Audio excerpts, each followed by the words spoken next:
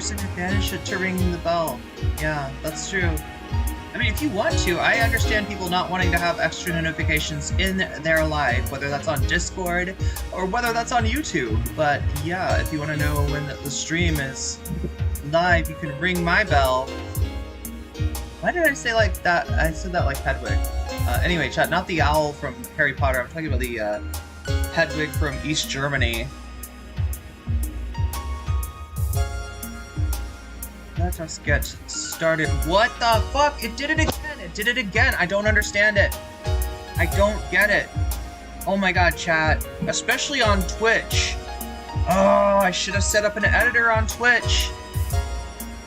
This is so frustrating, chat. The name is wrong. The name is wrong. I don't understand why, either. Like, I'm looking at my thing. It should be calling this stream the new stream. It's calling it the stream from yesterday. Let's see if we can get this fucker to update. Okay, gotta stop saying words like that this early in the stream. Come on, reset and tell me you got the right name. No, you don't have the right name. Why? Why doesn't shit not work? Update all titles. Oh my god, the name of the stream is set to the stream yesterday, right? It shouldn't be that. It shouldn't. Everything's wrong. Oh my god, what is that?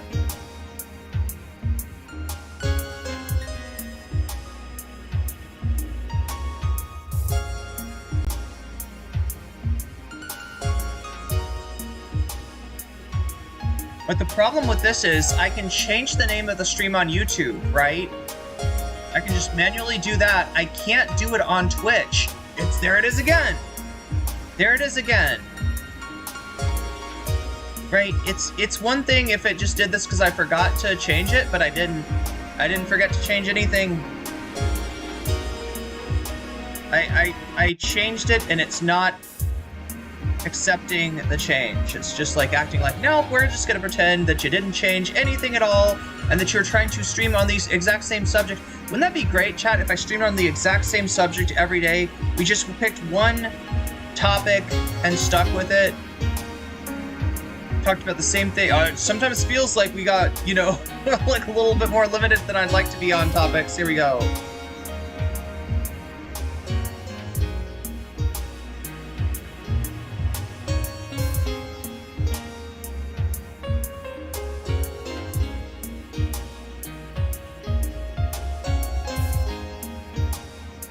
I gotta manually reset this. I want to know if my thumbnail is at least. No, wait, do we even have a thumbnail? I have. My thumbnail looks like a black piece of just black. Black. It's just a. It's a black. Oh no! Oh no! Where is this? Downloads, maybe? It's just a black rectangle, right? There we go. Upload. Upload, thank you. Thank you to upload. Sorry, chat. Bear with me. Like I said, while I'm in my hotel, my setup will not be ideal. I have located, finally, a guitar store at which to purchase a second XLR cable, which will allow me, indeed, to use my proper microphone, so the sound will be getting better. Sorry that the video will not be getting better, at least for now. You're kind of stuck with me on a much reduced canvas, much reduced. What is the word for this stuff?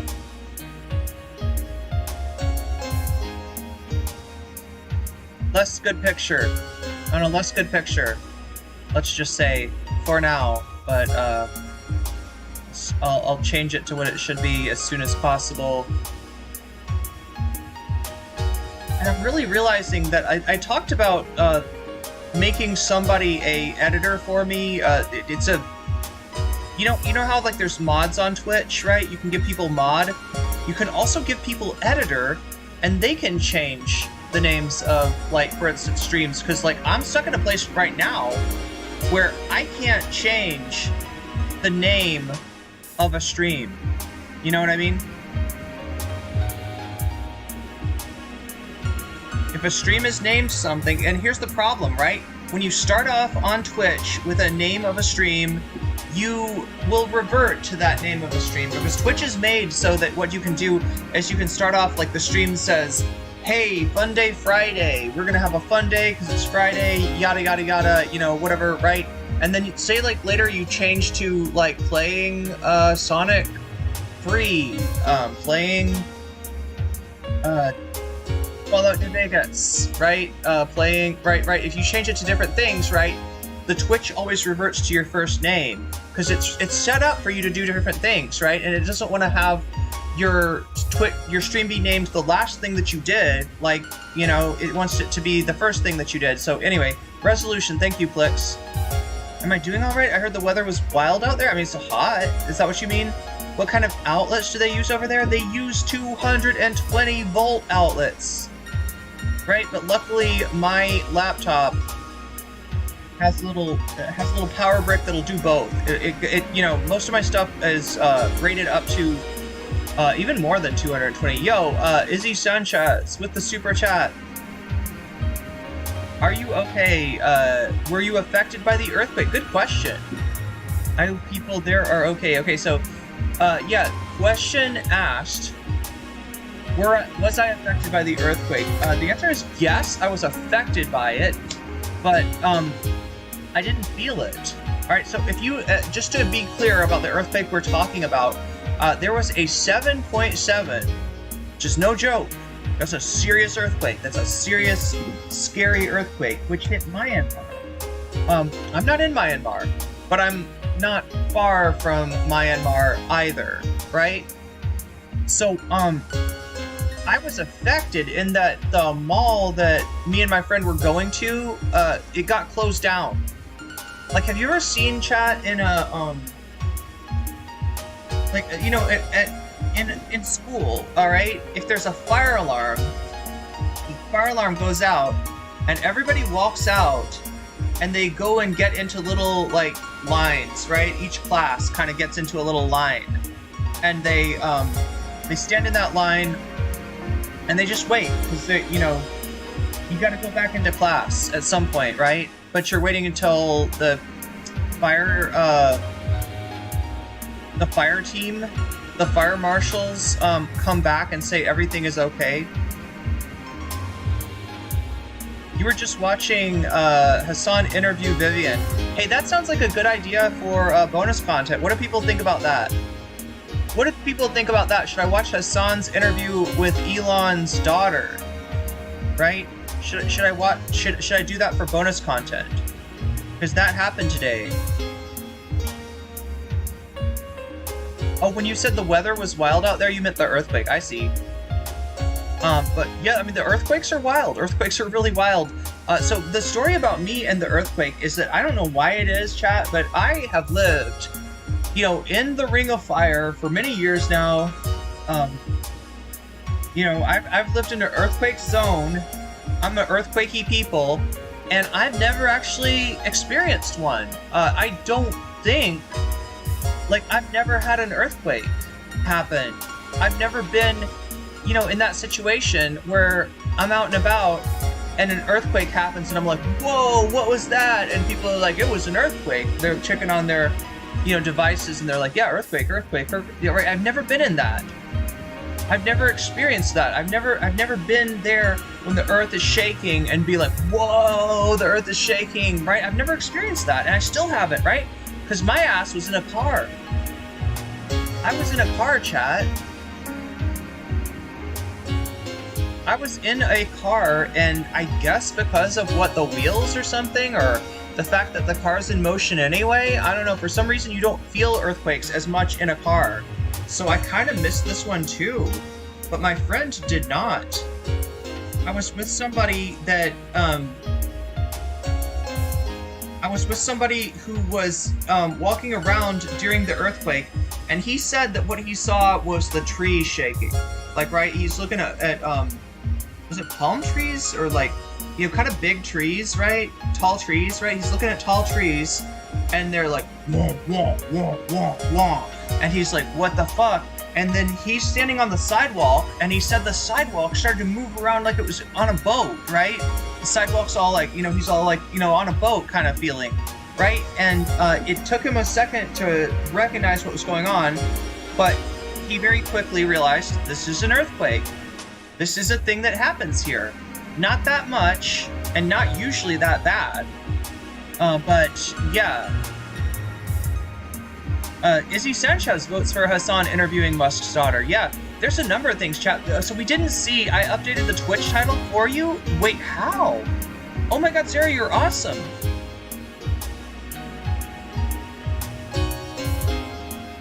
Okay, so it'll be updated for now. The thing that I'm afraid of, though, is that, like, okay, so we started off with the wrong Twitch title yesterday, we started off with the wrong Twitch title today, and I have a feeling that those are going to revert back, right? So even though, like, Zara updated my Twitch title today, and even though I updated my Twitch title yesterday, it's going to revert back, unfortunately.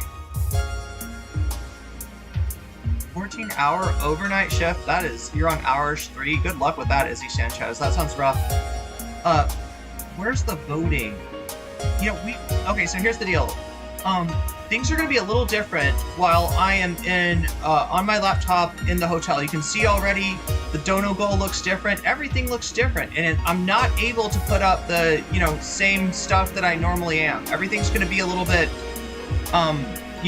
just like lower in my ability to do stuff, right? So because of that reason, I'm going to count on you, the chatters, when you donate, whether your donation is through a super chat, if you're doing a super sticker, if you're getting yourself a membership, if you're gifting memberships to other people, whatever whatever kind of dono that you're doing, you can let me know what you want as bonus content. And we've already got one suggestion. That is Elon's daughter being interviewed, being talked to, having a conversation with one Hassan Piker. Yeah, Hassan's talked to Elon's ex, and now Hassan is talking to Elon's daughter. This is the daughter that Elon recently said was like dead or something, misgendered, dead named, and said that this person was like, dead of the woke mind virus or something like that, right? This is who Hassan is talking to. She is in fact not dead. She's very much alive, and more alive than she's ever been, actually. Chat, and she's talking to Hassan.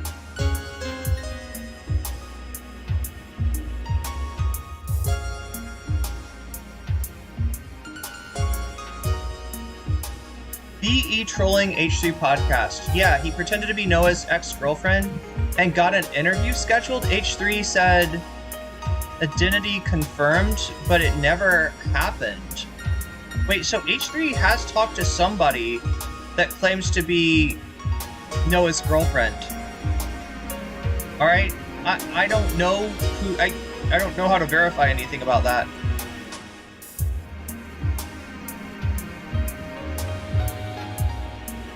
Oh, you're asking me in chat what the title should be? Well, did you see what the title... Hopefully now I've got the title changed. Let me just make sure. Let me make sure we're on the right thing. Ethan and Noah Samsen feud heats up. That's what it should be.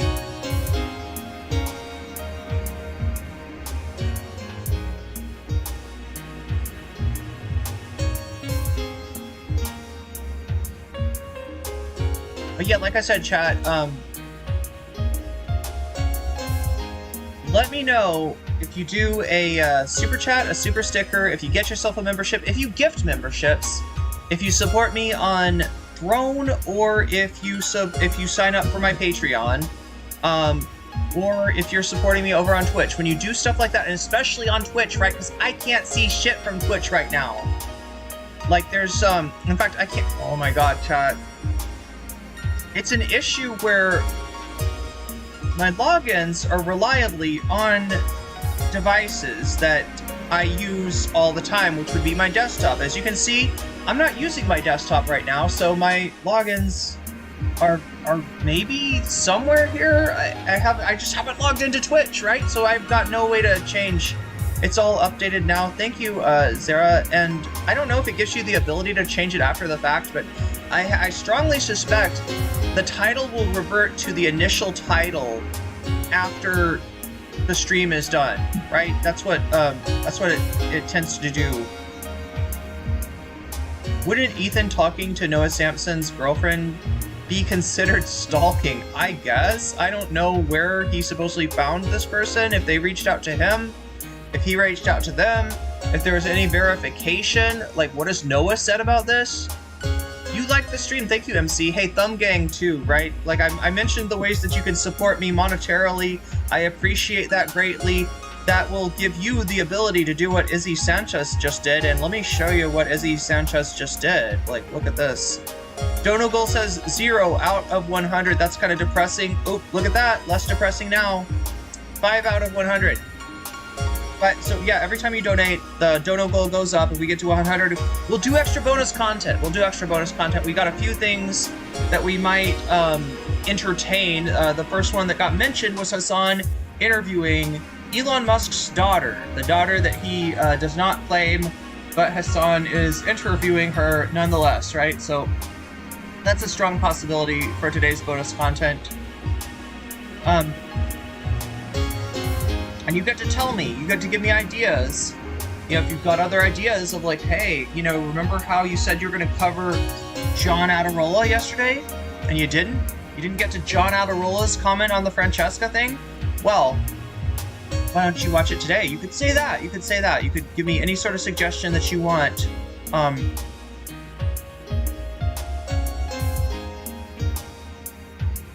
And I will consider it. H3 claimed they talked to that person, but they didn't. So they just outed how sloppy and drama hungry they were. What? No. Like, so Charlie Kelly, Ethan talked to somebody, okay? Ethan did talk to somebody. There was a woman that called into H3. I can't guarantee that that is legitimately Noah Samson's ex-girlfriend, but she claims to be.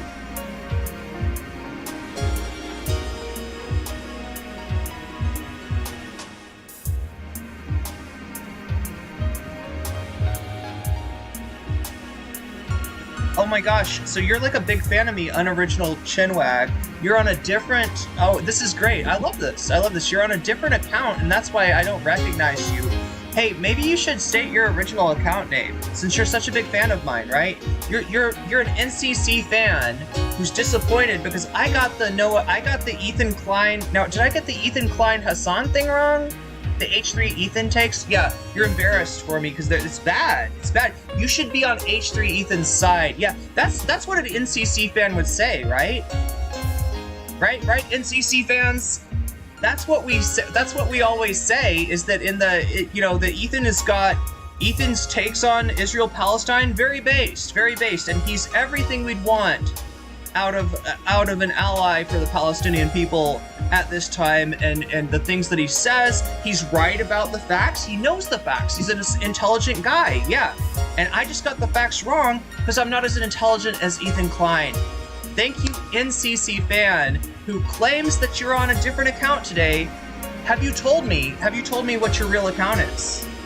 Who you are normally, right? Because people would recognize you, wouldn't they? If you said the name of your usual account that you can't log into for some reason today, maybe you're on your laptop, right? Maybe you're in a different place and you gotta log in through a different account. I totally understand. Does this sound legit, chat? This sounds legit. This is something an NCC fan would say. Would be like, hey, I like you. You're great. I'm a fan. But the Ethan Klein stuff, you just got that wrong. You should be more sympathetic. You should be more charitable to Ethan Klein, and you should be calling out Hassan as the terrorism supporter that he is, right? You should be calling out Bad Empanada for his bad takes, because he doesn't know history, right? But Ethan does. Ethan's really, he's a smart guy. You should listen to Ethan Klein more. Listen to the smart people. I don't have the permission to make the change lasting on Twitch. Yeah, I think you're right. Just have a small permission to make on-the-fly changes. That sounds correct. And also, I'm going to be counting on you, okay, Twitch viewers. Now, I can see what you're saying in chat to some degree, all right? There's a lot of chat going on, and you might have to say it more than once, right? But I can see what you're saying on chat, right? What I can't see is the notifications, right? It's not showing me... It shows me the YouTube notification. It doesn't show me the Twitch notification. So if you donate, if you sub, if you give bits or you get yourself a sub or you gift others a sub, whatever that, you gotta tell me. You don't think that I'm ignoring you, because I'm not. All right, I just can't see, and you're gonna have to tell me. You're gonna have to let me know. And mods in the chat, feel free to relay that to me if I am not getting it. And I've not given people the proper credit. But so far, all I've given credit to is Izzy Sanchez. Because Izzy Sanchez is the only one supporting the stream so far today. That's a distinction. That's a pretty cool thing. I got the details wrong then. I only heard it from Denims. I couldn't bring myself to Raw Dog H3 without the commentary. We'll see. We'll see what we'll make our own determination. Denims may have been saying that prior to the Ethan stream too. So I don't think Denims is lying to you. As far as I've seen, and I've talked to Denims, Denims and I have gotten along fine, right? And I've never seen Denims be dishonest. I've never seen Denims, try to lie. I'm on my original account, and you are spot on Ethan Klein. He sucks, farts, and shoots gross Zionist. Wait, from his mouth? Zionism from his mouth hole. Okay. Says a chatter. Says a chatter.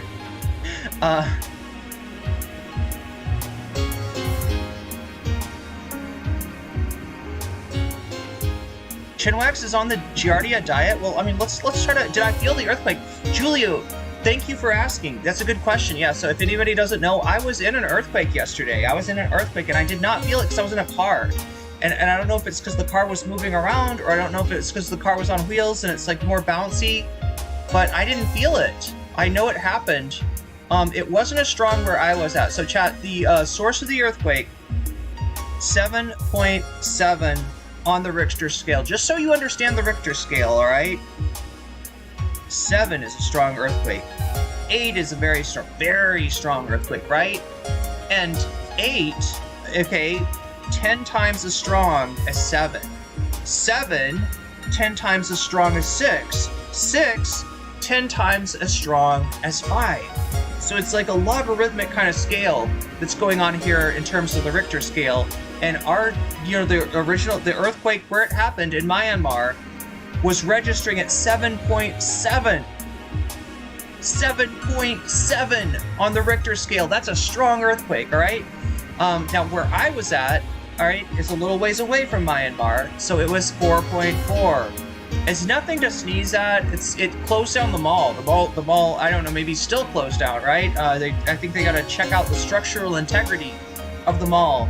But that's the only thing that I've seen change due to, for a while, I think flights were canceled, but they got the flights back going really quickly now. Bangkok is another city in Thailand. And it is a city that I considered going to, a city that I might have very well been staying at, but I wasn't. And it's a damn good thing, chat, because in Bangkok, people died. In Bangkok, buildings fell down. All right, my city, no. I mean, it closed down a mall. It was dangerous. They had to protect people. They had to close. They had to keep people out of that big building, right? While after it went on. But, as far as I know, I don't think anyone was hurt here. I hope nobody was hurt here. But in Bangkok, there were definitely at least some deaths, right? And there was a giant building that just, if you've seen the tape from 9/11, right, that kind of building collapse. That it was a building in construction. It was in the midst of being constructed, and it collapsed. And then just big old cloud just goes everywhere. Scary stuff. Really, really scary stuff. I'm not sure if he's memeing, but Madame Panada claims he's going to interview Ethan's fired housekeeper. Oh my god! That is suing Ethan tomorrow. I love Bad Empanada. He's literally insane. I respect that. Yeah, I mean, that's important to remember. Did I feel? Yeah, I didn't feel the earthquake though, Chad. I should have. It was definitely feelable by my friend down here.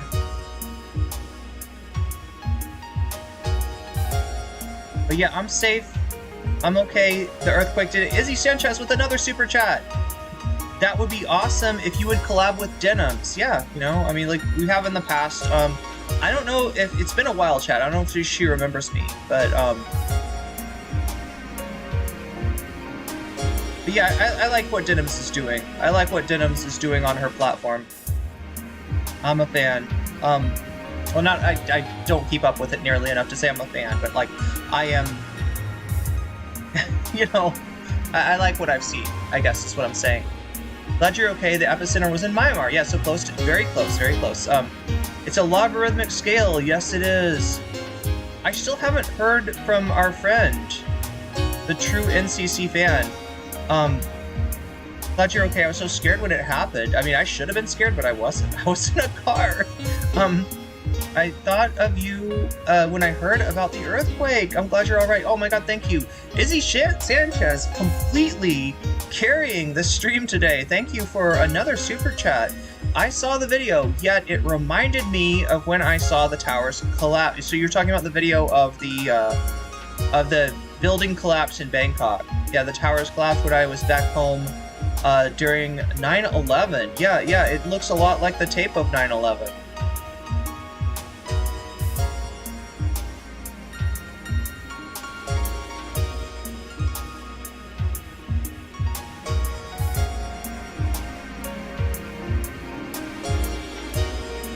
I hope the Bad Empanada is for real with the housekeeper interview. That sounds really interesting. But yeah, we're at 12 out of 100. We're more than a tenth of the way there. In fact, what would you say? It's like a sixth. I'm not doing my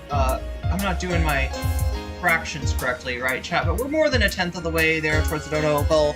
If we get there, we'll be doing some extra content. That extra content could be Hassan's interview with Vivian. It's not Vivian Musk, chat. What's Vivian's last name? Anybody want to help me out here? Somebody give me a hand. Somebody throw me a bone. What is Vivian's last name? I doubt it is Huge Quake, says Witchery Rock. Yeah, 7.7 is huge.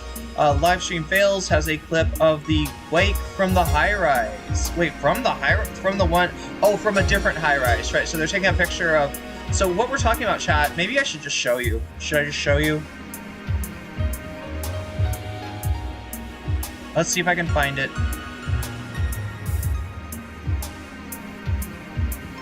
And again, much appreciation for anybody who is keeping me apprised of what's going on Twitch. I can see your chats, Twitch. I can see what you say in chat.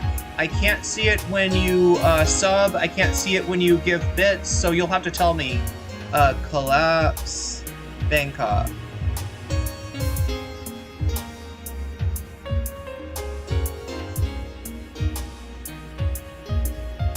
Okay, so here's the deal. Yeah, 17 hours ago, we got a...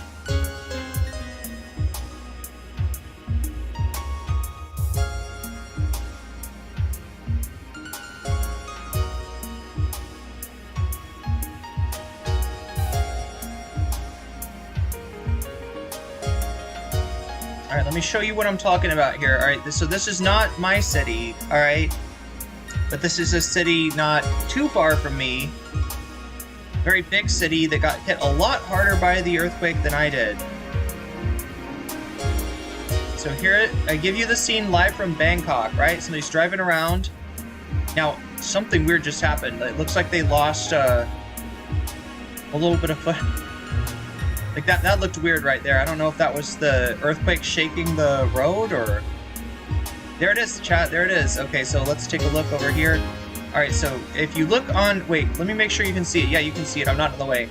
Alright, so above me, there's a building. Now you can see already that building is not straight up and down. Right? It looks like it's kind of turned over a little bit. Here, I meant to also turn down the music. Oh Oh my god. And the music just went out by itself. Wonderful. Wait, or... I don't know. I don't know what happened, chat.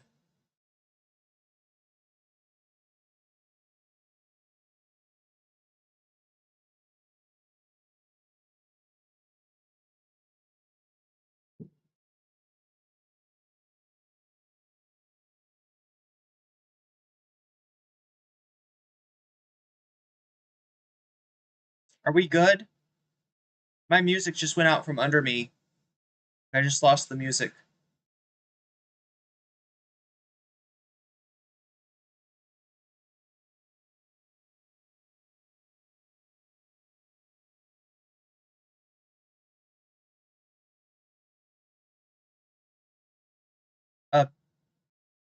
Flex with the $3 Canadian Revolution funds from a Canadian comrade. Thank you, Plix. Thank you, Plix, for the super chat. Okay, so I just need to hear more from chat as far as what's going on. Something just changed to me. Okay, so yeah. Other than the music being off, I'm okay. Okay, so the music's off for you too. Oh my god. I don't know if I just need to reset that. I'm on a laptop, chat, and you know, obviously this has less power than my actual computer. Right?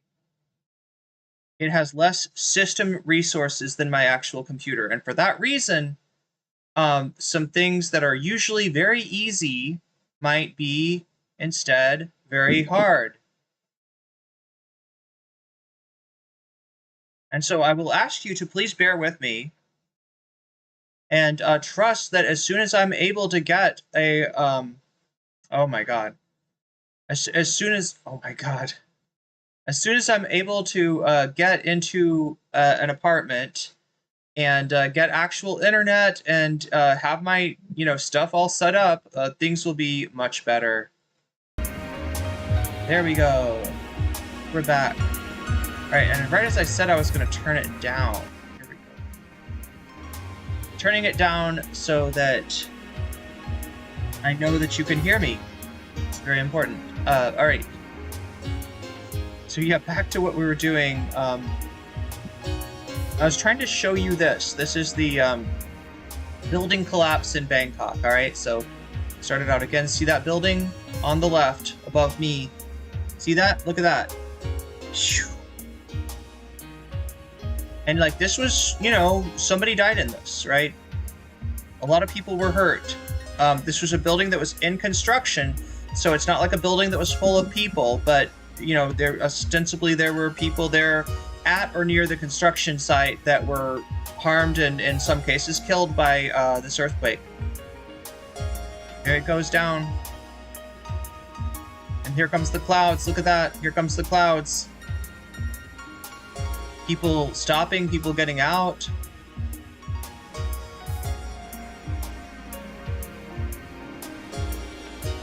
All right, so we're showing it again.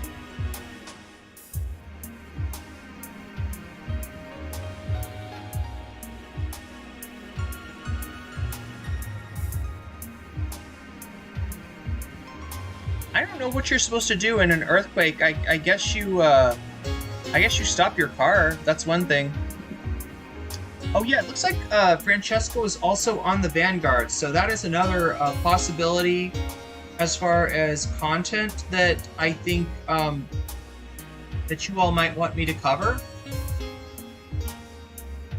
So if that's something that people are interested in, you can let me know when you do a super chat, super sticker, if you get yourself a membership, if you gift memberships, if you're supporting me on Patreon, if you're supporting or signing up for my Patreon, if you're supporting me on Throne, or if you are supporting me over on Twitch, just let me know which of these, or even if you want to, do the Shakespeare thing and suggest another topic, right? You can feel free to do that as well. I'll just take the cue from the donors today. as far as what you want me to cover after the normal stream. So we're going to be watching the Ethan Klein Noah Samson thing. This is Ethan Klein has on a person claiming to be the ex-girlfriend of Noah Samson. We have you know, no reason to disbelieve her. I haven't heard, you know, Noah say that's not somebody I dated or, you know, anything like that.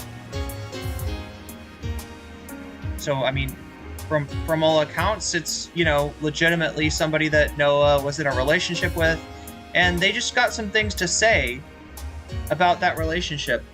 Francesca was also on Leftist Mafia. Yeah, we watched that last night. That was the bonus content for yesterday, was Francesca's appearance on the Leftist Mafia. She spoke in more detail over what happens. Yeah, if anybody wants to see that, make sure to check out the VOD from yesterday, because I went over that.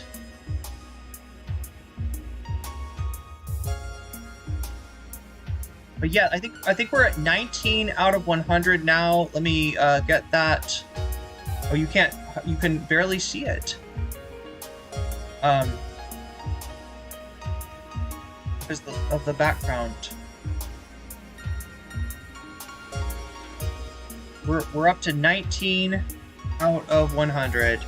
And that's about a fifth of the way there. If we get fully there, we'll get some extra content. And right now it's looking like people want to see Hassan's conversation with Elon's daughter. The daughter that Elon Musk does not claim, or tries to claim, you know, is a gender that she doesn't identify with, right? This is, I mean, I don't know. From what we can tell, you know, the transition of Elon's daughter seems to have occurred around the same time of his red pilling.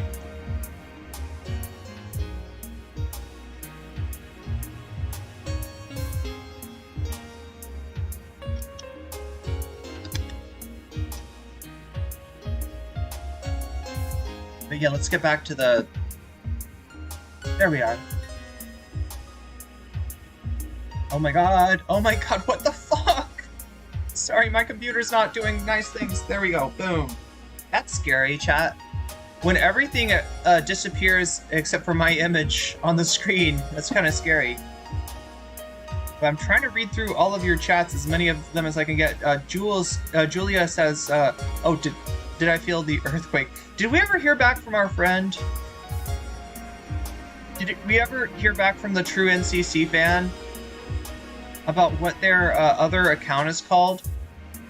Because yeah, they claim to be, they're like a regular here in chat, so they're a fan of mine, but they're disappointed at how uncharitable I'm being to Ethan, right? Because that's what a true NCC fan is like, right? It's somebody that... Wilson is her last name. Okay, Vivian Wilson is who we're talking about, right? Wait, Wilson like Wade Wilson? Okay, Vivian Jenna Wilson is who we're talking about. This is Elon Musk's daughter. She was apparently just on Hassan Piker to do an interview. So we'll take a look and see what she said. If we end up choosing that. Yeah, we're at 19 out of 100, and so we're 1/5 of the way there. Other than the music going off, I'm good. Building was built for earthquakes because it collapsed down when an earthquake hits. I mean, I guess it's safer than if it collapses sideways. The design was good. Sadly, people lost their lives regardless. Yeah, I'm sure. That's, you know, you wouldn't want to be like, so yeah, I guess the good thing, you know, about that building is that it collapsed downwards and not sideways, right? So, you know, nobody outside of the periphery of the building got the brunt of it, but then again, anybody who was doing construction, you know, standing under the building, you know, it's probably a very dangerous place to be. Buildings are designed to sway like that. Worst I've ever been in is a 14 floors up in a 5.9 magnitude quake in Southern California. Wasn't fun, but was safe. Oh, so the whole building.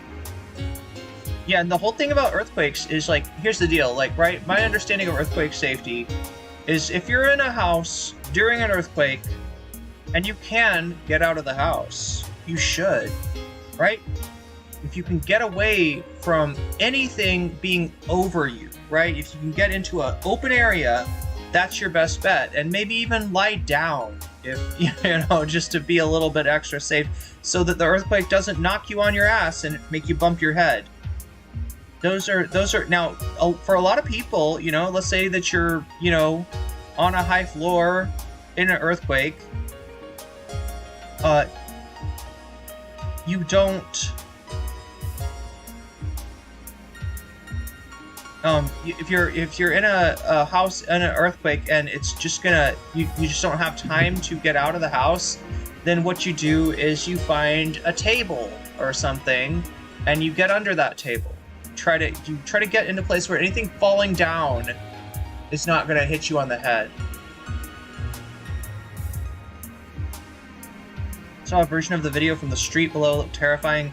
Yeah, I guess we could look at a few other versions of that. Skip straight to Francesca at Vanguard. I'm sorry, what, Mark Gold?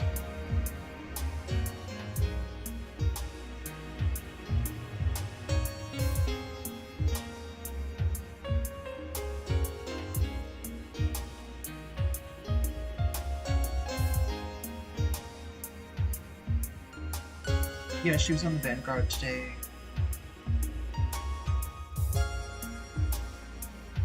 I saw an interview every estranged child and ex of Elon Musk challenge. Gotta catch them all. Myra says, I'm glad you're safe. Hey, thank you. Thank you. Galaxerna says, poor Ethan isn't getting more charitable than he's giving others. We haven't heard back from our Fupa Troopa. I'm sorry, a true NCC fan. I'm sure they're not a Fupa Troopa, chat. I'm sure they're not a Fupa Troopa trying to infiltrate the weasels. Chat, do you see what we just got? Did you see what we just got? The Fupa Troopa! The Fupa Troopa! The Fupa Troopa trying to sneak in and be like, oh, true NCC fan here, I'm really disappointed. Like, yeah, us true NCC fans want you to be more charitable with Ethan. We remember the good times. Remember when Ethan exposed Fosh? God damn it. Oh my god. Oh, chat, I gotta get my hair cut. This is terrible. Everything is getting stuck in my hair, and my hair is getting stuck on everything. I need to get it cut. It's bothering me. Although I'm tempted, and I've been thinking about it, chat, to, like, you know, so, like, one thing I could do is cut off a lot of the length, maybe get it to shoulder length, maybe get it to chin length, who knows, yeah, right? But I've been thinking about not really losing that much length, and instead just changing up the style a little bit, right?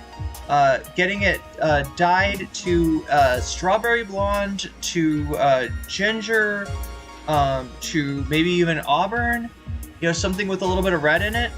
And then here's my idea, all right? So right here, we start a braid.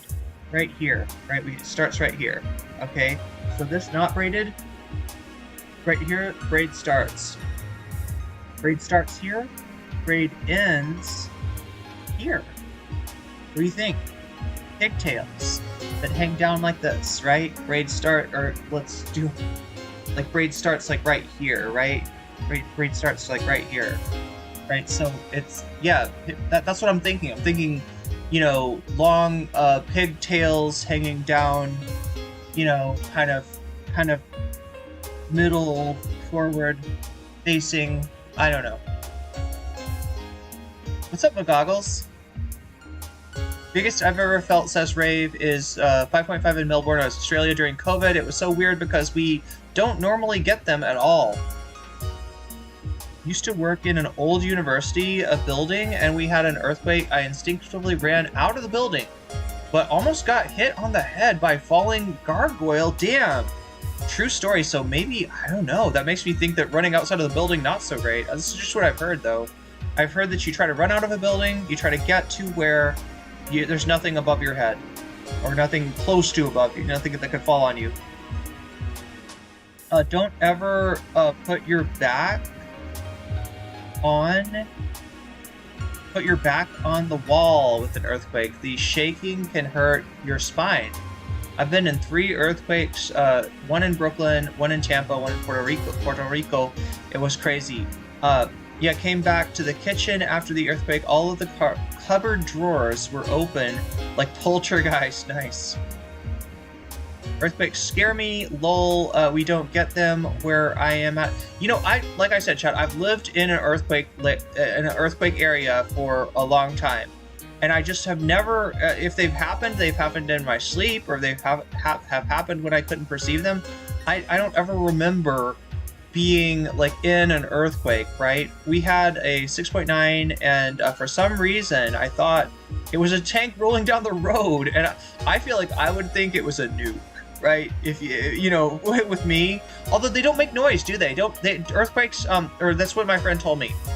He said there was no noise. No noise. I expected there to be noise. There was no noise. The trees were shaking, and he felt like he was on a boat, right? The way that the sidewalk was shaking. In an earthquake, get under a sturdy table, or get along an interior wall, drop cover, and hold on. Stay away from windows and heavy objects. There's been a lot of earthquakes in my area because of high fracking. Oh god, that does it. Yeah, there's some areas that didn't used to get earthquakes that do now thanks to fracking. I've been thinking about getting an earthquake helmet. Careful, Irene. You'll get on Ethan's radar? But wait, how? Explain, Flix. I'm curious. If you don't like to tie it in back. Oh, my hair. Yeah, if I don't like to tie it in back. Wait. Oh, wait, sorry. Oh, you're asking. You don't like to tie it in back? Wait, like, I mean, I can. It probably, yeah, it makes it a little easier to just put it back like this. Classic ponytail. No, I've got a vision, chat. I've got a vision. The vision involves pigtails, but they're a certain type of pigtails. They're a very specific strain of pigtails. I've never really had pigtails, but I want to braid, you know, just a little bit, just to be able to kind of hold it in place. And that's what I'm thinking. And also, I'm going to dye it. I grew out my hair once to donate it, and would always pull it back in a hair tie. I mean, that makes sense. I do that a lot. Pigtails would be cute, though. Yeah, thank you. I don't notice quakes below 6 anymore. I don't mess with tornadoes or hurricanes, though. Yeah, I mean, it's all, you know, weather's scary. NCC white woman with dreads? Yeah, no. I mean, I've seen that a lot. I know what you're talking about, Davy Cliff. That is definitely out here. There's a lot of that out here, right? But no. No dreads for me.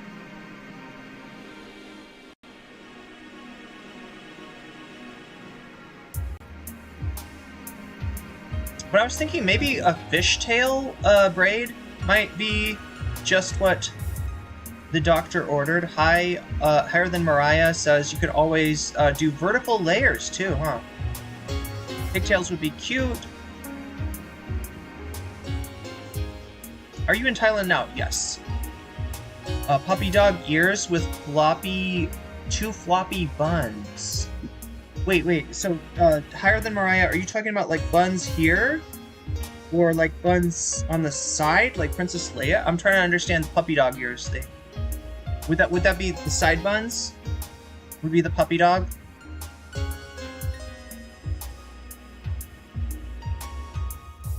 Didn't Mythbusters say that you should stand in door frames because they're the sturdiest part of the building? I mean, I've got some door frames here. Sounds like a plan. You can hear a rumble when you're in a quiet place. Okay. Depends on where you are in relation to the epicenter, I guess. Stylist and color instructor here.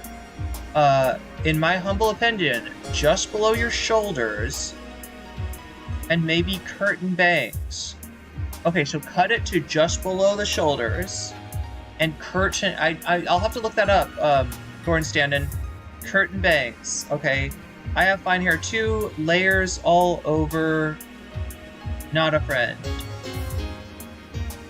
Wait, sorry. Layers are not your friend? Is that what you're saying? Be getting the attention of undercover fans. Oh, I see what you're saying. Yeah. Yeah, well, I mean, I don't know. I mean, is that how it works? Does he talk to the Foopa Troopas? Do they report back to Ethan? Is he like a Shredder? Chat, is this like a Ninja Turtles kind of situation that we got going on here with Elon Klein?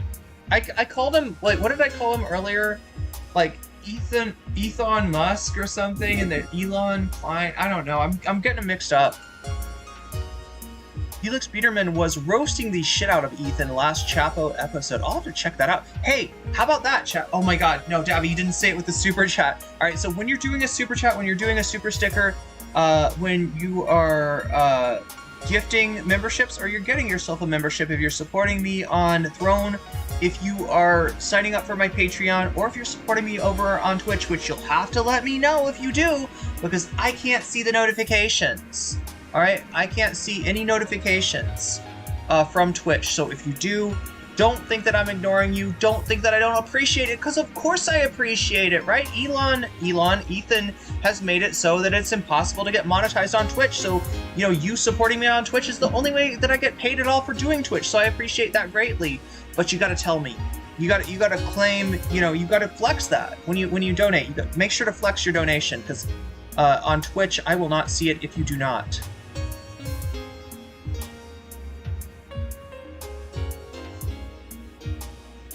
You should do a braided crown. Ooh.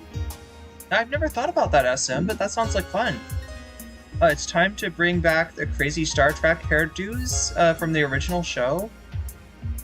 How did you get to Thailand so fast? On a plane. That's not what you're asking. How did I get to Thailand so fast? Oh, do you mean the passport? You're asking about the passport, right? Normally a passport can take, and under Trump, it might be even more, alright?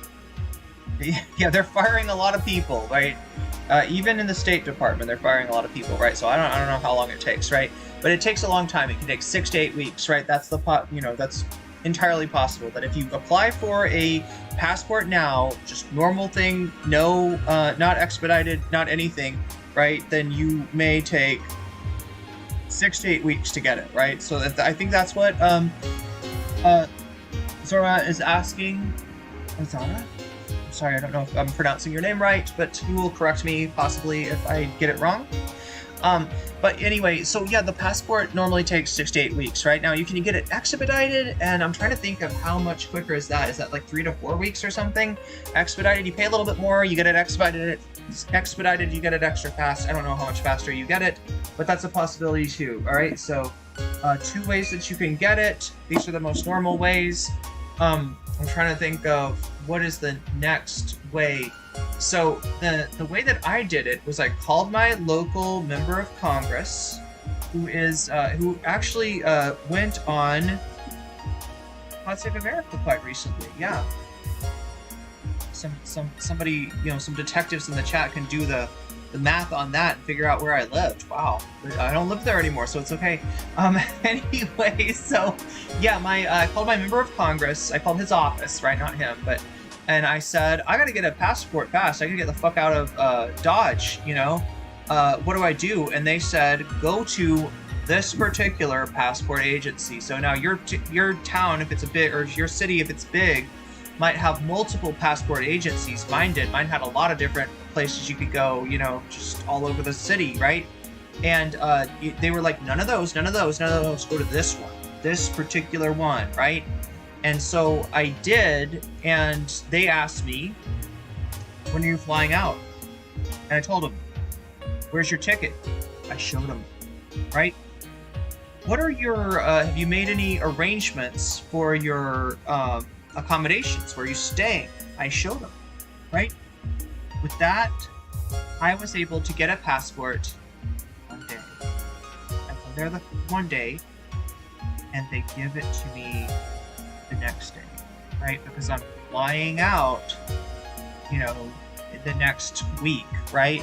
So because I showed them that I had travel plans and that they were very soon, I was able to get my passport a lot sooner. Your mileage may vary.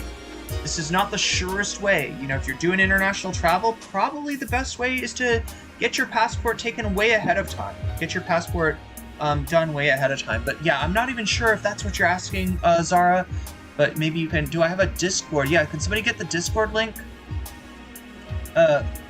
When wearing headphones, one braid, ooh, yeah, to the side without the cord, huh?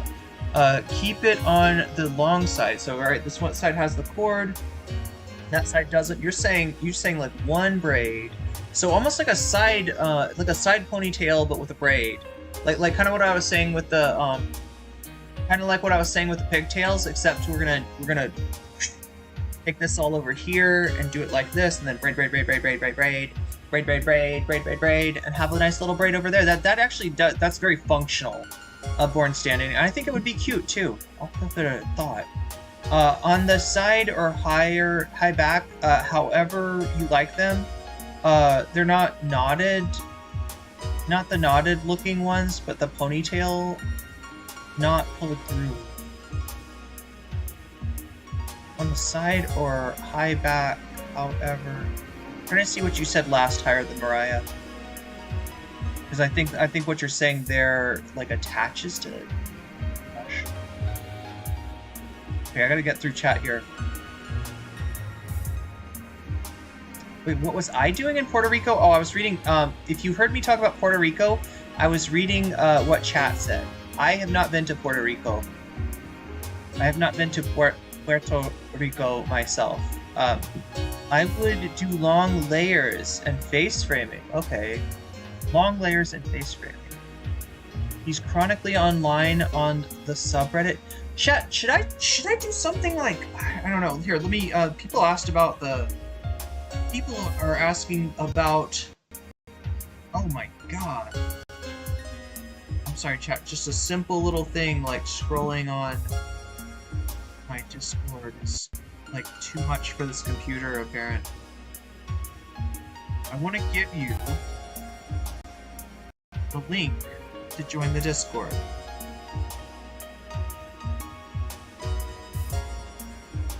But just maybe Discord is what's slowing, I don't know, chat. Could Discord be like slowing? Oh my god, my laptop. Oh god, we're almost an hour into this. I'm trying to give you the Discord link. There's still chat I haven't read.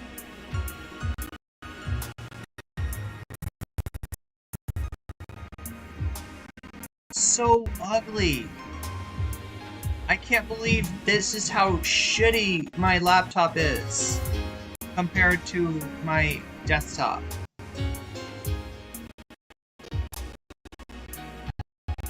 Oh my god, come on.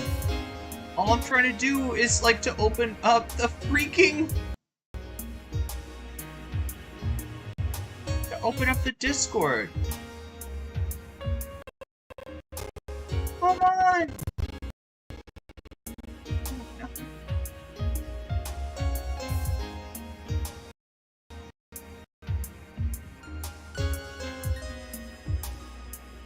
Trying to open up the Discord so that I can give the link to and I can't believe that nobody like I guess what is it that like people only mods on the Discord can send links to other people or something?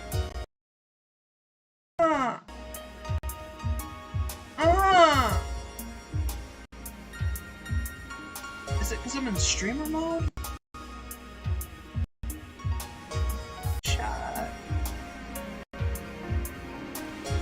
I don't know if I can give you the Discord invite. I'm sorry. Elon Musk. Layers aren't great with fine hair. Okay, so yeah, that's what you're saying. Like layers aren't your friend. Yeah. I think I. It's funny you call him Shredder when his dog. Oh no. That dog is dead though. I don't want to make fun of his. I have a lot of sympathy for people with pets that have died because it's very sad. And butterfly hair clip. Woo. Yeah. What's up, B? This Thai 7711 red tea. Are you saying 711 red tea? I think you might have actually typed an extra 7. I think you mean the 711. Red tea is really good. Are you... Not Nescafe red cup coffee. You're talking about Thai tea. This is red tea. And, it's a tea that goes really well with coconut milk or other milk. You should get Thai tea if you've never tried it before. I have tried it, but only at an American restaurant, so I'm sure. Zavara is fine. Zebra? Okay, Zebra or Zavara? Oh, I see. There's extra, like, vowels hidden. Okay, so Zara's got a Discord. Yeah, Zara's got the Discord link for y'all. Zara, thank you. Thank you so much. Oh my god. Thanks for letting us know that you're all right on YouTube today. To the thought of you when I heard about the earthquake. Yeah, well, thank you for thinking about me.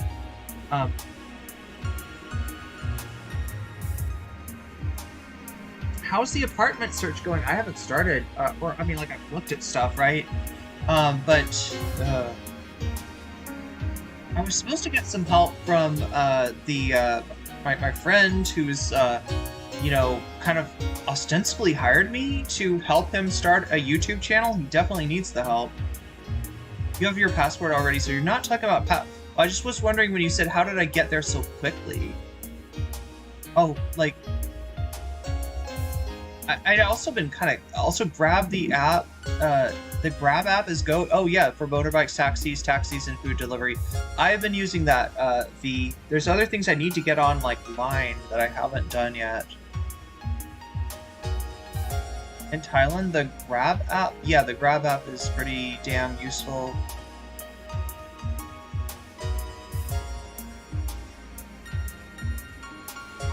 It's like Uber combined with delivery, and yeah, they kind of have the... What's up, Gila? Didn't realize that Zara was on Twitch chat, yeah. Back to YouTube. We never figured out who the true NCC fan that's disappointed that I'm not being charitable enough to Ethan, right? We never figured out who that was. They claimed to be, you know, using a alternate login today, just on a whim, and that they are, you know, that if I saw their actual name, that I would be like, oh, it's, you know, my old friend so and so, like, old, you know, true NCC fan, right? But you know, disappointed in my take on Ethan Klein. F's in chat for Irene's laptop, as long as we don't have F's in chat for the stream. Stream quality, we're the friends that we made along the way, nice. Irene, you don't need to do the Discord. Moinope already provided the link. Moinope is awesome. And you are awesome too, Zara. That's why I don't use Discord too often, because it's so resource heavy. Maybe I need to just like log out of it when I'm on stream. But that would suck, right? I wanted to bring Vadim on today. We were gonna talk to Vadim yesterday. We kind of ran out of time. Woody Red and Joe, good to see you here. On what's up, Twitch? Twitch Jellyfish. Wonder what temp that laptop got. Ooh, yeah. Well, I mean, I've got a pretty powerful. I got a pretty powerful air conditioner just right on the laptop, so hopefully that'll be good. Using a laptop that is getting hot, put a glossy magazine underneath. You know what I've got underneath my laptop is a box of tissues, but it's like a woven box, right? So it's got like holes in it. Magazine has a temperature cooling effect. I would think it would just get in the way of the fan, wouldn't it? You aren't anywhere near the earthquake. I am kind of near the earthquake, actually. Woody Red, I'm kind of near there, but luckily, the strength of the earthquake dissipated greatly.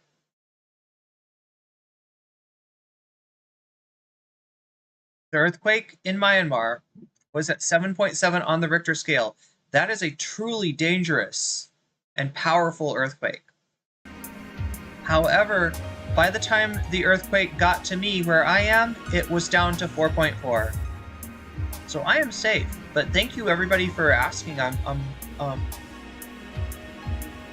It's very touching that that everybody's so concerned about me. Thank you.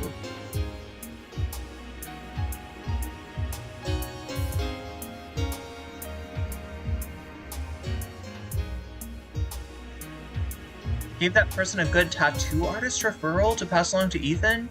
Oh, to get a better tattoo. They should be happy now. Maybe they can cover up the ugly Hila tattoo. If I was Hila, I would be mad. If anybody ever got if I was dating somebody and they got a fucking photorealistic tattoo of me that made me look like Mr. Incredible turning uncanny, I'd be so pissed. I'd be like, you chick, you know what you're gonna get? You're gonna get a solid like circle or an oval, or you're gonna get a shape there, alright? You're gonna get a solid shape. It's gonna hurt like hell, but that's what you get for fucking trying to get a photorealistic tattoo of me. What were you thinking? Awfully hot coffee? I got an awfully hot coffee pot right back here.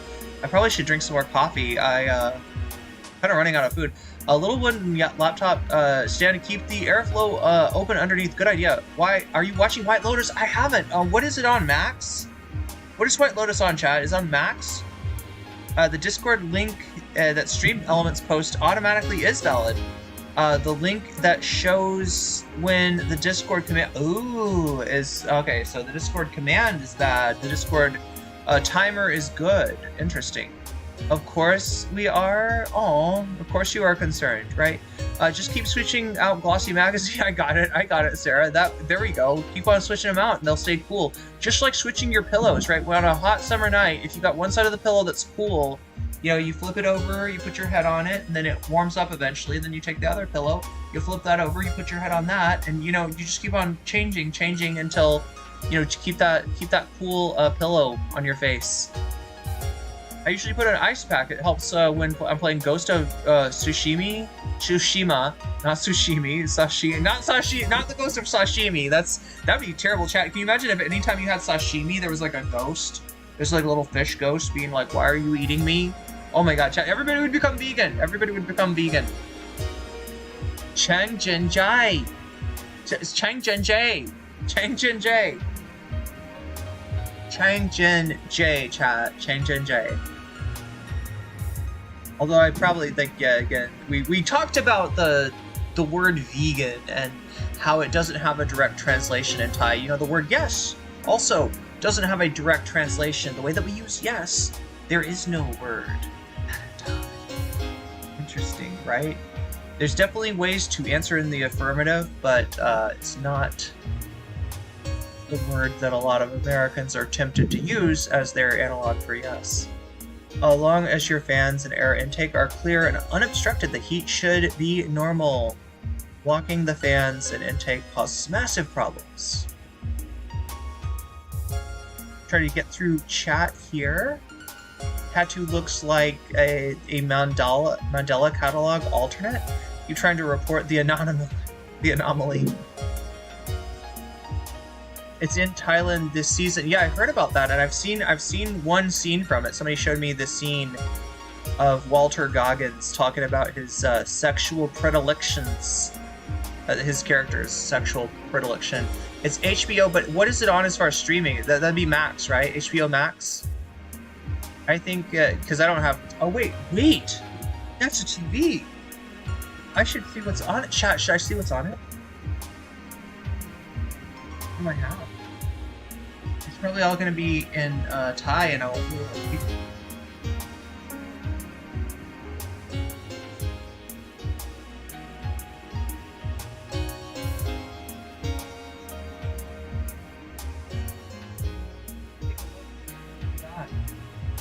we have Max?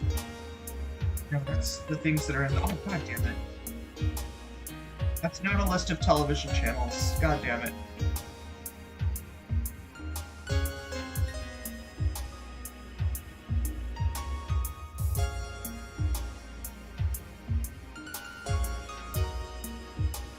Yeah, these are just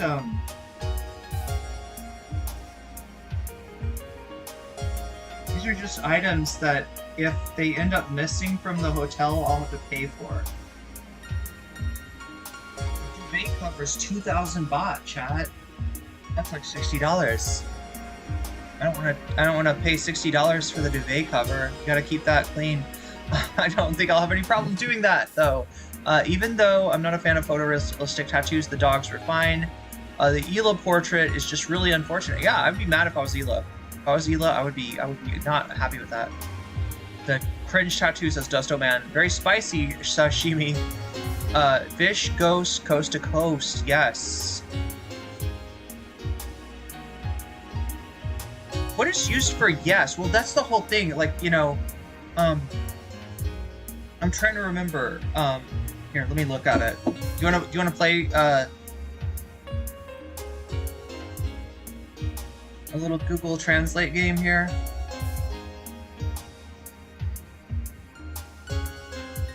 gonna type in yes. Write ES. Chi.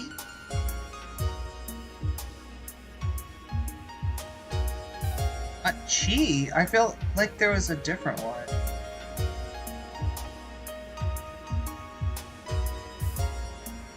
Chai. Chai! Okay, that's right. It's chai, it's not chi. I'm sorry, when I see CHI, I think chi. But it's chai. Chai. So people will use chai for yes, but I'm trying to remember. Don't check the TV right now? Wait, you mean if I turn on the TV, it'll be copyright strike? Maybe my Lenovo P52 workstation can't control its temps after cleaning, reapplying thermal paste on the laptop. The fan. If I had a tattoo, I'd kick my... If I had that tattoo, says Joshua Keller, I would kick my own ass. Does anyone know who the tattoo artist is? No, I feel like that'd be embarrassing to expose them. Hila is really mad at the awful tattoo, is she? Wait, do we know this? Like I mean, I would be. Ethan did say the tattoo was a gift to his sons! But like, what about your wife? What about your wife? Doesn't she count? Doesn't she matter? Which was, he also has another incredible tattoo, which was a scribble scrabble his kids drew on his leg with a Sharpie? Damn. See, like, Ethan is such a creature of his generation, right?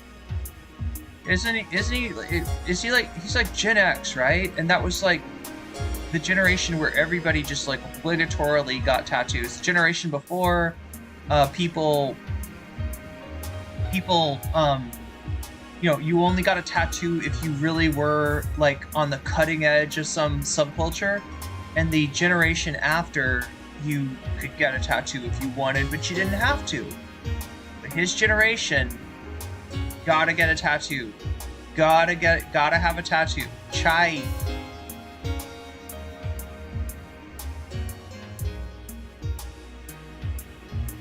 Not to be confused with Ja. Wait, no, J. It's not Ja. It's J and it's chai. Sorry, I'm trying to catch up with chat here. There's just no direct translation to yes. It's just an affirmation. I'm trying to remember. There's something like, right, so like, you can ask somebody something in Thai and they can say, I don't remember if it's chai would be the response or what the response would be, but there's a certain response that is like, what it is saying is it's more like, okay. You know, like if you said, can you take my Waluigi to the dry cleaners and get him dry cleaned? And I was just like, okay. Right, that's what that's like. What I'm saying is I heard what you said. I'm not saying I'm agreeing to take Waluigi to the dry cleaners. I'm saying I understood what you were saying, and maybe I'll consider it. Maybe. Just being nice. To be fair, I think children scribbling tattoo was like a cute intent. Yeah. Even if it looks strange. The Hila tattoo is just full boomer mode activated. It would plot twist, it was her idea. Now, do you know that? Is that true? Higher than Mariah, if that's true, that's hilarious. He's an elder millennial. He's a, wait, what do you call it? Zillennial. Ethan acts Gen X, but he's actually in his late 30s. I got one tattoo on my wrist. It's from the game Thief. It's only because my sister became a tattoo artist and offered me a free one. Nice. Well, I'm not making fun. I'm not denigrating tattoos. I don't have one, but, you know, I think it's fine.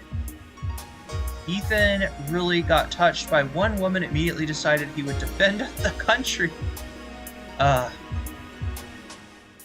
Honestly, the worst part of the tattoo is that he surprised her with it. That's pretty bad. You gotta talk to somebody about that. If you're gonna do that, if you're gonna do anything like that, talk to your partner.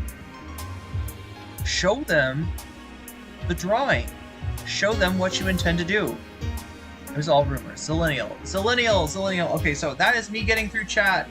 I'm also going to mention once again that we are 19 out of 100 out of the dono goal. You can keep me on a little longer. You can make me cover an extra topic if we hit that 100. We're at 19. We're like not quite 1/5 of the way there yet, but if we get to fully 100 by the end of the stream, we'll do some bonus content. Right now, the main suggestion seems to be Hassan's interview of Elon's daughter, right? So if you've got another idea, though, when you do a super chat, if you do a super sticker, if you get yourself a membership, if you gift memberships, if you support me on Patreon, or if you sign up for Patreon, or you support me on Throne, or if you are supporting me on Twitch, let me know what your idea is. Let me know what your idea is for what we should cover, and we'll consider it. We'll see what chat thinks. I'll try to kind of go with what chat, the consensus chat. We can't do the poll, you know, like a lot of the stuff that we normally do is gonna be hard to do, and so because of that, I'm gonna try to just go by consensus of chat, if that's okay.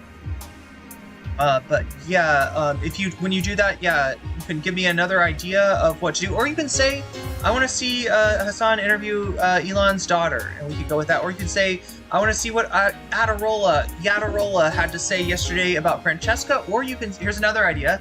You can say, I want to see the Francesca's appearance on the Vanguard, right? Because that went down today as well. The butterfly is back. That's correct. That's correct. All right, so we're gonna get going. We'll cover the Ethan Klein thing for sure. Will we cover more stuff? Maybe if we hit that bonus goal that we're 1/5 of the way towards now. So we'll see what happens. All right, so let's start us off in the very beginning. What is Ethan doing?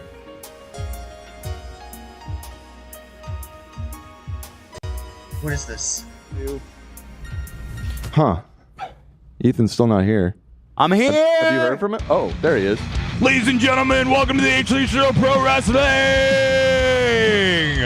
Please welcome to the ring. He's known as the Hebrew Hammer, the Shalom Slammer. Hey, Lena, how's it going? He is the Holla Rager. He is Rabbi Rage. Good job on the soundboards there, you fucking bitch! Fuck you! You think I won't fire you? He's the Sabbath Slayer. Oh, Dan. Oh, I'm the producer. I'm too integral to this show. I will fucking end your entire career. You will never work in this town again. Olivia, you look lovely today. You're very. Watch this. You're very. Ah! He's the Star David Destroyer. I gotta say, I would hate that. I would hate that. Love, you fucking minion ass little bitch. You like. I don't like jump scares. Fuck you, dude. What? I told you no. He's got a key light, Chad. I left my key light at home. My God damn shit. it. This is America, man. I'm sorry. God damn it. He is the Law. I wonder if I could have somehow brought my key light. Dude, you salt and pepper. Destroyer. What do you got? His salt and pepper your own food? What kind of Wait, what are you I salt and pepper my mango. looking at? What the fuck? The dude has salt and pepper on his desk. Oh, fuck! That was real. He really put that in the keyboard. He's the That's a mechanical keyboard, chat. Bagel Bruiser. He salted the mechanical keyboard. I'll do it. Fuck you, dude. Is that his plane ticket? What the fuck is that? He's the Coaster License plate. I'm gonna Crusher. break it. It's metal. That's his boarding pass. No. Ah! All right, I won't do it. Ah! What is this? He's the Menorah Menace. Lime? I actually never tinkered through your desk here before. What is this? Is that like a The Shalom Tornado. crushed pepper? Some ketchups? Zach is running out of honor of names for Ethan. Nice. There's a lot of preparation here. Good work, man. Always ready for the show. The Yiddish Yeti. All right. Yeah, guys, listen. Ah! The Holla Bringer. The Matzo Ball Mauler. Ladies and gentlemen, welcome to the ring, Ethan Klein.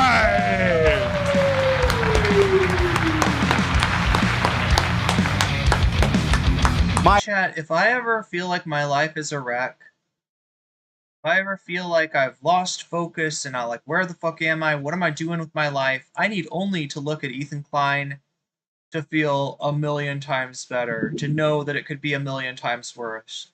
He is truly a cautionary tale given life, right? Given, you know, embodied as a human being. That's what Ethan Klein is. Anyway, let's see what's up with this Noah Klein thing, Noah Samsen thing, and we'll see how long the stream lasts today. We'll see how long we go for. I at least want to cover this Noah Samsen, Ethan Klein dust up. So you know, maybe we'll get some bonus content. Who knows? Oh, she's in the call. Mm-hmm. Oh, hello. Hello. Hello. How are you? I'm doing great. How are you? Oh, I'm sorry. We gotta do topic introduction first. Are you just gonna have to put it back on later? Oh shit! Did we really need to see this guy? All right. Did we really need to see his bare chest? Fine. Get your shirt on. Get your shirt on, Ethan Klein. You're a disgrace. Bear with me here, guys. I am transforming back into the host you know and love. That's right. It's Ethan Klein. The date is March 28th, the year 2025. The weekday, Friday, as you guys just heard. Buttoning. So, at 1 o'clock, we're having call in. Yesterday, we were talking about Noah Samsen, who enjoys making... Wednesday. Say what? Wednesday. On Wednesday, thank you. Man, Does anyone else think of the Dave Chappelle song from... What's it called? But he goes, I want to talk to Samson. That's not a I will song. now. That's from He's Half thinking of Baked. Yeah, Half Half-Baked. Baked. Yeah, that's not a song. The drug dealer. Bro. Yeah, the drug dealer. So, Bruh. Samson, he likes making videos Samson accusing Simpson. people of supporting genocide, like defaming people, lying about them and supporting genocide. So I was responding to him on Wednesday, and during the show, an ex-girlfriend of his reached out to us and told us a story. Not quite girlfriend. I guess ex-lover. Entanglement. An ex. They were hooking up for a few months. Yeah, and I guess girlfriend isn't accurate. But she reached out to us and shared a story with us that it's kind of timely because this one guy, what's the guy's name? The Democrat for dude. an hour to find the name? Dude, Harry something? Harry Season or something. Yeah. that's Harry right. Nielsen. Sisson. Not Harry Nielsen. Oh. Sisson. No, wrong Harry. Chat, He I got know like my- in a lot of shit for being exposed. He was Look, I know my neolib twinks, don't you? Don't you, Ethan? Don't you know them? Don't you care? It's Harry Sisson, for fuck's sake. telling women he was single, and or not single. He was telling women he wasn't chatting with other people, or maybe he did lie about being single. And he had like a whole massive group of women he was soliciting nudes from. Very, very, very sleazy behavior. What this all came down to was people saying that I was exchanging nudes with fans on Snapchat and Tumblr. And a lot of people want to know if I did any of that. It sounds serious. Yeah, I did. Oh. And I always made it clear that it was for consenting adults only. That Right. video has aged horribly. Wait, Yeah, I did. Harry Like shit, Sisson? I feel like in the See, I short said his time name since wrong. that, well, I don't know how Sisson, long it's sorry. been since he put it up, but shit has gotten a lot tighter on these issues. I don't want to scare you too much, but that was literally like 7 years ago. No, it wasn't. Yes, it was. No, it was not. Yes, it was. 7 fucking years ago. Was the I'm first year? approximating, but yeah. No shot. 2018-ish. Someone fact check that. Okay. Yeah, I did. That's insane. So I guess 7 years is actually quite a long time. Yeah. In the internet age, I mean, a lot changes. So Vadim telling us the show is pretty boring until we get to the call. You're talking about the call-in, right, Vadim? That's the part that Vadim's excited to get to.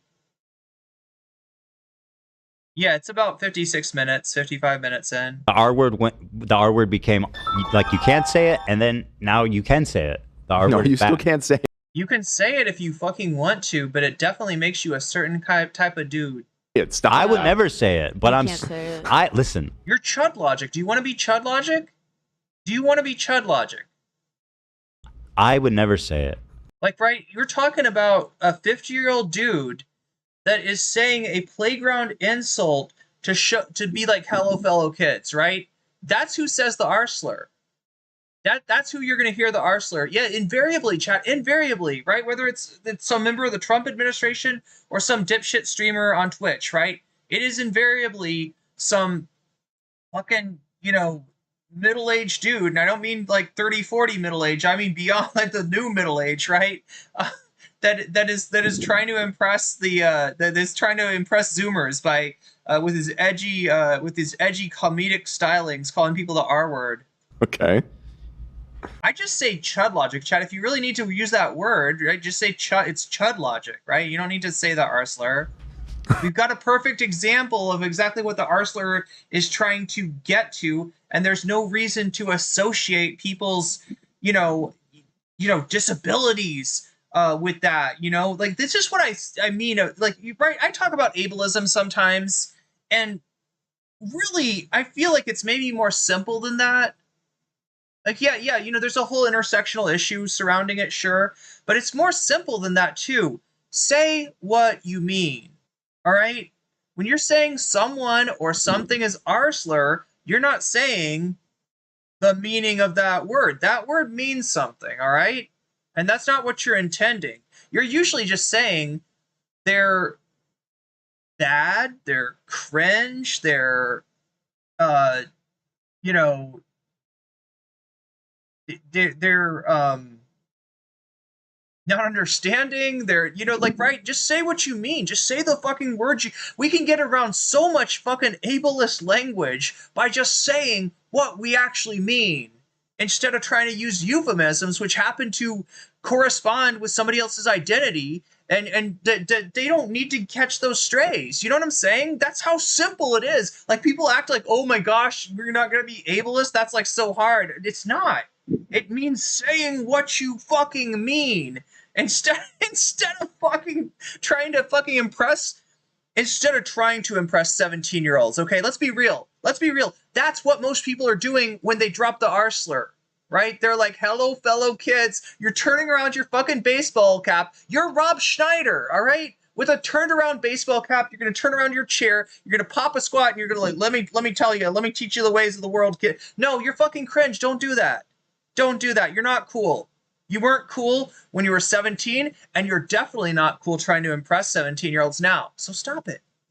Even though, like, it could be argued that I am one of them. And if you need an insult, just call somebody chud logic. There you go. So it wouldn't be, but or Queeman. Queeman works too.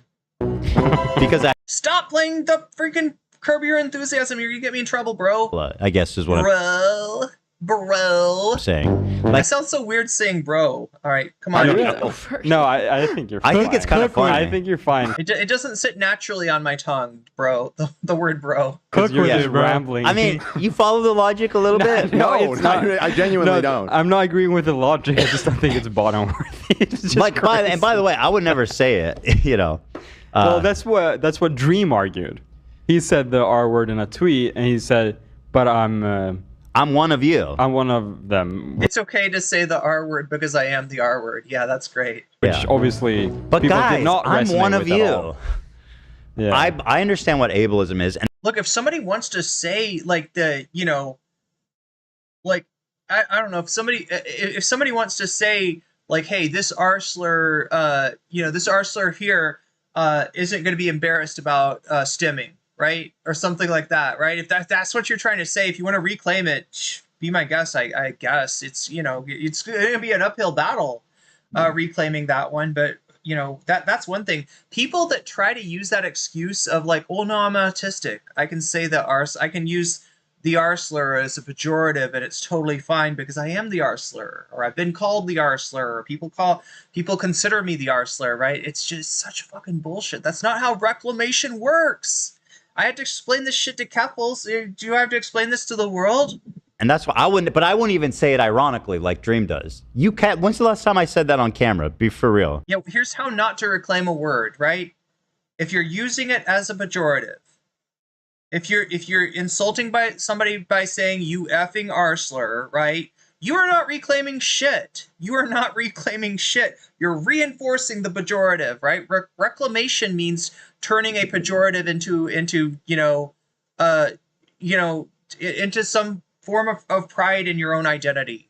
It's been. Why are you doing this to yourself? Oh well, except in the context of like aeronautic, because like Probably 4 months ago. yeah, in an airplane setting. Oh, okay. Fair enough.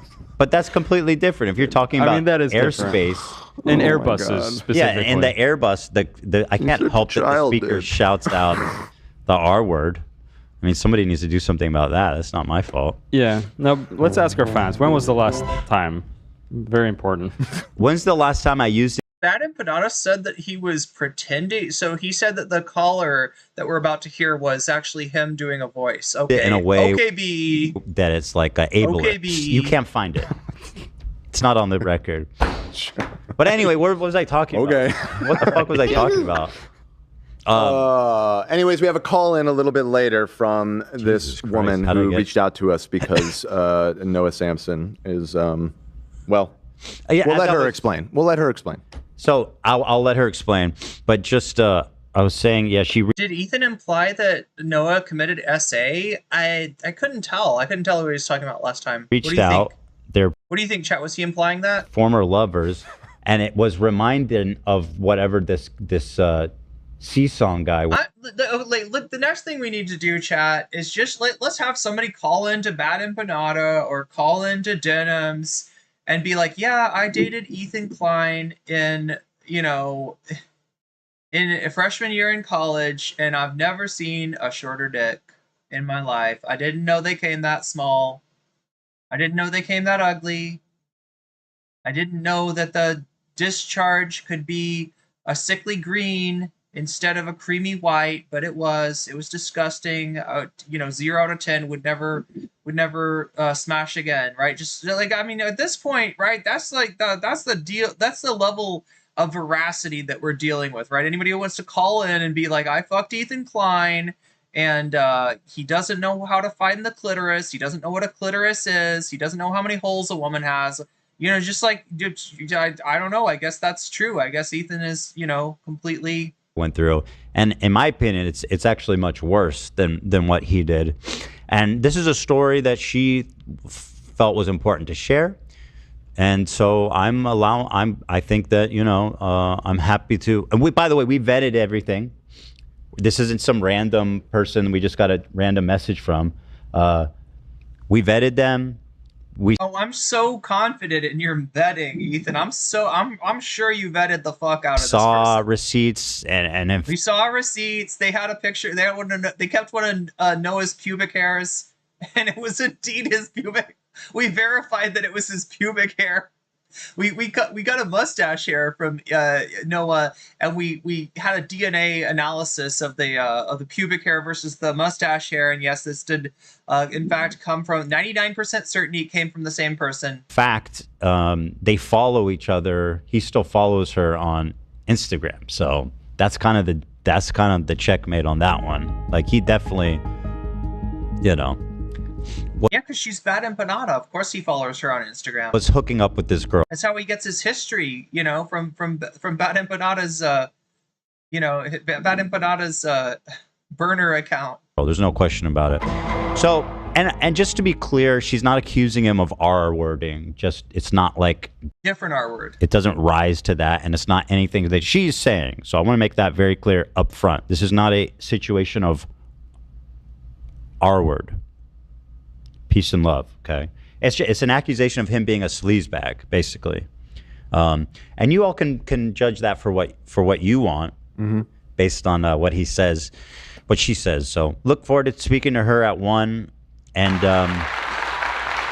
actually, just to pepper that up before we get her on the call, I should show Normal by Nature with a $10 super chat. Let me read this out really quick. Oh no, it's a super sticker. It's a hippo character spinning around in his chair, arms flung up in the air. Yo, Narwhal, thank you for the super sticker. And remember, if you're donating, feel free to let me know what you think a good option for Bonus content would be, so far we got Hassan talking to Vivian, talking to Elon's daughter as our possible bonus content. Ethan does so much ableism. I mean, yeah, even without saying the R slur, he's pretty fucking ableist, true. The famous clip of Andrew Schultz mimicking a mentally disabled person, complete with physical mannerisms. Yikes! Holy shit! Doesn't Trump do that too, Narwhal? People are now using autistic instead of the R word in the exact same way. Great. Great. I mean, at this point, I do prefer if racists don't dog whistles and they just say what they mean. I mean, at least you know what they're saying then, yeah. Oh, thank you, Ice that don't heat. Glad that I'm okay. I'm glad that you're glad. Thank you for being concerned. The Rob Schneider comment made me laugh. Wait, what did I say about Rob Schneider? I'm trying to remember. I'm a little bit behind, Chad. I'm trying to catch up here. Glad you're okay. Oh my God, Chad is so nice. I'm blown away. I'm blown over here on the West Coast. Bruh is used. Yeah, bruh's all right. I end up saying it too, just because everybody says bro Sephiron. We are all the R word. Yeah, I mean, Sir Brozovic, Vosh and Shuan had used the same excuse for the R slur. I'm sorry, they did it. They did it for turning autistic into a. Ethan, you are a grown ass man with like 40 minutes in a 40-minute inward compilation. And it's from when you were in your late 20s and early 30s, not when you were like 11. If you call a woman you don't know bitch, she should kick your ass. Ethan is not comfortable being called the R slur for having Tourette's. Actually, oh yeah, no, he would definitely, he would definitely go after you for that. But well, he's not he's saying that he doesn't say the R slur, right? Like he's like heavily implying it, and he'll use it when he can mean, when he can use it in a way that's got plausible deniability. He'll say it for the lulz. Speaking of Keffels, did you see that she started streaming again? No, but yeah, I hope she gets better. Yeah, I don't know, chat. I was friends with Keffels way back when we weren't close friends or good friends or anything like that. But I still care about Keffels, and I was obviously really upset when she got all the harassment. I don't like what she did to her community. I don't like how she treated people. I don't even remember all the fucked up shit that Keffels did against me, did against Sarah, did against so many different people. The weird lies she told about Bad Empanada, the borderline or maybe not so borderline sexual harassment that she did of Bad Empanada, but fuck. Dan also implied the R slur. I don't know why this woman is going on the show to talk about it right now. I have no idea what she's hoping to accomplish or gain. Well, if Noah's like a dangerous dude to be with or something, I guess it makes sense, right? If it's like she's trying to like a public service, function. I was a teenager back then. Everything was R-worded to us back then. It took very little to no effort to remove the word from the vocabulary, and we can thank Xander Hall and Chud Logic for putting it back there. Yes, you can. He did freshman year in clown college. Wait, what did I say about Rob Schneider? I'm trying to remember. Maybe it was funny. Dan said that Noah is a hypocrite for talking about our allegations because he has tea on Noah. Okay, so Noah talked about our allegations against what, Destiny, maybe? He should be careful insinuating that those... Oh, so that's what he said that was very close to insinuating that Noah had similar SA or R-word allegations against him. I think Hila is actually his first girlfriend. God damn.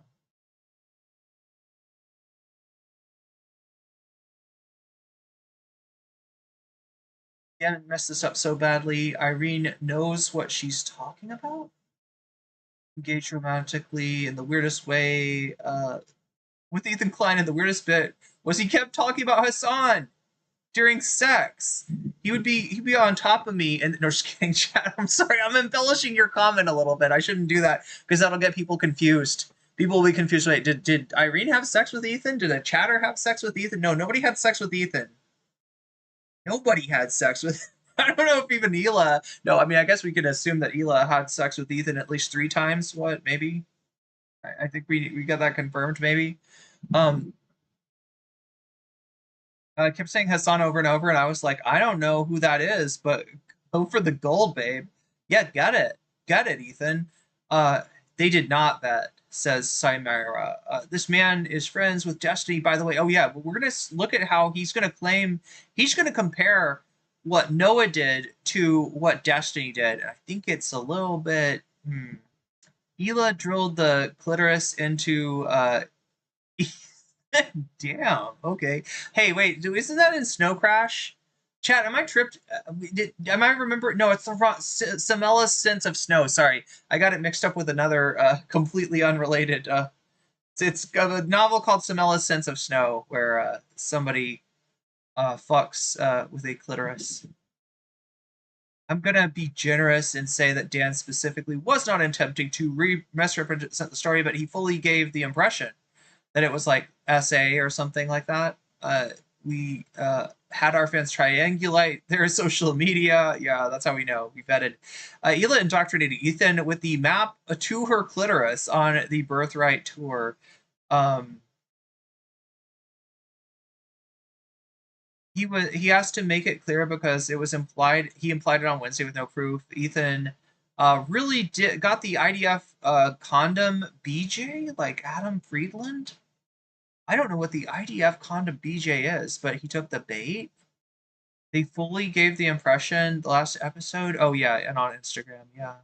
So they're backtracking, backpedal.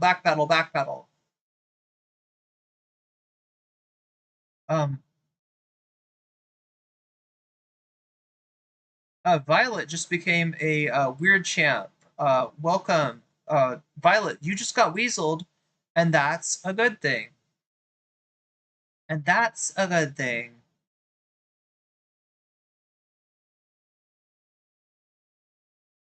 Why would she come back, Keffels? Sarah's talking about Keffels. I don't know about this. I'll have to look into it, chat. Look, here's the deal, okay? As far as Keffels, I am always looking for an excuse to forgive somebody for past wrongs, okay? I am not a spiteful person. I do not hold grudges. I know that Keffels has, done bad stuff to me, said bad stuff about me.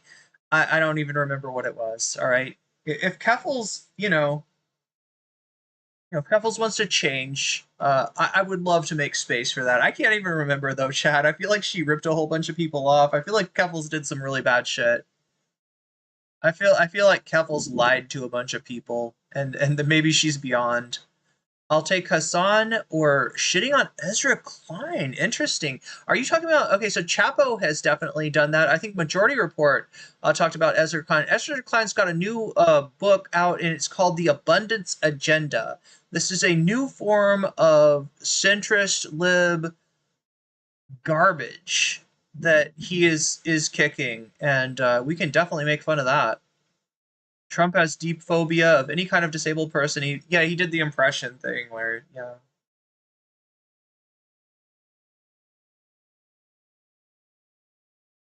Autistic being the new R slurred is just, and the word to describe weird is so aggravating. Am I coming on to do, yeah, hopefully, yeah, we'll try to leave some time for you, Vadim.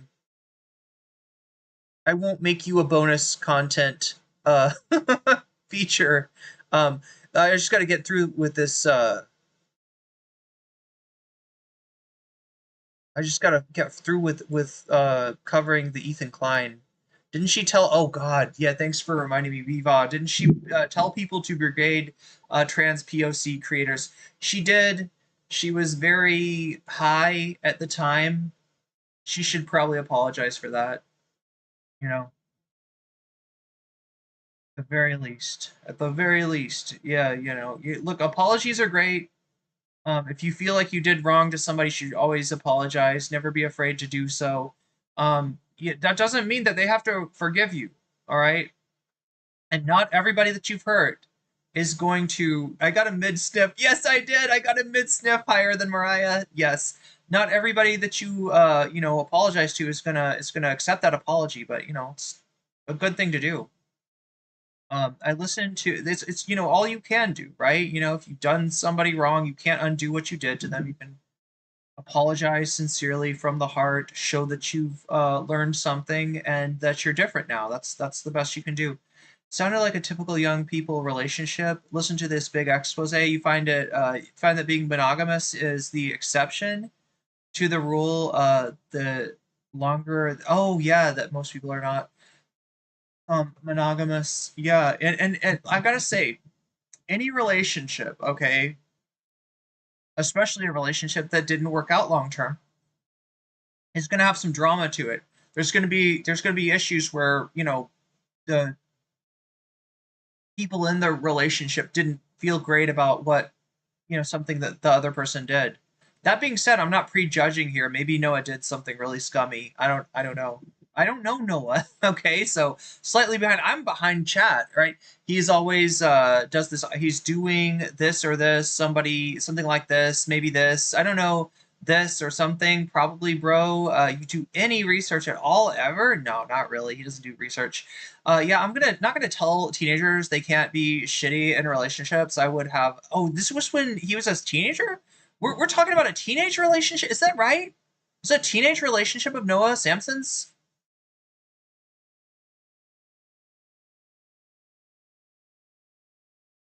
Abundance gives me Obama false hope flashback. Yeah, that's kind of where we're at with those clowns. The Ezra Kleins of the world. Well, and what? And I watch Ezra Klein's, you know, podcast. Full disclosure, I'm interested in, you know, what he's discoursing about. I give it a, you know, fair shake. But yeah, I'm not super impressed. Have not been super impressed with Ezra Klein in general.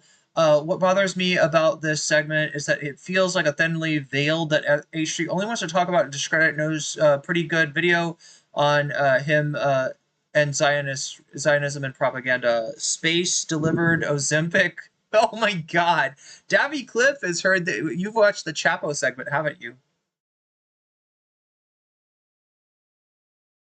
I love that Chapo's relevant again. That's great. Pretty gross. Ethan's active search of the least offense against his purity standards. Pretty obvious why he brought up Hassan's mom. Sorry, I mean housemaid.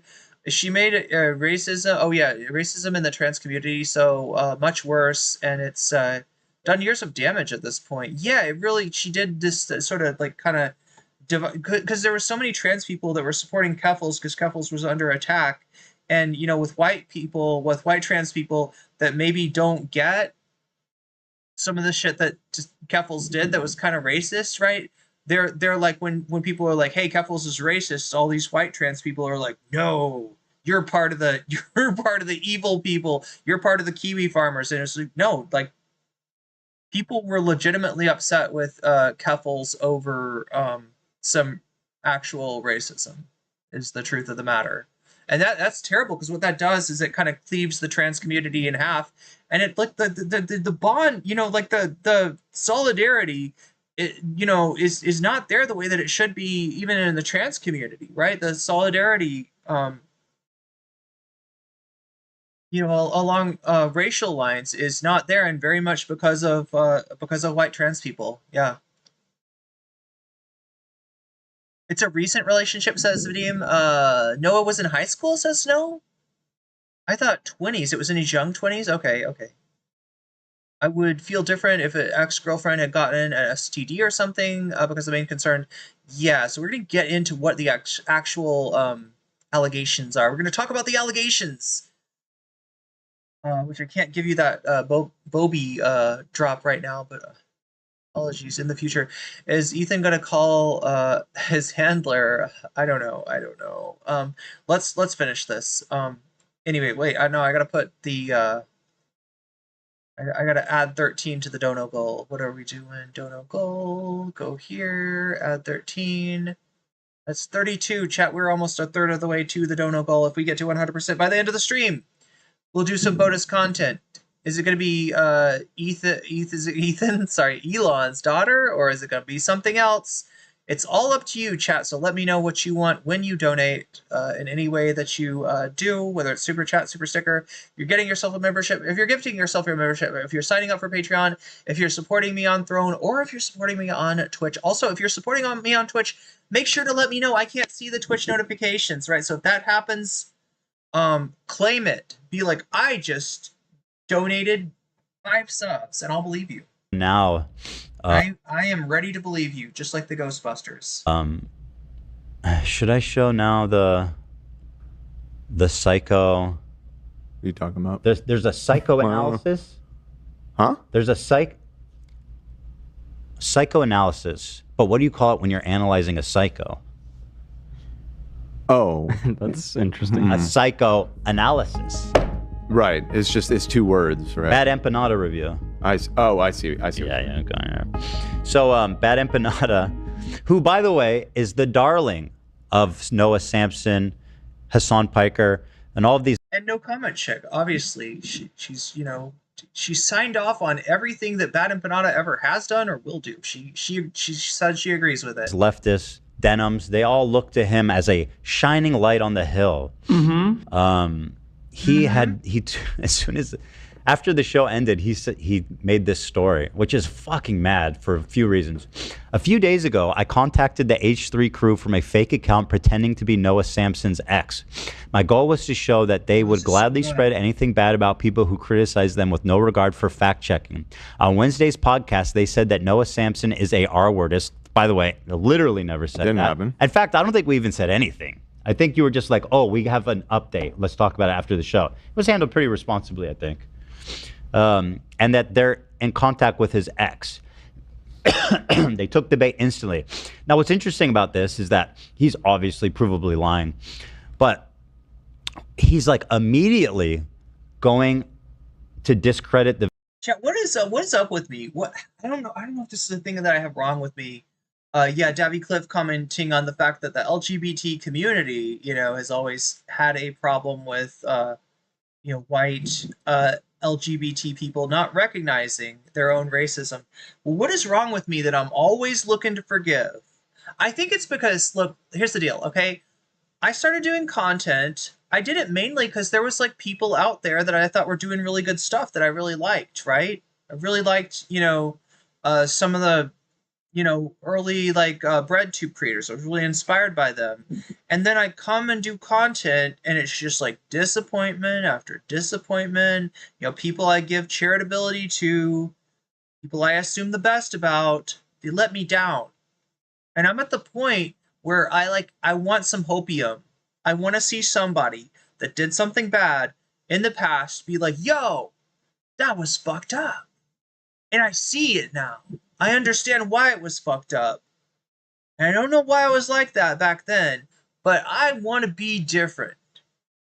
I want somebody to knock my socks off with like a really good apology. What, is this a fetish, chat? Do I have a fetish? Do I have an apology fetish? I want somebody to apologize to me because it turns me on. I don't know. Actually, everyone on the left that is co-signs everything Bad Empanada says. True, Dabby, true. I just want to be surprised, chat. I want to be pleasantly surprised for once. That's all. That's what it is. The victim, which, as you guys know, is extraordinarily leftist values. I would love to know what Hassan and Noah think about discrediting victims before even hearing them. But also what's weird is, like, even if this was true, why the fuck would you be contacting your friend's enemies and being like, yo, dude, you won't believe this about Noah. He's a fucking dude. He's a terrible guy, and he abuses women. This is not accurate to what she's saying. I'm just doing this for the bit. But if he were reaching out to your friend like, this dude is like a terrible person, and listen to all this terrible shit he did, like that's a dub. Did you ask? Like, it's a weird thing to do. Either way you cut it, it's fucking nut. If you know what it is, chat. It's that I wanted Keffels to be cool. I had great hope, for Keffels, right? When I just didn't know much about her. I don't know. If it's true, it's insane. This bit suffers. And if it's fake, it's insane. I don't know which one's worse, but I'll tell you that it is fake. And just to put it out there now, if this retroactively somehow turns out to be true, let me just say, based on the level of like vetting. Yo, what the fuck? Okay, so we gotta keep this music is bad. This music will get me in trouble. Is that Love? I can't tell. That's Ethan. Oh my god, that's an Ethan Ren and Stimpy. Chat, did they hire John Kay? Did they hire, speaking of fucking problematic, right? Did they hire John Kay to do this Ethan picture? Kind of looks like it. No, John Kay would have done a better job. Despite being a creep. This is actually good because I really want people to understand what a psychotic, bad empanadas. They come back with.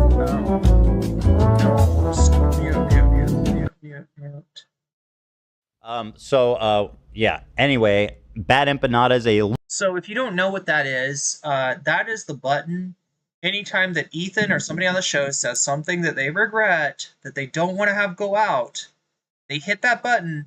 They erase the last, 40 seconds of the VOD, and nobody ever sees it, right? Because it's on a delay. So that's what that was. When that happens, it either means that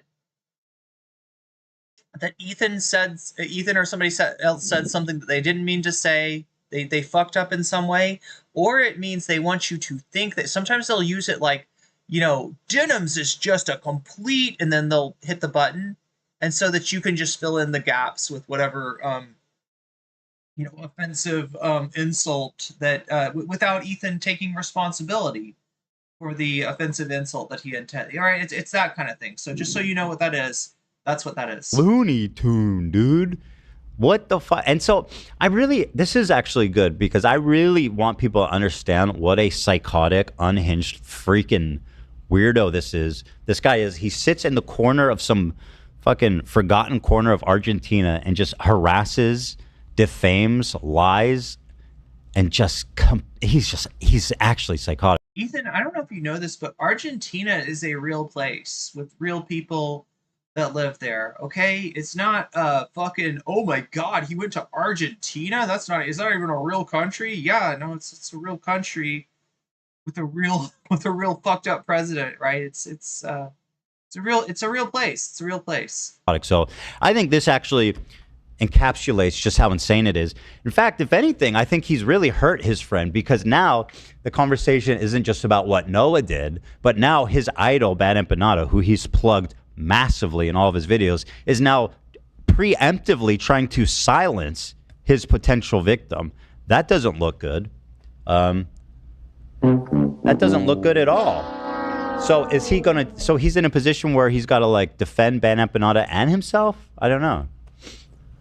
I don't know what to say about that. Well, also, if that's not crazy enough, he's announced he's... Just a second, chat. We've got a correction. Okay, from earlier chat, Rave wants to correct the record and apologize. My comment earlier was not steeped in peace nor love. It was not Papa Bless. I have told a bold-faced lie. Ethan Klein did not yell Hassan during intercourse. He did make me wear a mask of Hassan's likeness, though. Okay, so just to correct the record, in case anybody was confused there's the correct and there's the correct spelling of Hassan's name. Argentina is a fake country, unlike Israel, which is real. It's right there in the name, folks. It's right there in the name. Real country, yeah. Oh, thank you, Joel. Thank you to everybody that's glad that I'm okay. But we just wanted to correct the record real quick. He's also he's so funny. On Friday, a woman is calling in with some very worrying allegations about Ethan Klein. Okay. I think I know what these are. So that's Bad Empanada possibly trolling. Oh. Like I said, somebody could call in and be like, yeah, I just wanted to say that Ethan Klein told me that he had 10 inches and I measured it and it turned out to be less than 2 inches, right? That's 2 inches, not very satisfying. Just everything about sex was unpleasant and terrible, and Ethan's knowledge of female anatomy is very lacking. I would say it's Actually, What is it? he not only did he not know where the clitoris is, he did not know that the clitoris is. He's clitoris. What's that? was added to a group chat suddenly the other day. Oh my god. It was very Not strange. again. Yeah. And it's somebody who was at a Denny's late at night a couple weeks ago. Yeah, that's not me. Doesn't. Well, the evidence seemed that I was party to seemed pretty compelling. So I will be tuning in. So yeah, good luck there with that one, Bad Empanada. And her name, Anita. It's Tom doing a prank, the top comment. Her name, Anita. What is Ligma? Tom. Tom at it again. Oh boy. Getting his hands in all the fucking cookie jars. As per usual. Yeah, he's insane. Also, like, I'm assuming he's just doing a joke. I don't actually think he's going to do this. But a joke in very poor taste. Again, they don't even know what it is before they're already trying to, like, discredit her. I mean, at least hear her out. I mean, listen, maybe Noah did do something fucked up, and maybe he should apologize and make amends for it. Because he has this shtick, like, he's like, hi, guys. I'm a soft-spoken dude with a mustache. I would never do anything wrong. Why don't you send me your Snapchat, okay, and we can meet up. You can trust me. Everything I say is true. You can trust me all the time. I do. On the weekends, I take women's study courses at college. At the feminist college, yeah. Oh, that was a good pause. That was a good pause face that we had there for a second. Apparently, it was communicated that he was reading women's feminist books on how to please a woman.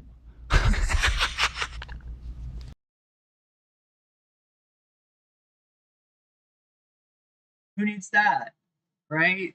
Who needs that? Like the idea that women need to be pleased? Oh, come on. A woman's pleasure? What the fuck? What kind of feminist nonsense is this? No, you get in and you get your, you shoot those ropes and you don't, if she that's her responsibility, right? If she wants to finish, off with, some, she can get down there and manipulate the being herself, right? She, that's right. Why worried about a woman's pleasure? Jesus Christ, what are we here? Some kind of male feminists? What's going on? That's funny. Anyway, we'll hear more about that, huh? What a little fucking creepo. So that's happening at 1. Silly woman. In the meantime, let's see. We got some stuff. In the meantime, we're actually already at 30. Good. Let's thank our sponsor, Shopify. All right. So, I don't know. I think Vadim was correct that that was kind of boring, but I had to see for myself. And I'm glad at least we got to see the accusation that Noah Samsen cares about a woman's pleasure. What a creep. What a male feminist. What a cringe lord. Noah Samsen taking feminist courses about the fact that a woman can receive pleasure. I bet he believes in the myth of the clitoral orgasm as well. Complete fucking myth. Complete fucking, like, clitoral orgasm? What are you talking about? Anyway. Oh, she's in the call? Mm-hmm. Oh, hello. Here she is, chat. All right, so this is our caller. This is, we get a little insight into what it's like to be in a relationship with Noah Samsen, Noah, whatever his name is, right? This is somebody who's had that experience. So if you've ever thought about, would you like to be Miss Noah Samsen? This is, this is like a glass door, right, into that world of being her. All right. Hello. Hello, how are you? I'm doing great. How are you? I'm very good. Thanks for calling. Yeah, thank you for giving me the platform to talk about. Before we get started, let me thank Super Chatter Narwhal by Nature with a $5 Super Chat. What does it sound like when Ethan plays poker with Bill Maher? Harriet Tubman expected more from us? Wait. There's a joke in there that is like... Whoosh. What does it sound like when Ethan plays poker with Bill Maher? Oh my god, how am I missing this? But thank you for the Super Chat.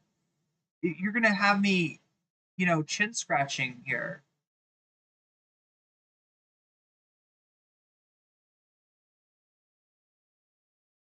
Izzy Sanchez with a $2 Super Chat. Ironically, that joke coming from Ethan, right?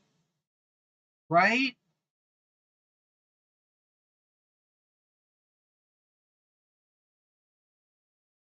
Rope maxing. Yeah, that's what we're doing.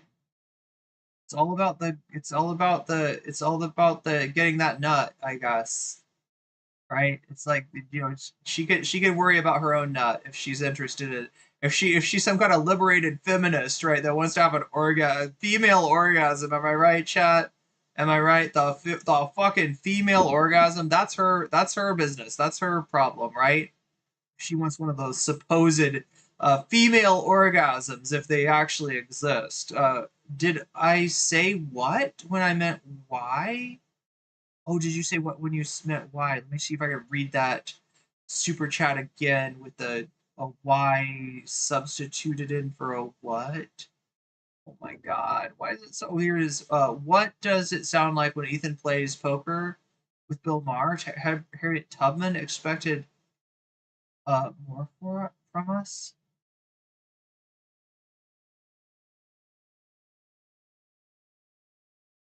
AI, is this just an AI voice? It's starting to sound like Bad and Banana did a call. Oh, wow. I mean, I guess Ethan isn't a feminist anymore. Yeah, well, no, right? You're not allowed to be a male feminist, right? Remember, it's illegal, chat. Comedy is legal again, and being a male feminist, illegal. The most illegal thing in the world. But thank you, Narwhal and Izzy, for the super chats. Absolutely. Okay, so let's start off. How did you meet? Or I guess let's start by asking, like, why is it that you're calling in? Like, why now, and like why are you calling in to talk about him? Yeah. Yeah.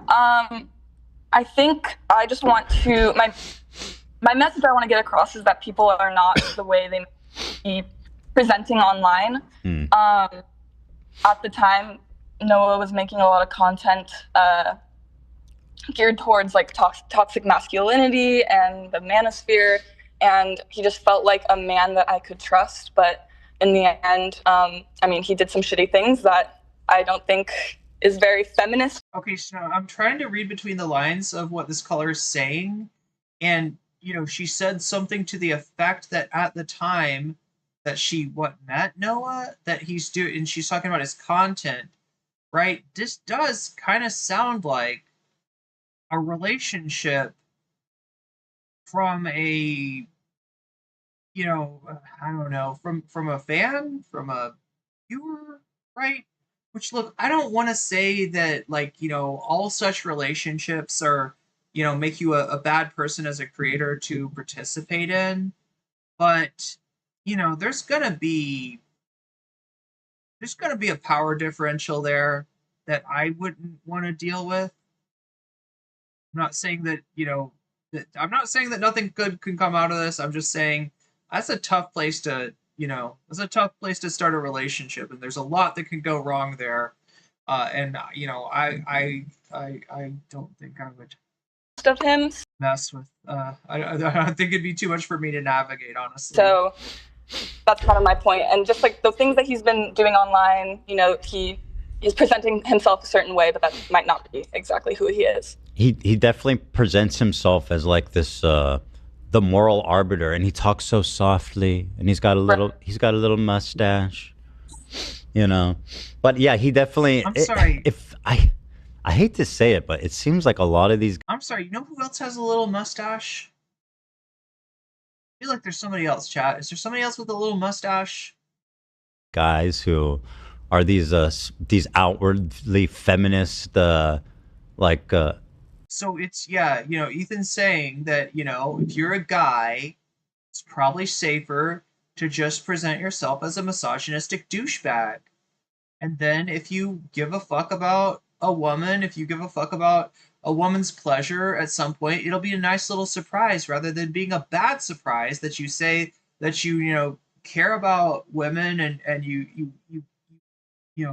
want to fight misogyny, and then it turns out you're not a perfect person, right? You don't want that. So definitely, there you go. There's some advice from Ethan. Be a misogynistic douchebag on the outset. Okay. Tryhards, I don't know what to call it, but like they end up being kind of sleazy. Yeah, that was what I learned from this. All right, so how did you meet him? We met on a dating app, and I did not know who he was at the time that we matched. Okay. Yeah, I didn't. On our first date, the first time we met in person, that's when I found out what he did for work. Okay. And when was this? How recently was this? Can I? If by the way, if I ask something you don't want to answer, just say so, and I'll move right along. Yeah, this was a few years ago. Okay, so somewhat recently. Yeah. And so you guys met on the app. You guys, what happened from there? I'm sorry. Wait. Yeah, we met on the app, and when he says, is it Instagram chat? Are we talking about Instagram? Do I have to go back to find this out? Are we talking about Instagram when we say the app? By the way, if I ask something you don't want to answer, just say so, and I'll move right along. Yeah, this was a few years ago. Okay, so somewhat recently. Yeah. And so you guys met on the app. Anybody know what he's talking about? What app? What app are we talking about? It's got to be Instagram, right? Unless we're talking about a dating app.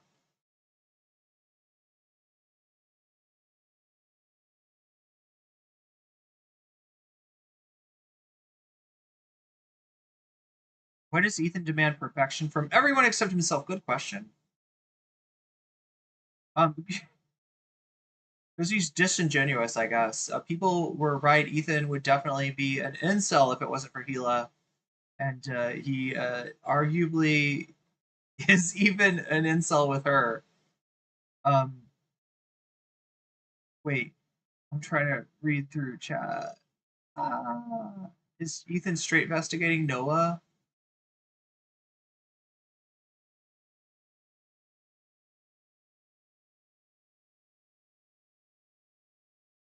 Communicating through the super chat. I don't know, chat. Maybe it's like maybe it's me that's broken. Maybe I'm just not. It's Bumble. It's Bumble. Wait, did they mention Bumble? How did I miss that? Okay, thank you, Vadim. She said a dating app. All right, so she met him through Bumble. So yeah, maybe. So I don't know. They met through a dating app. Maybe it's not like met him through like he's doing YouTube videos, which obviously now I'm not saying that's wrong, okay, and I'm not saying every relationship that exists that maybe started out like that is like, I'm not damning everybody's relationship who meets somebody through that situation, right? But I am saying that there's a power relationship between a content creator and a fan that kind of makes such a thing very difficult and potentially trepidatious. You guys, what happened from there? Yeah, we met on the app, and we, met in person and had a couple dates. And then, do we want to just dive into the subject? Yeah. Okay. One of the times we were hooking up, we just didn't have any condoms, so I wanted to have a serious conversation about that before I just dove into doing something. So I gotta say, dove into doing something with sex. That's a great verb to use. Well, okay. First, we both were in agreement that this is casual. We didn't want anything serious. I was coming out of a really toxic 3-year-long relationship, so I was not looking for anything serious. So the expectation wasn't that we were exclusively dating each other. But when we were talking about hooking up without protection, I just wanted to make sure that, that there's open communication. If, we can date other people, but if we are going to hook up with other people, that needs to be a conversation that we need to have just for my own health and safety. Just to summarize, you guys are having unprotected sex. even though you're not like in a committed relationship, you've expressed, and obviously I feel like this is even self-obvious. I don't even think you necessarily need to say anything for this to be true. But you told him, listen, since we're having unprotected sex, if you're sleeping with other people, you need to tell me. Exactly. Yeah. We the first 2 times we hooked up, it was protected, and then it was just one of those times that we didn't have anything. And before we even did anything, I made sure that like I was very, very clear about my expectations and my boundaries. And it was that, you know, if we're going to have sex with other people, it needs to be talked about with each other. Of course, the concern being that he's having other. Vadim or anybody else in chat, does anybody want to tell me? There's a segment later on that says Rai shares her story. R-A-E. Ray. Anybody want to tell me who this is? Does this have to do with the Noah thing at all? Unprotected sex with other women, and then all of a sudden all of his sexual partners are becoming like essentially your sexual partners in some way, because whatever they've got, he's going to pick up and he's going to bring it back to you. Exactly. And like at this time I had watched a lot of his content, like after he told me what he did for work. And so, you know, unfortunately the content he was making kind of made me trust that when he said, yeah, like, well, I'll communicate this with you, that I believe. Okay, so Beeva was saying she didn't know who he was. There was no power imbalance in the relationship. Yeah, just the way that she described it in the beginning kind of threw me for a loop, right? Because she said, you know, when he was doing red pill content or talking about the red pill people or, you know, talking about, you know, toxic masculinity, that's when this happened. So that was, you know, a little hypocritical. It made it sound like, you know, this is somebody that is immersed in Noah's content, but maybe not. Believed him. I had no reason not to. But yeah, that was like I know I had that conversation with him 2 times before I had found out that was not what was happening. So that was the first time. What happened the second time? The second time was just, I don't know, I felt the need to clarify again, just so that we were on the same page. Sure, yeah. I didn't want there to be any room for confusion, and I was just wanting to like have a check-in. And so I brought up the same exact points, like if we're sleeping with other people, we need to talk about it. It's fine if you're dating others, but please, for my health and safety, let me know. And again, it was like, yeah, of course, I'll talk, like I will talk about that if and when the time comes. It sounds like you did a really good job of expressing your boundaries to him, which I think is commendable. It's a really good habit. It's a really good thing to do. Thank you. I looking back, I think I might have been a little silly to trust somebody I hardly knew, but I am proud of myself for how I stuck up for my boundaries. And so you told him this twice. You guys were having a romantic connection. For how long did that? WB is catching me up on who Ray is. Ray is new on the show, so they've hired I guess more crew. Considering, you know, that they've lost crew recently, I suppose it makes sense.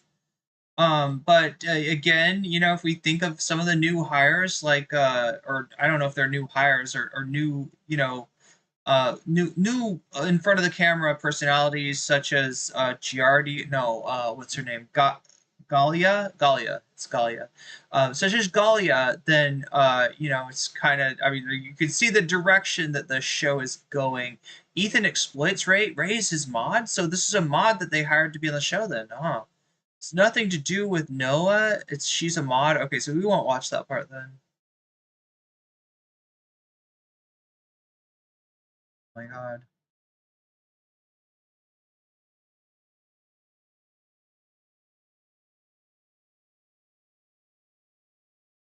She's a community manager, moderator that is employed by H3H3. She details some abuse she had experienced in the past. She's unrelated to any of the Noah stuff, but yeah, they're bringing her story up because of the Noah thing. But yeah, this is pretty petty. I like I said before, Craig, this is like, I mean, like I'm just imagining somebody's calling into Hassan, calling into Bad Empanada, calling into Denims, calling into NCC, talking about their experience with Ethan Klein and claiming that, well, like, I just feel like he was a little dishonest in our relationship, right? It was, we met on a dating app, and he described having, 10 solid inches and, over 2 inches in girth, right? And when I measured his thing in person, it was less than 2 inches, and the girth was under a centimeter actually. It was almost unidentifiable as a penis entirely, and I just feel kind of misled. I feel I was misled. He said that he was well versed in all the positions in the Kama Sutra, and it turned out he didn't know what backwards cowgirl was. He didn't know how to find the G spot or the clitoris. He was just like, I just feel like I was kind of lied to. I was set up with some expectations, and those expectations just did not turn out to be true. So I just wanted to relay my experience, and it's important to talk about Ethan being less than upfront about his what he has, what he brings to the table as a sex partner. What crew members did they lose recently? Oh my God, what's his name?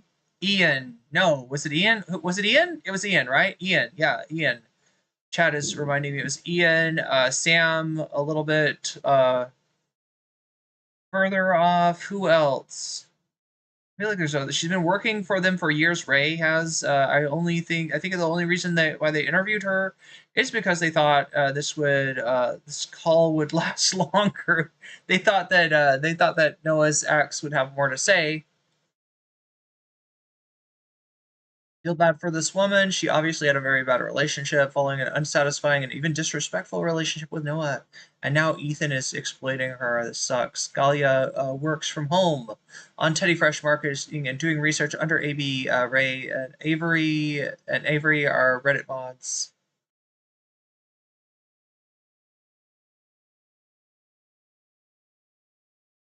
Ray came on to tell the story of bad food parents cooked. Went into her traumatic childhood. I say we won't get into that. What happens when Ethan puts out a call for dirt? I just hope he is paying her. Yeah, right. What does Ian care about this? Genuinely makes me forget. Yep, I mean, this is what he's doing, right? It's like, don't pay attention to the fucked up shit that I did. Pay attention to the fucked up shit that Noah Samsen did in a relationship from several years back. He looks like he's 60, and he acts like he's 16, kind of. Is the clitoris kept in the purse? Sometimes. Sometimes it's... Dilbert, it's so small, I can't even find it. I remember when Sam left, but didn't hear about Ethan. Yeah, Ethan was real recent, for sure. Ray sounds incredibly adjusted to her intense trauma, but she was also disassociating about, and Ethan just let her keep going. Jeez. Not a lot of concern there. Lost Cam, Sam, Ian, and PA after she appeared on stream and got harassed by fans, and Lena started as PA. I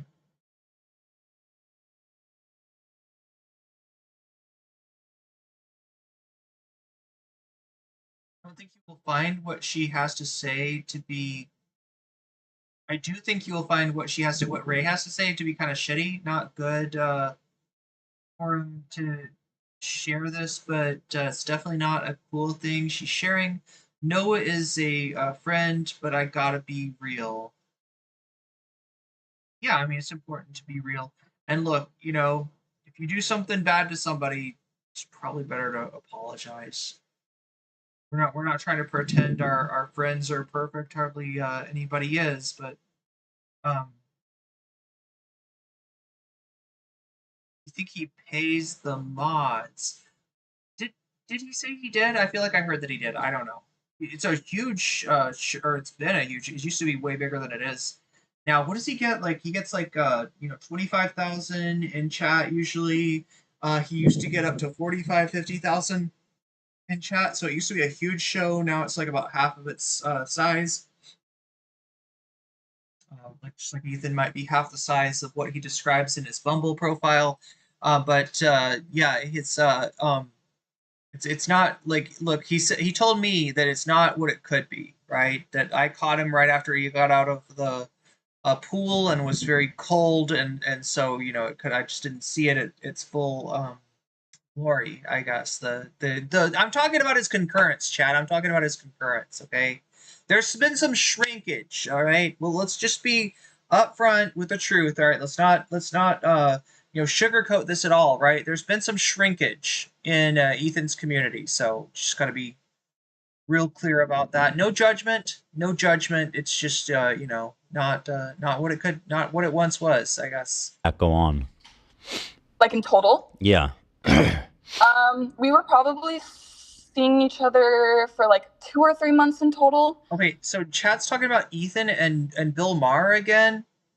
Ethan doing a fusion dance with Bill Maher will create the strongest national security liberal in the universe. Nice. Nice. When Ethan was asked about how long it took to bring a woman to orgasm, he replied, "Who cares?" Oh my god. I mean, the way he's talking about, like Noah took a course in pleasing women from the feminist college.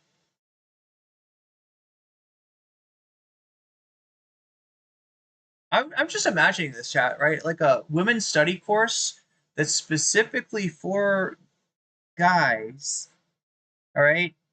And it's specifically about educating them about a woman's pleasure, right?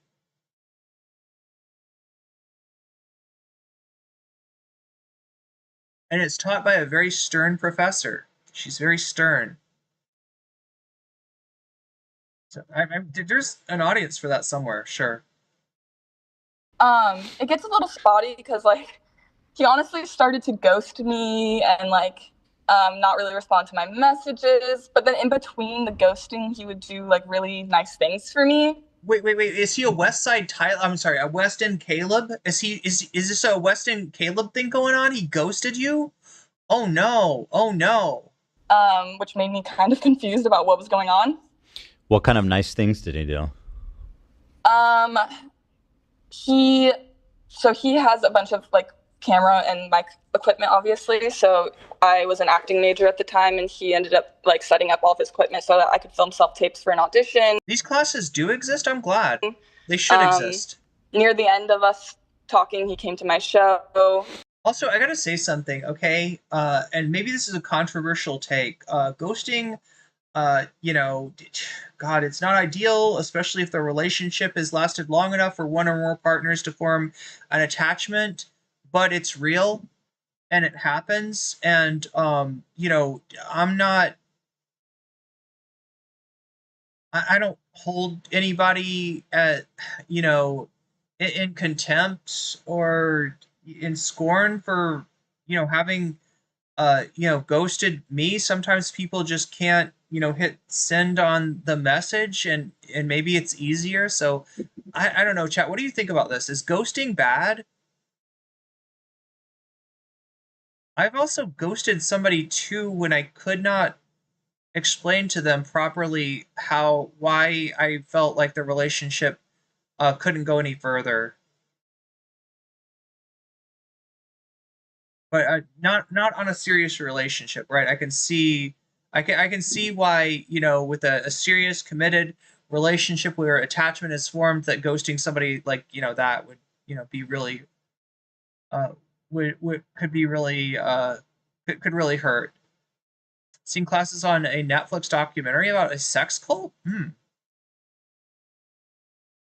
Never assume that you're in an exclusive relationship, no matter how long you. Oh yeah, it's just to protect yourself, Not that it's right for somebody to lie about something like whether they're engaging in risky activities that might have ramifications on you if you're having sex with them. It's Ray, the woman making accusations. No. Ray's different. Ray is a crew member, I believe.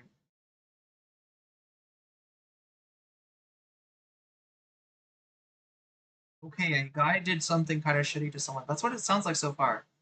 I'm trying to keep an open mind. I'm trying to keep an open mind about this, right? You know, I'm not gonna sweep for Noah if he did do something bad.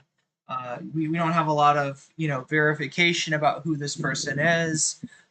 We haven't really heard whether Noah says yes, this is somebody I dated, or whether Noah says that he's got no idea who this is, or they actually not check the caller's story before calling. She said they were friends with benefits, 2 to 3 months relation, both understood no exclusivity. Well, I think that both went into having unprotected sex, but I think there was some ghosting is abuse.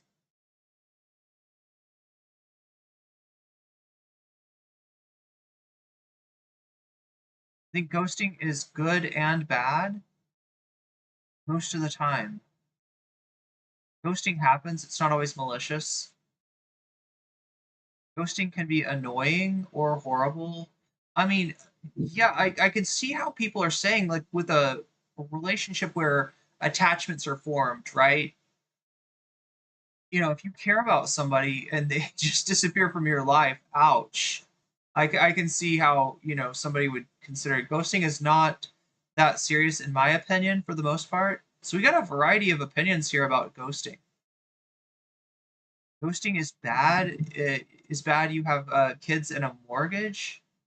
Wait, ghosting is bad if you have kids and a mortgage. Oh, that's like the dad though that goes to get milk and never comes back, goes to get cigarettes and never comes back, right? That kind of. It didn't even sound like he was actually ghosting. They agreed it was a hookup, so it makes sense that communication was just intermittent. If you're in an actual serious relationship, if you're not in an actual serious relationship, I don't think it matters. I've ghosted people and have been ghosted. I think it depends on the context. And it's also good to learn the resilience and self love to overcome being ghosted. Like, I ghosted my parents for when I transitioned, right? Because I didn't think that they would understand. If I was dating, ghosting wouldn't be an issue with me. My parents of 10 years did. I'd be kind of concerned. I did get back in touch with my parents for anybody who's wondering. And just, they haven't been really good about keeping up with me, right? We were supposed to talk to each other, see each other, etc. But yeah, I don't know, chat. I don't know. Ghosting is too spooky for me. Oh my god, ghosting is 4 spooky 8 me. Yes. Ghosting is 3 spooky 6 me. Yes, yes, yes, and all factors in between. Ghosting depends. In committed partnership, is probably. Oh yeah, yeah, for sure, for sure. I can see how that's a whole different deal. If it's friends going through mental health issues, not so much. I want to ghost my boss though. Not saying that. I'm saying humans are pretty shitty a lot of the time. Ghosting isn't ideal and hurt somebody's feelings. Yeah, yeah. Oh no, I agree with that. I agree with that. Just better to be honest. Yeah. This is invasive. I feel weird. Yeah, Craig Ash. It does feel like, unless there's like, some great revelation of harm by Noah Samson. I don't know how I feel about knowing, having this insight into Noah's life and relationship, right?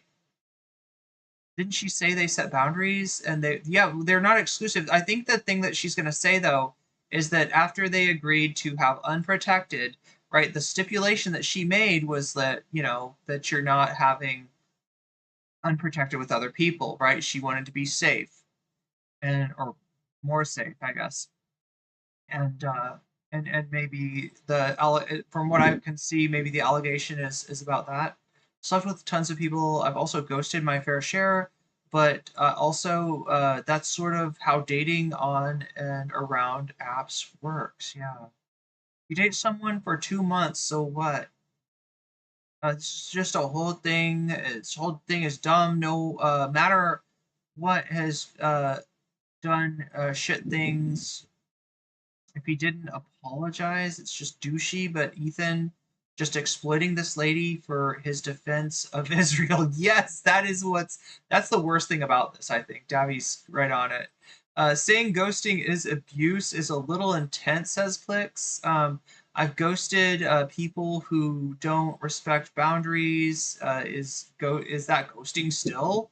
I've not from my perspective. Yeah, we can obviously think of situations, right? You're in an abusive relationship, let's say. You got no responsibility to, you want to get that person out of your life and never speak to them again. You got no responsibility to communicate with them again. So we can agree on that, I think. But we can also agree on, I don't know, if you're, have a 15-year long committed relationship and, where you just, I don't know, fall out of love or something. Maybe ghosting is a pretty cruel way to end that. But two people loosely date, able to see other people, friends with benefits, and one person finds someone they prefer more. Real bombshell, Ethan. Wow. In my opinion, you can abandon any social relationship you have at any time, as long as it's not your children or your family. So I kind of maybe shouldn't have ghosted my parents. No, I don't know, chat. They didn't give me a lot of hope in terms of understanding who I was, but I took a chance and I told them after years that I had transitioned, and they wrote me back a letter that's gave me some hope that they'd understand, but just have not kept up on their commitment to to get back in touch and to be my family. So I don't know. Ghosted someone who turned out to be a chaser and very unstable. Yeah, you can ghost Chud Logic. That's fine. I'm sorry, Chad. That's when you say chaser. That's the first thing I think of. Anyway, ghosting is shitty, but a lot of people are shitty at dating. Oh, true. Yeah, it's certainly not a par. On par with supporting genocide. True, true, true. It's abuse unless you have to do it, and the person did something truly horrendous. You think they are dangerous. After one date, attachment at 2 months. Are you a puppy or a baby?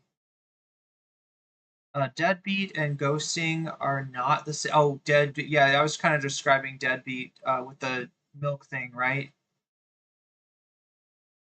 Some people need to check out of their social connections just for the sake of their mental health.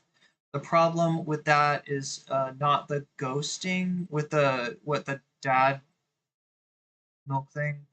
This is, and I don't mean to be cavalier about something that is a real trauma for a decent amount of people. Yeah. Um, kind of crap you keep between two parties. Her saying this years later to a party who's completely vindictive is just wrong. Yeah, I can see that.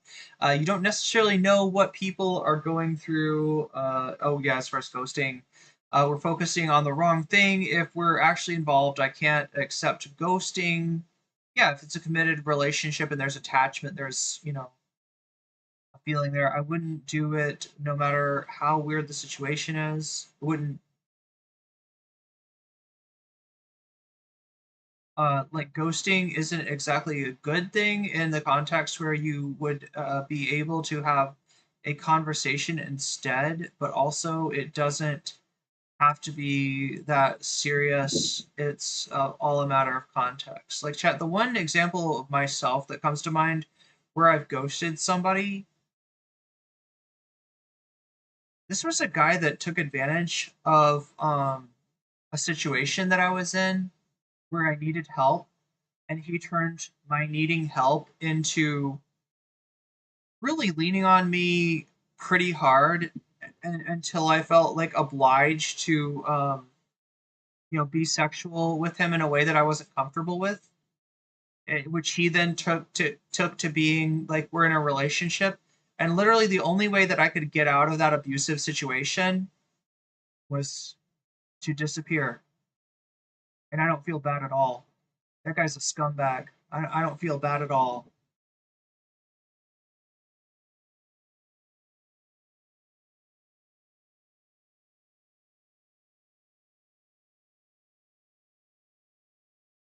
Ghosting, I ghosted my family too after a mental health rehab stay.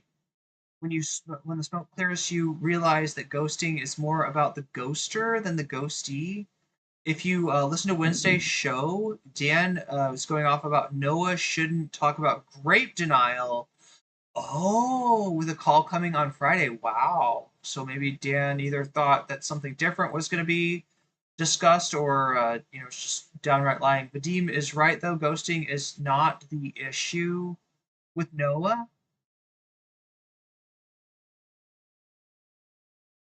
Yeah, we'll put Ethan back on as soon as I've gotten through chat. I just wanted to check in with chat because, it's, again, something that I've been forced to do through circumstances, and I don't feel bad at all. Getting out of a horrible, fucked up situation by disappearing. I haven't gotten to the bad part. Okay, so there's more. That's what Vadim's telling me. All right, let me get through chat. Grandma, and I don't know if we're gonna do the dono goal today, chat. We might have a very short stream. Looking like it so far. But again, if we hit the dono goal, which we're 40% towards, then stick around and we'll talk about we'll watch Hassan's interview with Elon's daughter. Ghosting is definitely part of the internet, and app dating doesn't make it nice, but it certainly prevents long-term pain. Sometimes it's very good to take a break from family. Ghosting is supported versus supporting genocide. Yeah, right. Yeah, which one's worse? Obviously, the genocide. Should have modified that statement. Ghosted bigoted parents. Oh, for a legal guardian to ghost. Oh God, yeah, that is rough variant. Yeah. Circumstances in which someone is responsible for another human's health. You don't get to choose your family. Ghosting your family is valid to me for that reason.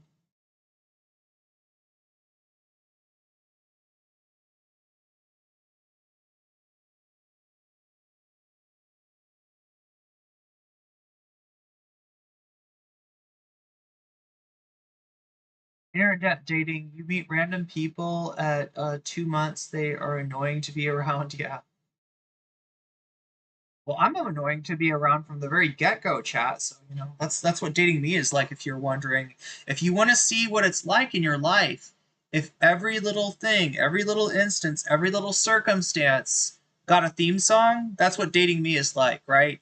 You get theme songs for everything's gonna have a relationship's gonna have a theme song, right? That's a good reason to ghost me. Is this what Hasbro has done, has become? They used to be good with their evil propaganda. Just trying to get through chat here. See what chat has to say. I'm glad you got away. Yeah, me too.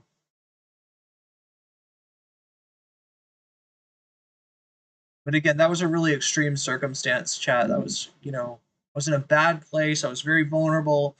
Somebody took advantage of that and, kind of pushed me to do something I was really uncomfortable with. And the only way I was able to get away from him was by just disappearing. Ghosted a friend I was close with, and I can acknowledge it would have been better to have some actual conversation about why the relationship wasn't working. But one has avoidance issues. Yeah, that's tough to deal with. It's a theme song, theme park. Yeah, basically, that's what dating me is like. You get theme songs, right? You get lots and lots of theme songs. Anyway, let's see what Ethan has to say. He was with me on my birthday, just things like that. So wait, what on my birthday? He has a bunch of camera and mic equipment, obviously. So I was an acting major at the time, and he nice things for me because he honestly started to ghost me and not really respond to my messages. But then in between the ghosting, he would do really nice things for me. Which made me kind of confused about what was going on. What kind of nice things did he do? He has a bunch of camera and my equipment, obviously. So I was an acting major at the time, and he ended up like setting up all of his equipment so that I could film self-tapes for an audition. Near the end of us talking, he came to my show. He was with me on my birthday, just things like that. So at a certain point here, you find out that seemingly he was not being honest with you about his monogamy. Right. That was. Wait. Did he guarantee her monogamy, or did he just say that he would use protection when he was with other people? Yeah. Because we got so far that they said they were both in a place where they didn't want something super serious, right? It sounds like maybe even didn't want anything exclusive. Just brought it up for a third time, and if I'm honest, I was experiencing some symptoms that I was worried about. So you even had like an STD scare, is what prompted you to ask him, like, hey, what's going on? Yeah, I mean, everything ended up being fine. I think I just have an anxious mind when it comes to things like that, so I was just worried. But yeah, on the third time I brought it up to him because I was worried that something was happening. And this was like the first time out of all three of these conversations that he was kind of surprised by what I was asking. What he had said was that he thought that he couldn't hook up with anybody new. So anybody he met after me. That's crazy. That's crazy. That's what I thought too. Wait. So they start the relationship. Let me see if I got this right. They start the relationship. They say that, they don't want anything super serious. But during the relationship, Noah expressed that he didn't have a desire to be with other people other than the caller, right? I don't know. I do feel a little creepy, like getting into, unless there's like a reason, unless there's something that she really feels like she needs to say, right? In terms of like harm that warn people, or I don't know. I do feel like this is like, I feel like I'm prying here. Like Ethan's kind of prying, and we're, what this stuff I don't feel like I should know about Noah's life so far. Self-apparent that you can't be having unprotected sex with multiple people, like especially if you're not communicating. That's disgusting. I mean, it's just gross. Yeah. It's real, and it's super disrespectful and dangerous, frankly, too. Yeah, if I'm honest, I felt kind of I was in his bed when we had this conversation. It was like a really Ethan's being Squiggy from Laverne and Shirley. Anybody want to give me that? Anybody want to help me with the reference? Squiggy from Laverne and Shirley. Laverne and Shirley is that show where they work at a bottling factory in Milwaukee, right? They're like two girls in the 70s, and they work in a bottling factory, and they go like, we're gonna do it always and always, making our dreams come true for me and you. That's all I know about Laverne and Shirley. I know how do I know this theme song and I've never watched the show? The theme song's kind of a banger, chat. It's low key banger. Calm conversation. There was no like yelling or fighting or anything, but I don't know. I felt kind of no yelling, I felt no icky fighting. And like used, I guess. Yeah. Yeah, this is. So I don't feel good about this at all. All right. So what is it that happened then? You said, hey, just so I'm having these symptoms. You say you're not sleeping with anyone else. Like, is that still true? And he says, oh, I thought you meant nobody knew. What does that mean? That means, according to him, he had been sleeping with people he had known prior to meeting me. And he had said, like, oh, but it's fine because these are all, people I trust. That's and I crazy. had to explain to him, and mind you, I'm a few years younger than him. I had to explain to this man that that's not exactly how STIs work, and that even though you might trust them, like, are they hooking up with people? He said, yeah, but it's the same deal. Like, they are people that they trust as well. Like, well, I don't know those people. I don't trust them. And now you're putting me at risk. He does know. He's just playing dumb. Like, he knows. Mr. Feminist Studies knows that you're not supposed to have unprotected sex with multiple people without telling the other one. Or explicitly lying, by the way, which is what it seems like he did. I feel like that we went through that too fast. Did anybody else feel like that we went through? I'm not sure I understand. Let me like, I was in his bed when we had this conversation. It was like a really calm conversation. There was no like yelling or fighting or anything, but I don't know. I felt icky and like used, I guess. Yeah. So what is it that happened then? You said, hey, just so I'm having these symptoms. You say you're not sleeping with anyone else. Like, is that still true? And he says, oh, I thought you meant nobody knew. What does that mean? That means, according to him, he had been sleeping with people he had known prior to meeting me. And he had said, like, oh, but it's fine because these are all, people I trust. That's and I had to explain to him, and mind you, I'm a few years younger than him. I had to explain to this man that that's not exactly how STIs work, and that even though you might trust them, like, are they hooking up with people? He said, yeah, but it's the same deal. Like, they are, people that they trust as well. I'm like, well, I don't know those people. I don't trust them. And now you're putting me at risk. Okay, he does know. He's just playing dumb. Confusing. Like, he knows. Mr. Feminist Studies knows that you're... Mr. Feminist Studies over here giving women orgasms? What the fuck? What the fuck? What the fuck, chat? This guy performs oral sex on women, and, like, how dare he, I don't know, chat. So wait, I'm trying to understand. So they had sex. There was no, okay, so no, they didn't have a condom. All right. They have sex because you're in the moment. I know what this is, right? You're in the moment, and you're like, okay, listen, we don't have the it'd be better to have a condom, but we don't have one.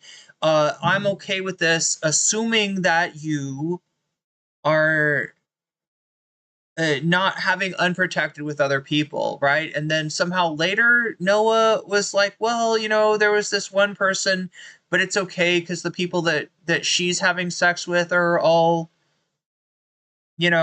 trustworthy. I don't know, have had STI panels. I don't know, like he had some sort of certainty with some feeling that this was going to be okay, but she didn't feel okay with it. Is that she's kind of going through this too fast, I feel like, but I'm just trying to understand what she's saying. Even though you might trust them, like, are they hooking up with people? He said, yeah, but it's the same deal. Like, they are, people that they trust as well. I'm like, well, I don't know those people. I don't trust them. And now you're putting me at risk. He does know. He's just playing dumb. Like, he knows. Mr. Feminist Studies knows that you're not supposed to have unprotected sex with multiple people without telling the other one. Or explicitly lying, by the way, which is what it seems like he did. I mean, there's no way to know what was really going on in his mind. For the chatters that were, like, putting an asterisk, Vadim and Variant on, their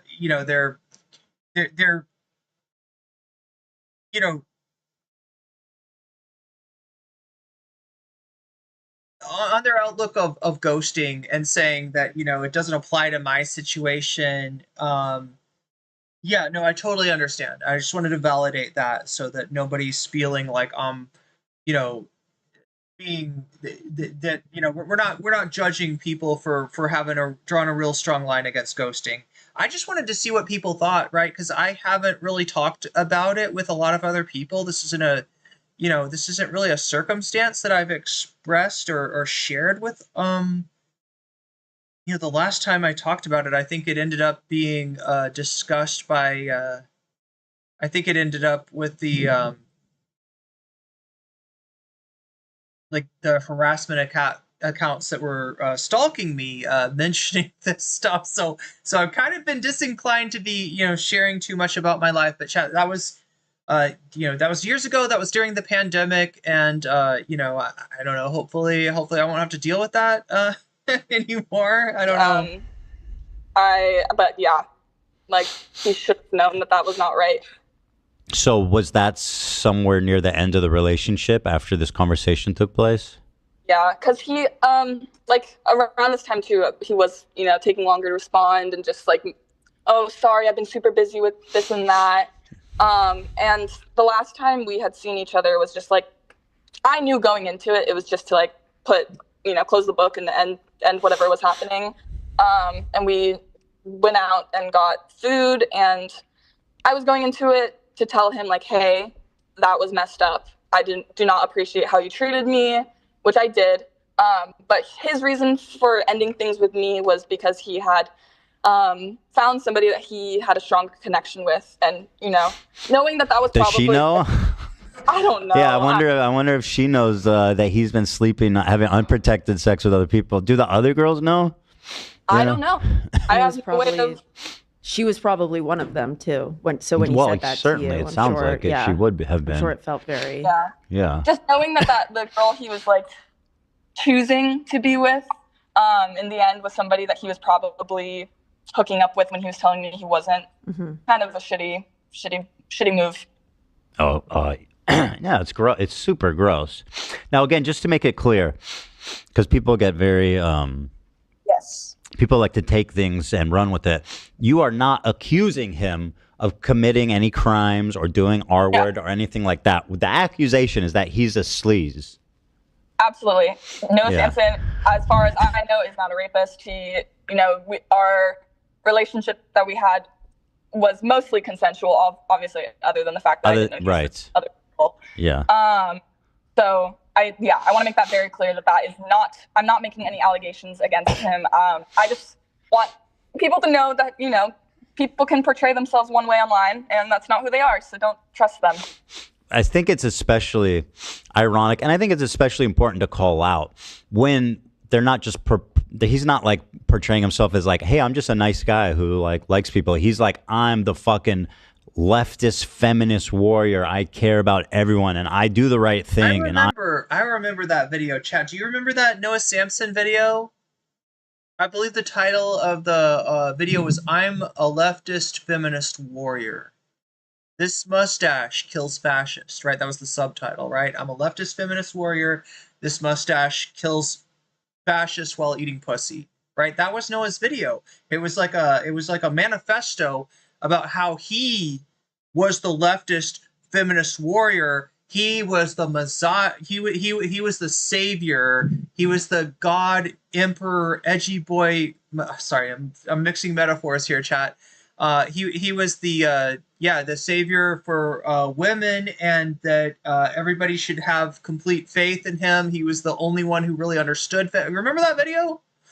Vadim, you got to remember that. You remember when Noah put out that video? No? No, nobody? The leftist feminist work. Remember that video?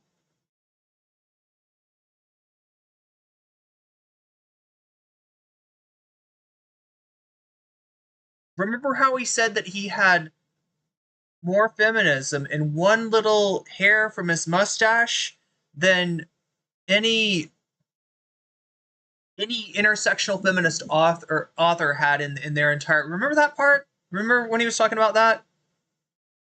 Remember when he said, "I'm the Clit Commander," chat? Do you remember that? Do you remember Noah Samsen proclaiming himself Clit Commander? God damn, this is fucking cringe. I'm starving too. That's kind of why I'm like, I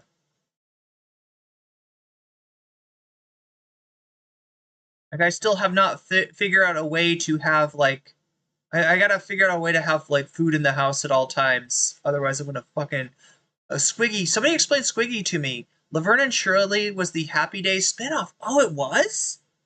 I didn't know that. Wait, I felt like Laverne and Shirley's felt like it was in the 70s. Was it supposed to be early? Because Happy Days, if you don't know, that's the one with the guy that with the leather coat. That's like, he puts the leather coat on and he pops the collar up and he's like, "Hey, hey, hey," because he's the Fonz. He says, "Hey, hey." That's the Fonz, right? It's got the Fonz, but he's in the fit. It's like in the 70s. people had this big like 50s renewal. They were like nostalgic for the 50s, so they were like, hey, and they put on the leather jacket, and you know, like what is that, what's cooking good looking, that is like a Ralph Bakshi show about the 50s, right? There's like just a lot of 50s nostalgia. Stray Cats were more in the 80s, right? But they're an act that does like, I guess, rockabilly 50s style, and it's because of all that, you know, people somehow had like a nostalgia boner for the 50s or something. Holy crap, Squiggy, that's pretty impressive. That, wait, which one? The A? He was when I sang the "We're Gonna Do It" song, he has greasy hair. That's very 50s. It's a great jam. Yeah, it's a good song. I love the theme song. I don't know much about the show. It's totally if people have unprotected sex, so as long as everyone is consenting. All I know is how the show. Oh my god, how did it end? I don't want to think it's a bad ending. Because Laverne and Sherry, I'm kind of invested in their success, and I want to see them make it in the big city. Even though I've like watched like one episode of my whole life. So the first time they slept together, they didn't have any condoms, and she didn't go out and buy them, and kept sleeping with him while expressing they are not monogamous. I am not known. I do not know Swiggy because he was an MS sufferer. Oh, the actor or the character. Always and always make our dreams come true. Yeah. It's none of Ethan's business. It's none of my business either, for real. You couldn't torture this stuff out of me. Sounds like miscommunication. Yeah, a little bit. Someone needs to tell Ethan relationship. I don't want to cut like Noah off the hook either. I'm not like, I don't know what the situation is. I'm not exonerating Noah. Maybe he did some stuff that he should apologize for. Definitely if he, was dishonest about, his situation and monogamy and whether he used protections like, protection. I definitely got a problem with that. But again, we're getting this from one side, and I'm just really uncomfortable making pronouncements of judgment based on that. I can't say I've ever been a fan of him, but this is definitely the first time I've ever heard, that he has Tourette's.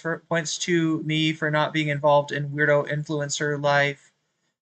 Yeah, I mean, that he thinks he has he gotten checked out for it? I don't know if it's just like, what he has seems like Tourette's, or if he's had it confirmed with a diagnosis, but whatever. It's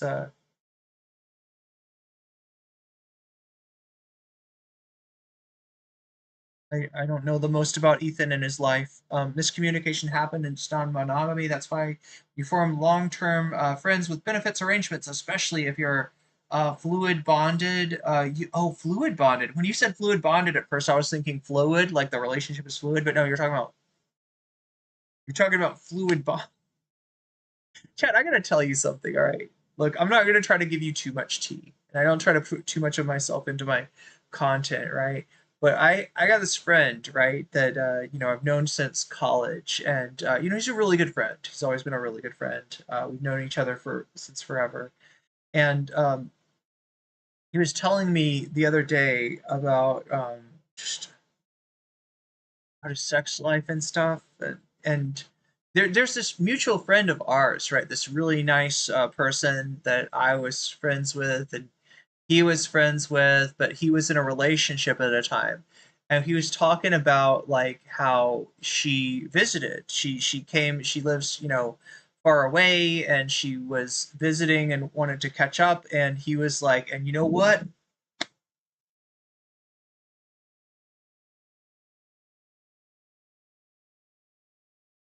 What is this supposed to communicate, right?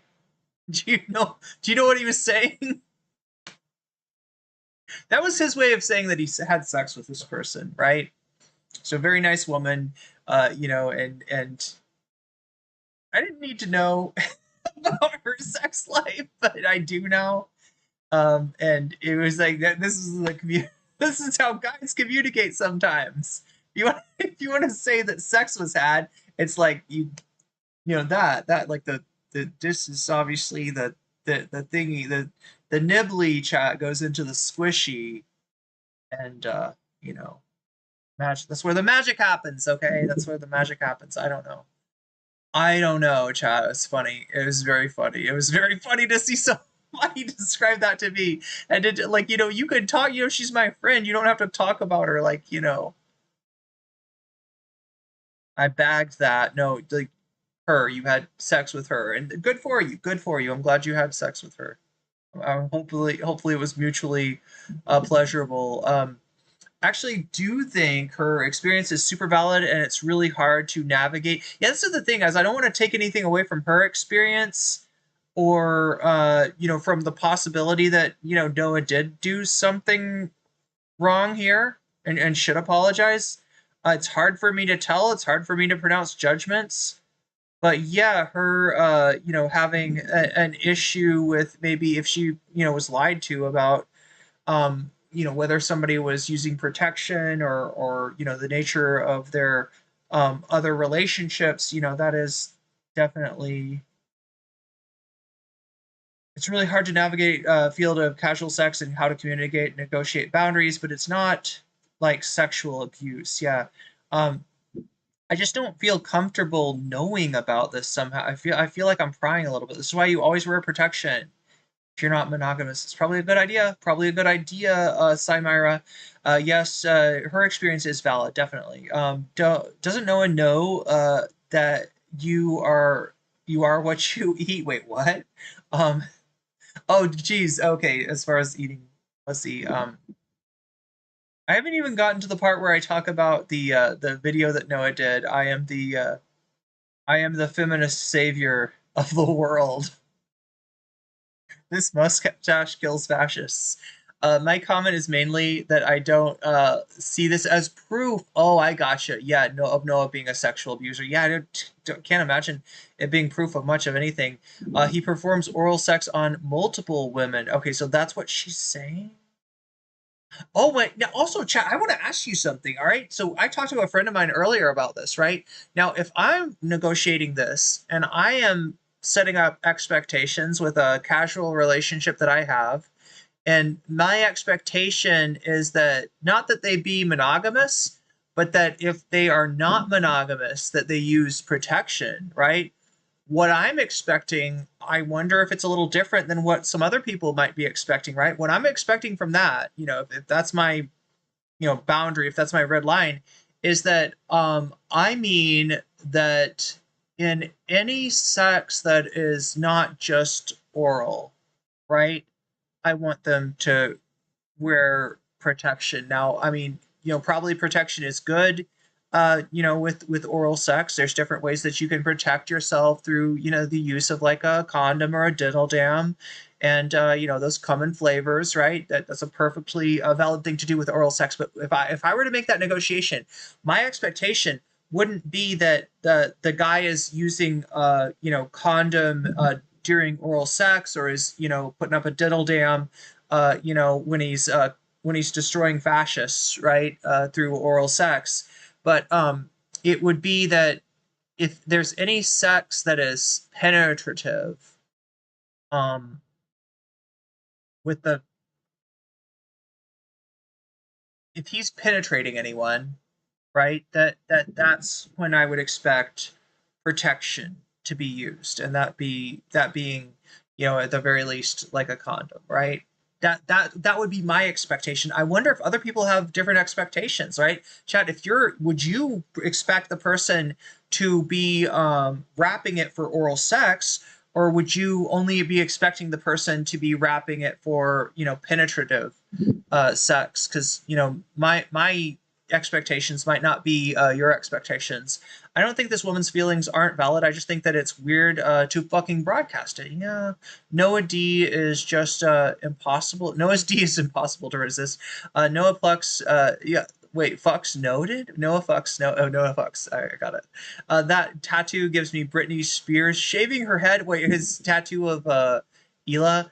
I feel for her having a bad experience with someone that a lot of people respect or whatever. I don't know if this is the move. Good, but yeah. For Moneybags, Ethan, to the caller, just guessing, no one would know if he... and I don't know why she has chosen to go on the show to talk about some guy she slept with. This is all in the context of Noah defending Palestine. Yeah. This is all in the context of Noah defending Palestinian people and opposing genocide. Her feelings are completely valid, but I think this is something you talk with your friends and therapist about.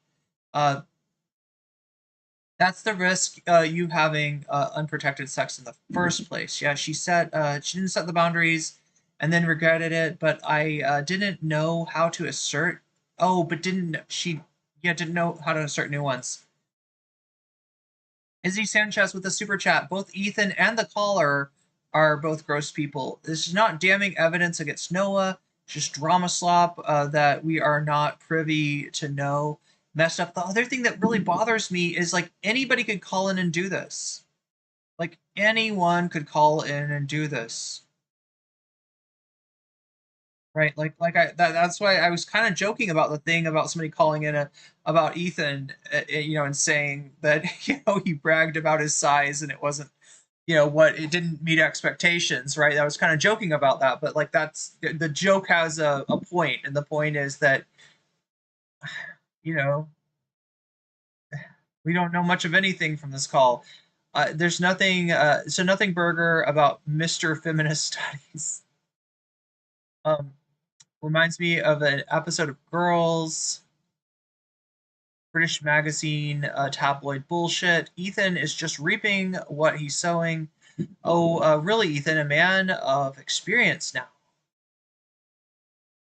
Ethan is accepting like this is a capital crime while running interference for actual monsters. That's the dark irony. This is exploiting a fan. Yeah. How did Ethan find this woman? Good question. I take safe sex super seriously. Personally, I have a nightstand with different brands of condoms to account for allergies. Oh, okay. So you got that's a good idea. And then also contains dental dams. I think all the learning process in some way. Also completely different understanding of casual sex and dating based on their own circumstances. Use dental dams, folks. Yeah, I mean, you probably take some practice, but once you get good with it, right, you'll become a dental dam master. Gotta catch them all. Not the STIs, chat, not the STIs. That's the you gotta not catch them all. I'm sorry, chat. I didn't mean to imply becoming a Pokemon master for STIs. I'm saying catch the dental dams, right? Catch them, because I'm throwing them out. I'm tossing them out. Here you go, dental dam for you, and a dental dam for you, and a dental dam for you. We're all getting dental dams. We're all gonna have safe oral sex. Yay! We're all gonna kill fascists with our tongues. That's right, chat. That's right. That's what we're about here on NCC.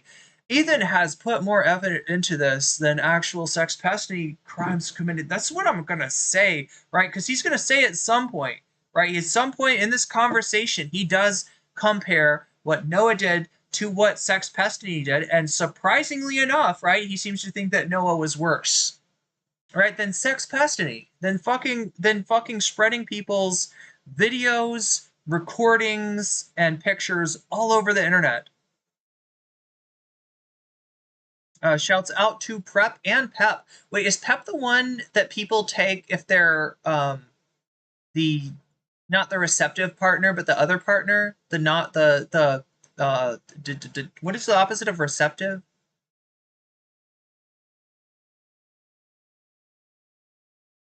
I have more than one type of lube. Oh yeah, because what is S by E talking to Ethan about? S by E? Nightstand also contains water bottles. I mean, it's good to stay hydrated. Ended things because he wanted to. Good God, get a grip, girl. It's very sex negative if Ethan got lots of stuff. Yeah, it's good to have lots of stuff. He's being a nice guy, except for the part where he ghosted her and she was told why he ended it with her.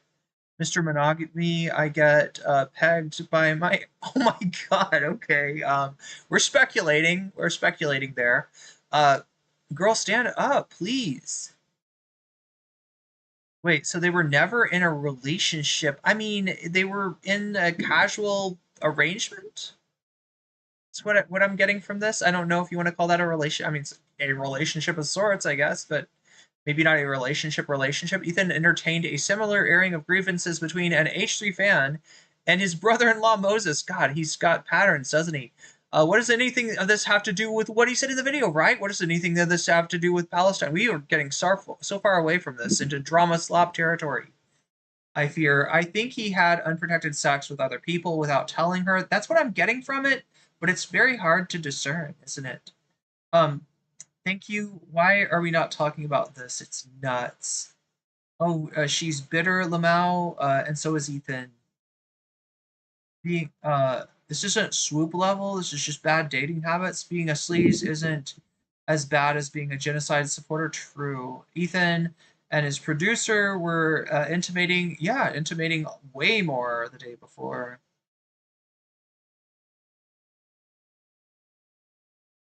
Girl, what? He didn't do anything that bad. Ethan feels like Hassan ghosted him. Oh no.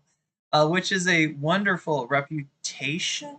Oh my gosh, I'm so far behind in chat. I'm maybe not understanding things completely. Zol, in the context of Israel, yeah, right. This is kind of left the my holy leftist manifesto for feminists. Yes, that's right. Chat is getting it. Chat gets it. Actually, I didn't. You didn't see that? You didn't see how Noah Samsen video about how he's the savior of feminism and women in general. Like that was you didn't miss that one. Honestly, how can we believe he's honestly cares about Palestinians if he's kind of cheated on a woman once? That must mean that Ethan is the actual pro-Palestinian voice. You got it. You got it. You got it, Dark Phoenix. You got it. He showed off his morality trophy. Yeah, he shows off his morality trophy, which is a different way of calling somebody's hoo-ha. But anyway, remember when Noah came down from the cloud and declared, "I am the one true leftist and the one true feminist." Yeah.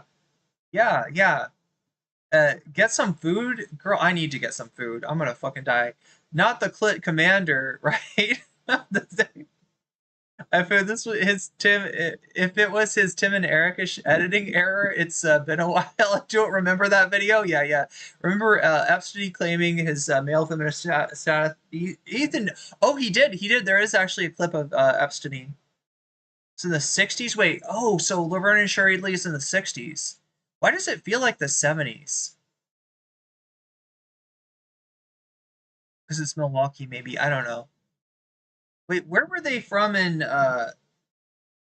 where was Happy Days in Kenosha?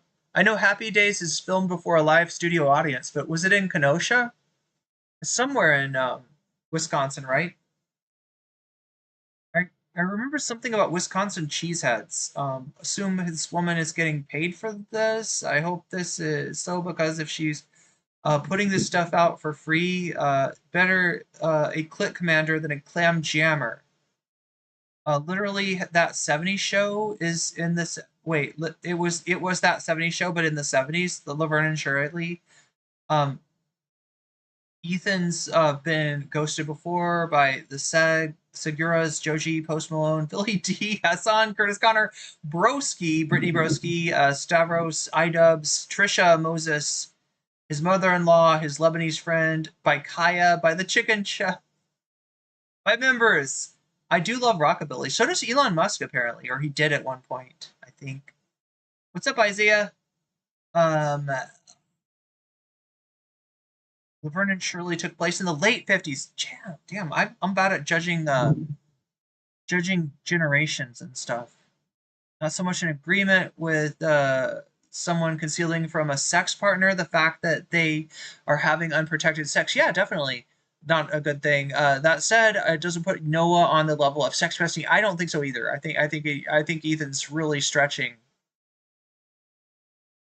Fonz gave us the expression "jumping the shark." He was like, "Hey, don't jump the shark, hey."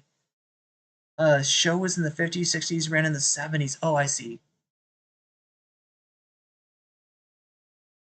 David Lander, the actor that played Squiggy, sadly passed away a few years ago. MS sucks. Oh, passed away from MS. That's what chat was talking about. Squiggy's boyfriend was played. Wait, was Squiggy gay? Was Squiggy canonically gay? Michael McKean from This is Spinal Tap and Better Call Saul. Could also be a miscommunication because there's also that, but this is going too far and delving into yeah. This is way too much. I don't ever want to be this far in somebody's personal life. It's crazy because Ethan laughs about men caring about women's orgasm, but then he also goes with the road code and tries to play White Knight. If going by the incel belief, why does Ethan dye his hair? He did a subathon. It's a subathon thing. There is a content creator that actually is doing things like this, like no, this is kind of getting too bad, so therefore bad level, but actually bad. But do we hear them covering this? I don't know his medical records, but I take him at his word. Ghost Fluff is sad, especially for Kaya. He's had Tourette's all his life. Goo bonding. Yeah, you get goo bonded. You get slimoed. You ever get slimoed to anyone, chat? That's what we call it, slimo, right? Slimo. Get slimoed, right? Anyway, chat. Wow. Probably was sort of horrible to her, but the function of this confessional is to discredit his voice when he's speaking against genocide. With a fork, whip a large eggs. Oh, to make the cream. Like 2-part epoxy. Are we talking? We're still talking about the fluid bonding, maybe fisting. It looks like fisting, doesn't it? But no, I think he's describing. I think he's just describing hitting it, so to speak. Term fluid bonded is the most common term in non-monogamous community. I think it's because somehow people don't think oral counts as unprotected sex. Yeah, I mean, well, it's not that I think that way. I know that oral should be protected too. I feel like, okay, here's my deal, chat. I don't think many guys protect themselves when getting oral. I don't think many guys protect themselves when giving oral, right? So that's why my expectations are low.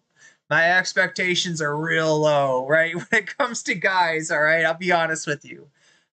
Really low. That bar is in hell. Fluid bonded makes a little bit clearer. Yeah, it's better than slime mode, right? They did martial arts together and bowed and respected each other. That's right. That's right. Oh my god. Oh my god. Yo, FTW with the 5 gifted memberships, Miss Preminger, you just got weaseled. Sly, you just got weaseled. Where's the family stone? Let's see, Grim O Kitten, you just got weaseled. Brian Mantle, you just got weaseled. And that's a good thing. And that's a good thing. Wait, L. Bell Caperton, you just got weaseled. And that's a good thing.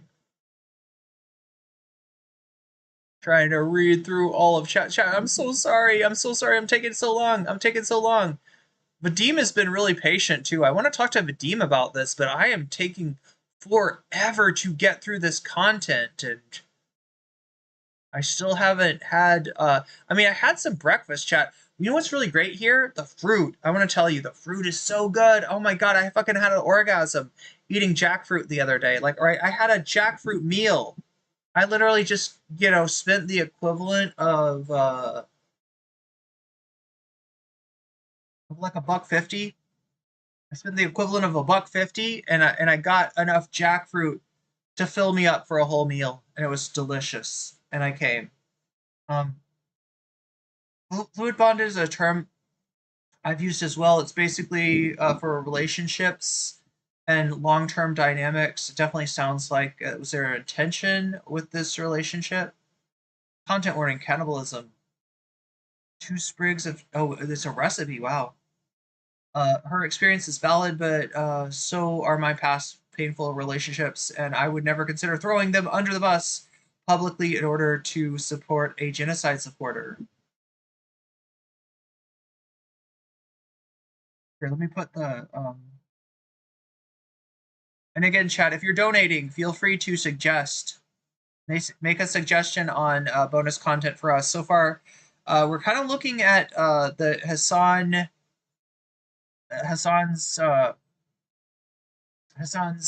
interview with Elon's daughter. He just interviewed Elon's daughter, who Elon does not apparently claim. It's definitely should not have been shared on Ethan's show, but it is shitty. Yeah, it definitely. It's hard for me to tell what really happened here, but if somebody's having sex with you and saying that they're using protection for other sex and they're not, then that's obviously breaking somebody's boundary. After he was called out on breaking their agreement, he gave a pretty wishy-washy lie about it. It was shitty. So he has talked about this, Vadim, but I bring that up when I talk to people, like when I talk to somebody, my expectations. What I mean about I expect protected sex for me, and for me, protected sex means this. It's good to say that. It's good to say that. I wish I could ask guys to, where's Waluigi? He's not far. He's right. He's right close. Yeah. Just don't have my normal setup, unfortunately, but I do have the butterfly today, so there's that. Why tell Ethan? Good question.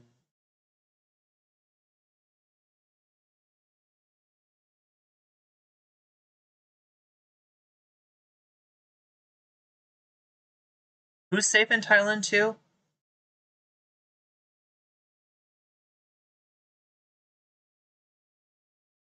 She won't get closure by telling Ethan and his audience. That's true.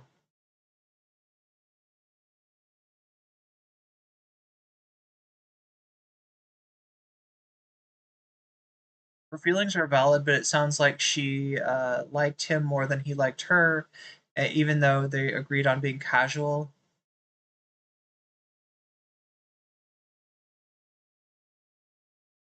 Definitely isn't a claim of sexual abuse, so it seems more salacious in terms of the content. There are questions about the veracity. Yeah. I mean, look, there's questions about the veracity of the claims, and but there's also, if true, there was some veracity maybe that Noah wasn't forthcoming with, right? I don't want to sweep for the guy because I don't know the situation. And if what she's saying is true and I understand it correctly, then that's a really bad way to be dishonest with somebody. If that's what happened.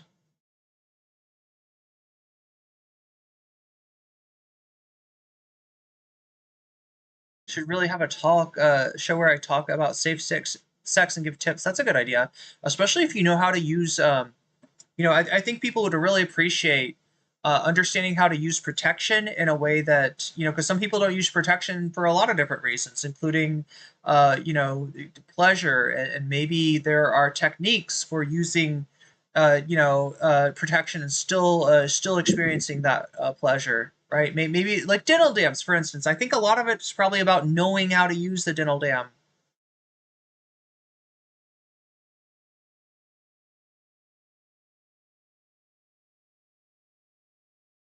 This is petty. If she's trying to hurt Noah, she's letting him know that he dodged a bullet.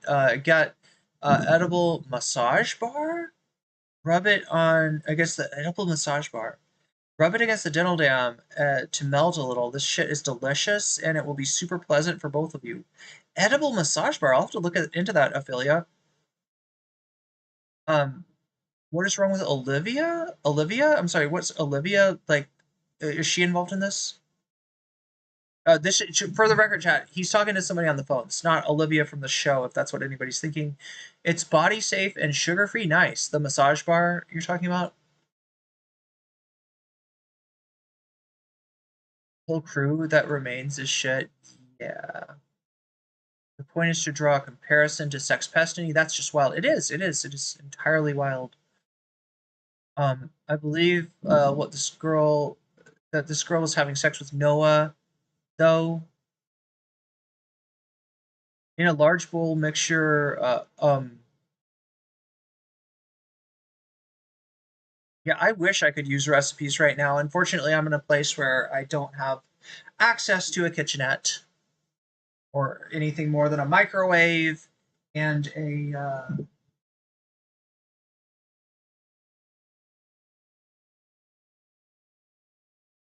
thing.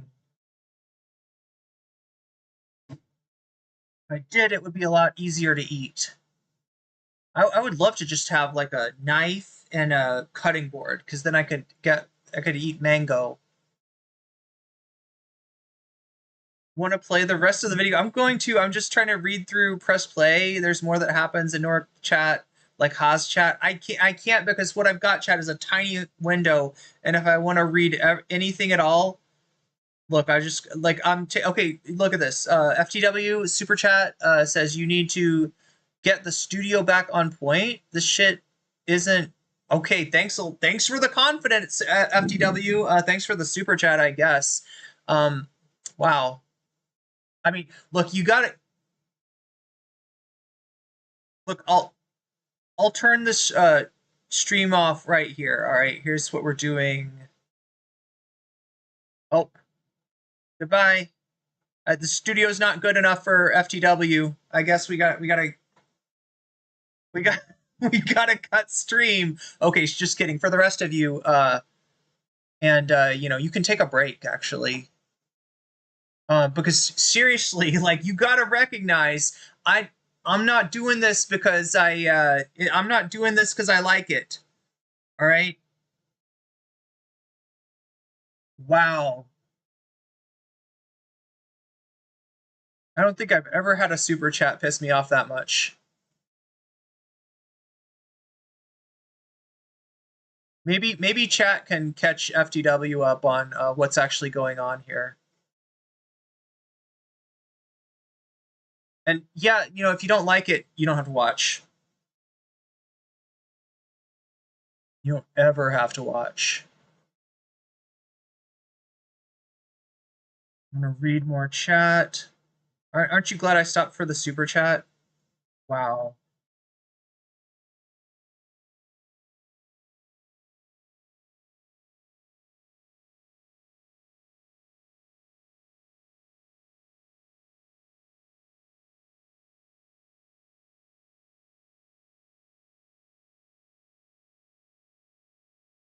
I'm sorry, there's just a lot of chat. Narwhal by nature, I think you've been stun locked by weird social mores. Mores, yeah.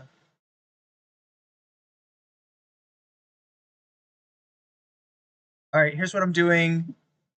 I'm scrolling all the way to the bottom of chat. Alright, so if you really want me to read your chat, from now on, it should come in the form of a super chat.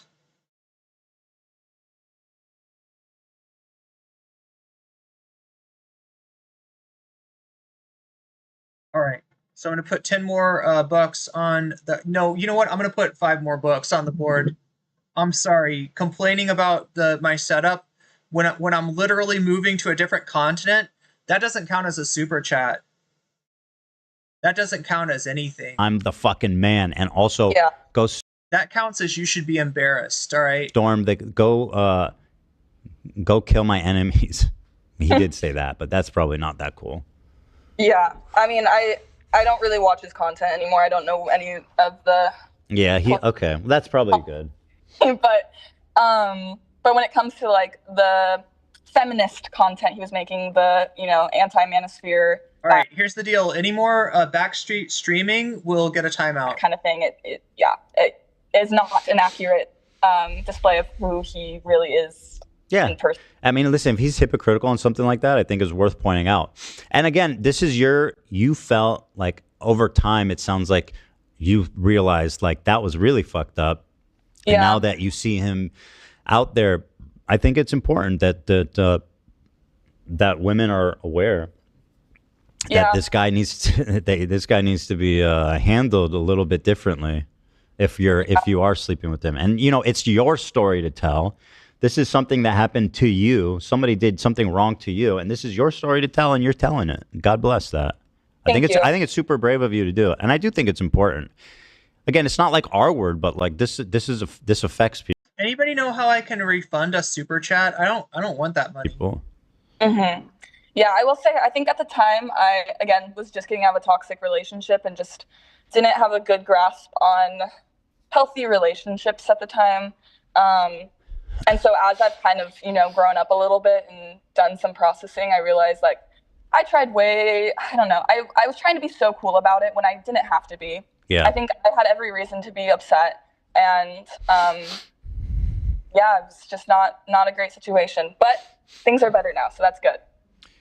Well, I'm glad everything's going good for you. I think that makes a lot of sense, by the way. That like in the moment when you guys are together, I mean, you said you guys were in bed together, that you're like, oh, okay, you try to be cool about it. But like as time goes on, and again, you both are pretty young. I know he's like in his mid-20s, so if you're a few years younger than him, and this was a few years ago, you were pretty young age, to be clear. I was 21, turning 22. So. Okay, so yeah. So I mean, like, at that age, there's still a lot of maturing to do, and I've been in situations like that in my life where I feel like after a few years of thinking about it, I'm like, damn, that was really fucked up the way that this person was treating me. It's completely normal, It's not odd at all to feel that after the fact. Yeah, I think that there's going to be some questions, though, about like why nothing was said sooner. And I think it's just one of those situations that as time goes on, you realize the situation for what it really was. And so are you an audience member of the show? Like, how did it come up that you reached out to us? Yeah, I am. I view every podcast, every show. So I'm actually... Legend. That is a big yes! Me and my sister actually walked, and H3. We don't live nearby each other, so this is a way that we're able to bond and talk about. Wait, am I right about that? Is that what she's saying? Is that what she just said? This is a big fucking H3 fan. That's called in to let you know, like actually, I'm in the audience, and I had a relationship with Ethan. Sorry, not with Ethan. I had a relationship with Noah. It was fucking awful, and let me tell you all about it. Let's go into detail about my, sexual relationship with Noah Samsen. That's like a true Fupa Troopa coming through. For giving a reason for me and my sister to talk often. Hey, girlie, she's watching right now, too. Hi, girl. We love you. You're a great sister. Bigger sister? Yeah, older sister. You're doing a great job out there. Lollipop Nation. So yeah, you reached out. We saw you in chat. You reached out, and I think Olivia saw you. There was like a message in chat, and then we reached out. Yeah. We talked everything, and we're like, okay, this girl's legit, and that was basically all there is to it. You didn't wait that long, by the way. How long's it been? A couple of years? It's also never your responsibility to tell your story when you're not ready. Right. Never. I mean, it didn't come up until recently. Like, I saw you guys started to post this is what about pisses me off. him, and I was like, oh, that's really weird. This is what pisses me off. The idea that a Fupa Troopa would feel the responsibility, right, in a situation in which Ethan is being attacked. Ethan is being maligned, and I gotta do. Oh well, I know something about this Noah Samsen guy. Let me like that makes me so uncomfortable. The idea that a fan of H3. Like, and people feel the need, like if somebody was shitting on me, people would feel the need to come out and kind of clap back, right? And that's fine on one sense. Obviously, I don't want you to harass anybody, for my sake or anything like that. And I wouldn't want you to feel like the need to divulge a highly personal life situation in order to make my enemies look bad. This is making me so uncomfortable here. So goddamn uncomfortable. And then once it was in the title, I was like, okay, maybe this is something I'm willing to share because again, it shows that he's not who he might say he is. Yeah. I wonder, did you ever see him drinking Coke or playing Disney games, perhaps? I can't recall that, but I do know that he drives a Tesla. So that. Oh, that's scandalous. But in his defense, I do remember him telling me that he bought it before Elon. He knew Elon. Yeah. You used to drive a Tesla too, Ethan. So Well, first of all, okay, I got rid of that thing before everyone was like turned on Elon. I got rid of that thing years ago. Well, that's not everybody's as hip as you. I am literally.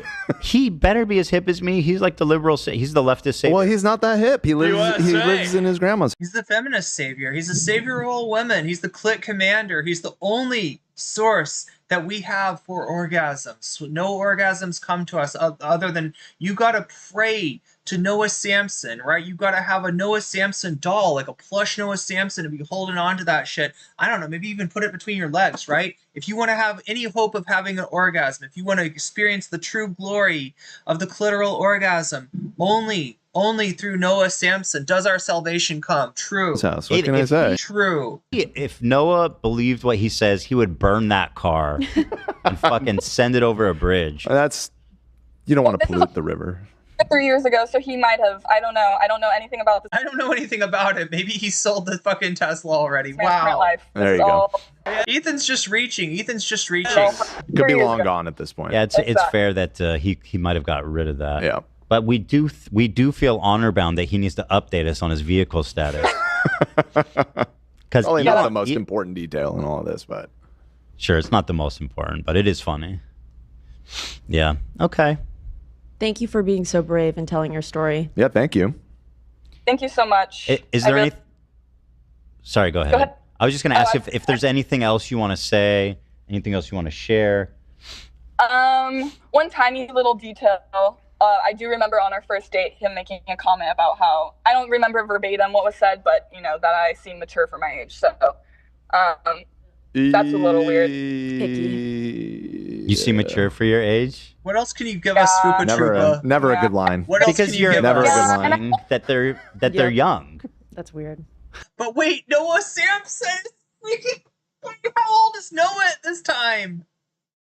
How old is Noah? Wait, we're not talking about like chat. We're not talking about like a 40-year-old, dating an 18-year-old and being like, you're mature for your age, right? We're not talking about that, are we? Is that what we're saying? I don't think so. I told him that too. I was like, you realize that that's something that like manipulative men say. To Don't ever say that. He's like, yeah, that's where do you think I learned it? Yeah. And that's the thing about like the whole situation was like the only difference between him and like other shitty men is that he seemed apologetic. He, acted like, oh, I know you have every right to be upset. I wronged you, but who knows what he really felt. Still did it. Yeah, I wonder. Yeah. And he didn't just do it to you. It sounds like. I mean, can we get the Olivia line as a voice as a sound drop? Which Olivia line do we mean, chat? There might be others. I don't know. Did he use the word roster, or was that something I imagined? This was a while back. I can't remember exactly what words he used. Did SA happen? What with Noah Samson? I don't think that's what she's alleging. Izzy Sanchez, this explains so much. The whole Ethan segment is just some salacious drama slop. And chat, for those, for the true fans out there, all right, we will get the stream back up to par. I don't want anybody to think that I'm like, it's literally just, the question is, do you want streams now, or do you want me to just skip all this stuff and wait until I'm in a room and to ignore my whole community and to ignore, I don't think so. I think that the fact that there's like, 150 people in the chat, shows me otherwise. If people though, feel like they don't want to interact with the stream when it's not at the technical level that they have come to expect, you're free to, take a break. And I don't even mean that in a bad way. Like it's just, if it's not to your taste, it's not to your taste. But I don't need to hear about it in a super chat, all right? And that's not going to make me like it's not like me, being like, no, I want to use my laptop. I love having like, a fraction of the system resources that I normally have. I love streaming at 720p. I love streaming at, at 2500 kbps, right? That's just what I want to do. No. I love having Waluigi not fucking visible. No, I don't love any of that stuff. Obviously. But yeah, there's nothing, there's nothing that I can do to hurry it up, right? I'm gonna get a XLR cable hopefully today. I tracked down a guitar store that's within walking distance, so we're gonna get that XLR going, and then the other thing would be pretty much being able to get into an apartment so that I can do real streams with my real equipment and have my. The other thing I don't understand is, look, do you know what just happened? This is my mini XLR cable for my headphones. It just slipped out. You know why it slipped out? Because it's busted. It's busted. See what I'm saying? It's bust. A lot of that's why I'm kind of surprised that I would have set up the expectation for perfection given what kind of like seat of the pants operation this is anyway. Right, so it's kind of I'm like a little bit. Wait, did you think that this was like the zenith of technical brilliance? Did you think that we were set up as like the most professional outlet in the world? This isn't H3 chat. This is NCC, and most people understand that. Most people understand that. Most people appreciate that. Most people respect that. But I'm not. Nobody's getting a banned. Nobody's getting timed out. Definitely grinds my gears, but I don't know. Maybe it's a miscommunication, right? I don't know. I'm not gonna let it ruin my day. I don't think that was I don't know. that was internal verbiage. Okay. Yeah. But anyway, the idea of a roster of this dude, he's like, oh yeah, I got my own harem of just I can get hooked up with anyone, anytime. I'm just a cool, soft-spoken beefcake with a mustache. It's gross. What was beefcake? Is that what you think a beefcake is? Sir. You need to go to a gym, Ethan. You need to go to a gym. Okay, I'm sorry. If you think Noah Samsen is a beefcake, he is a nice little Slim Jim for somebody to snap into. He's not a beefcake. He's not a beef patty. He's not a lean beef patty. He's just a dude. He's got some, he's got some muscles. A beefcake? You need to go to a gym and see what a beefcake is. Watch who's doing compound lifts, Ethan. There's your beefcake, all right? There's your beefcake. I want you to do some Myron. I need you to do I need you to go to a gym and do a little Myron. It's okay to look at other dudes. It doesn't make you gay. And even if it did, what's wrong with that? Noah was 24 because she was, so she's younger, and so he's 24, she's 21, and he says something to the effect, she can't remember exactly, but it's something to the effect of you're mature for your age. I don't know. This feels like he's stretching. This feels petty. This feels. What's that? So he kind of ridiculous. You were 21. How old was he? Oh gosh, I don't even. Probably 24, 25 or so.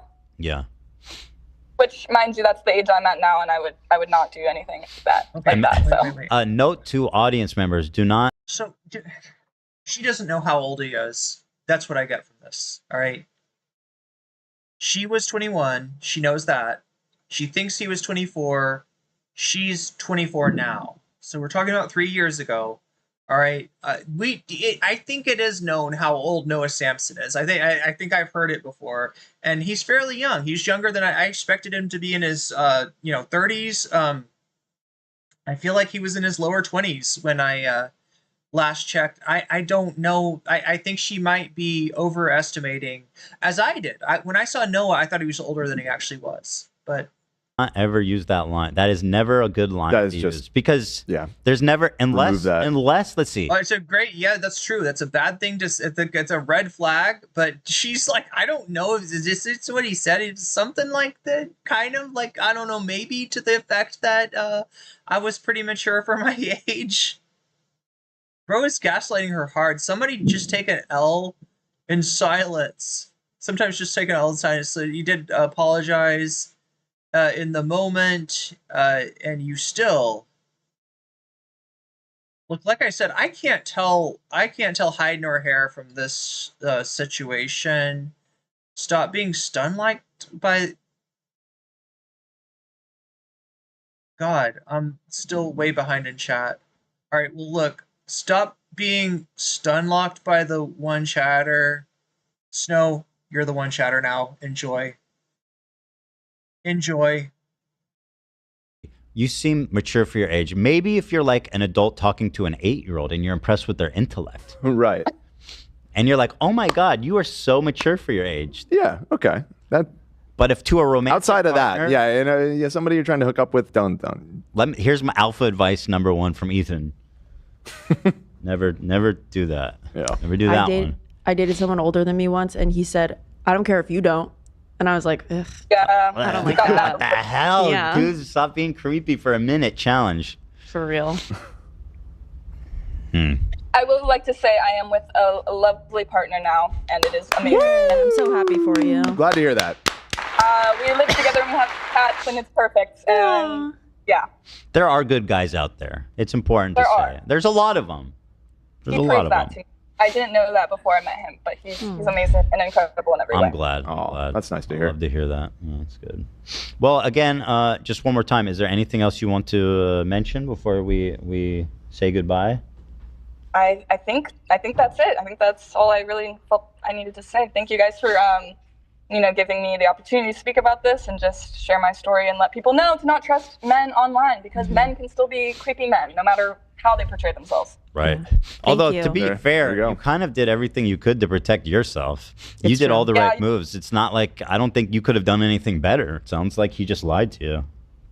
Yeah, I think you're right. I think you sound really mature for your age. Stop, Ethan. I'm not, I'm an adult, hey, I'm just saying. Wait, chat thinks Noah is beefy? Okay, well, I mean, I don't know. I guess it's beefy is no worries, FTW. You're good. We love you.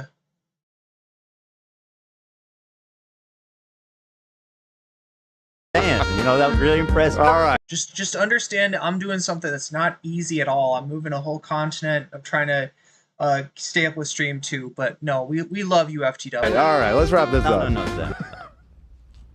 Alrighty. Thank you so much. If there's anything else that you want to talk about that comes to mind, reach out anytime, okay? Yeah. Oh, thank you guys so much. Love you all. Oh, Thank you. Love your sister. Shout out to your boyfriend. Everything's good.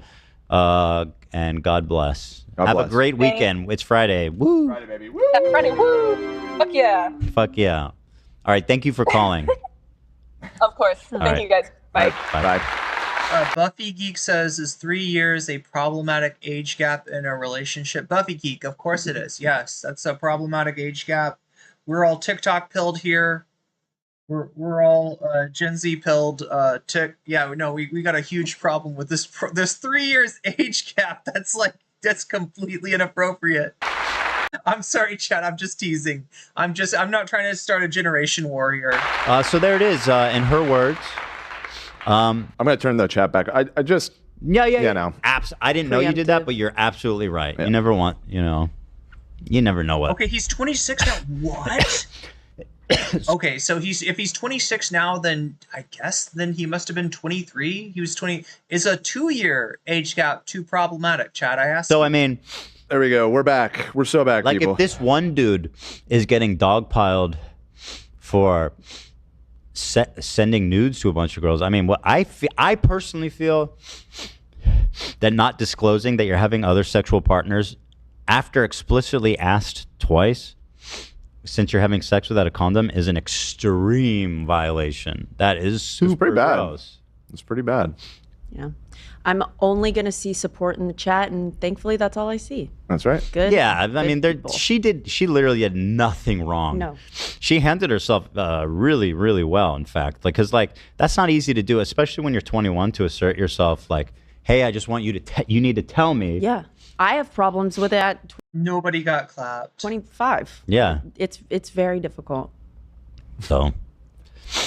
And Somebody said they were really impressed by Bad Empanada's You got to piss me off a lot more to catch a timeout. Female impression. Like it's a pain in the ass to time chatters out, Chad. I'm not gonna waste my efforts when I to time somebody out unless it's really serious. And no. Oh yeah, was that him still? I mean, it might have been. Maybe that's an agent, Argentinian sleeper agent. It could be. Yeah, it's a really good voice changer. I've never heard one that good. Yeah. But yeah, in terms of validity, like we said, they follow each other. I mean, you know what I mean. There's no denying it. For as far as I'm concerned, it seems that she provided ample evidence to that they were amorously entangled for a time. Mm-hmm. And I think it's extra relevant considering his whole shtick online of being like, "Hi guys, I think it's time that we start escalating. Obviously, George Jackson, I've seen beefier. protesting isn't good enough. We know where they live. We know where they are. We know where the propagandists are." Oh, did I say something bad? I guess I'll cut that out. I'm sorry. Oh, you're just ignorant. I like it. I fuck with that. I do. Okay. I realized we didn't talk about this in any of the follow-up, but on Wednesday, you were dogging on him for living in his grandma's house. And I was like, come on, he's a successful YouTuber, like a pretty successful one. And, you know, he's in his late 20s. There's no way he lives with grandma. Apparently, he has stated that he lives at home with his parents. So you were pushing back. I was hard on that one, man. You told me I was going to have to give you your flowers for it. So here I am doing it. That said, there's no shame in living with your parents. Absolutely. I was just...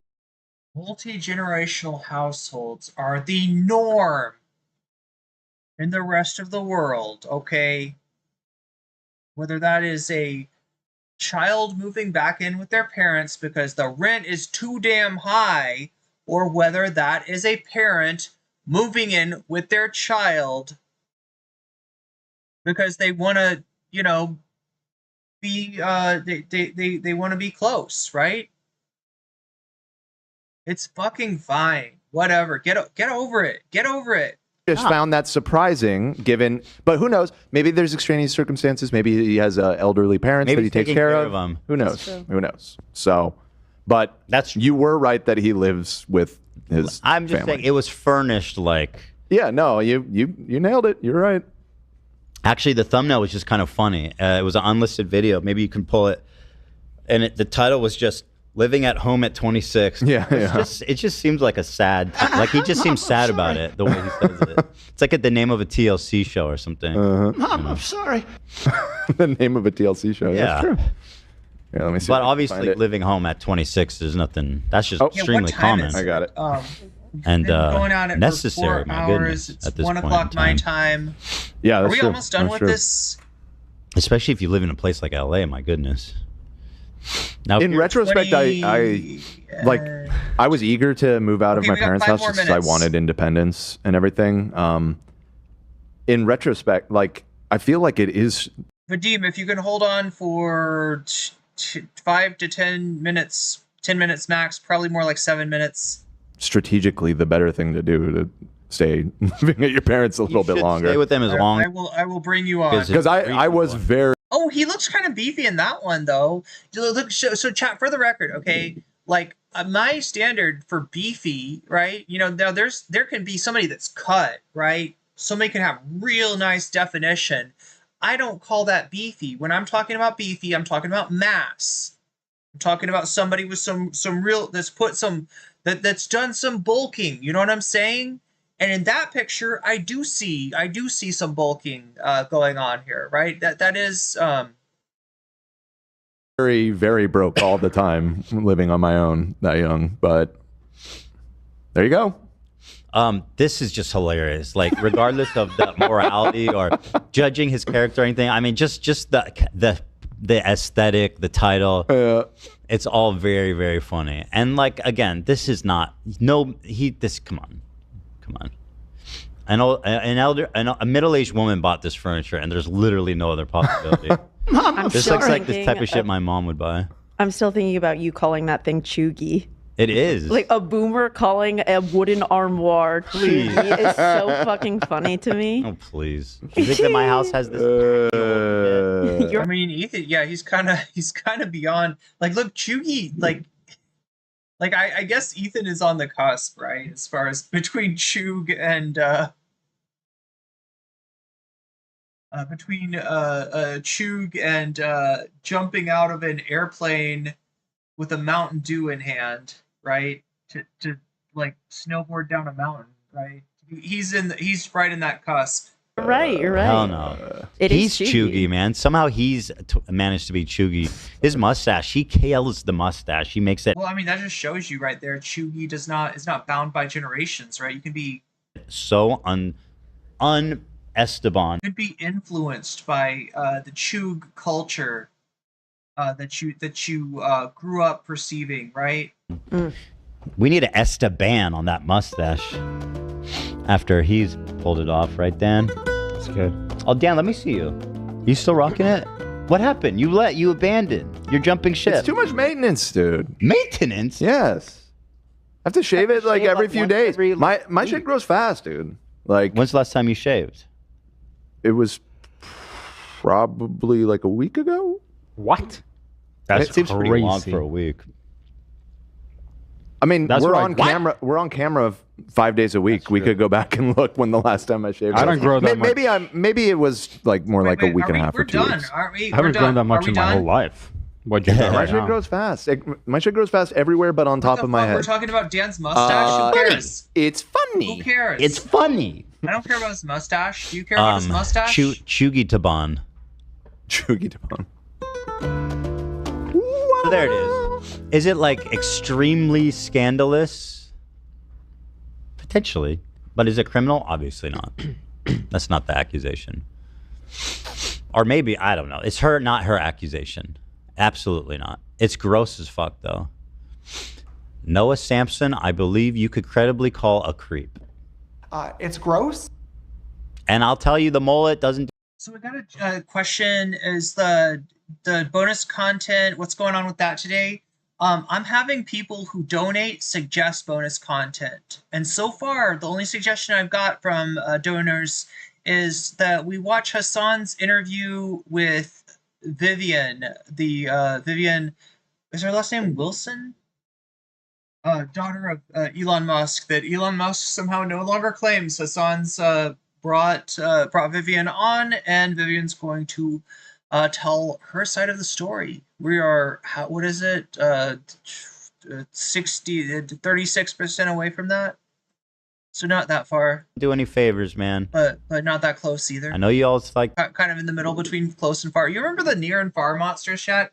Anybody remember this from Sesame Street? There was these monsters that would be like, they'd be like near, and then they'd run away and they'd go way back to the back corner of the room, and they'd be like far, and they'd be like near, far, and you learn the concept of near and far from the monsters on Sesame Street. to defend on the mullet. This man has a mullet and a mustache. This is not doing favors for this look. I'm just laying that out there. This is the new fuckboy look, and I will stand on business saying that. I just don't care. If you're walking around with a mullet and a mustache, watch out, ladies. Right. Just saying. Also, she said she didn't have a condom. Bro doesn't carry a condom on him. You don't come prepared? Listen. Ethan has had the same condom in his wallet for 25 years. All right. There's actually a shape in his wallet, right? You can see like the ring shape, just worn into his wallet from having that condom in there, right? He comes prepared, chat. You can't say that this guy doesn't come prepared. Yeah, come on, dude. It is a very good Where's the feminist theory on that one, bucko? Anyway, so that's the story. What a creepy little weirdo he is. And shout out Bad Empanada for preemptively discrediting this. Very good. Yeah. Very good. All right. So where are we at here? Look at this. You guys want to watch? Boom. We are done.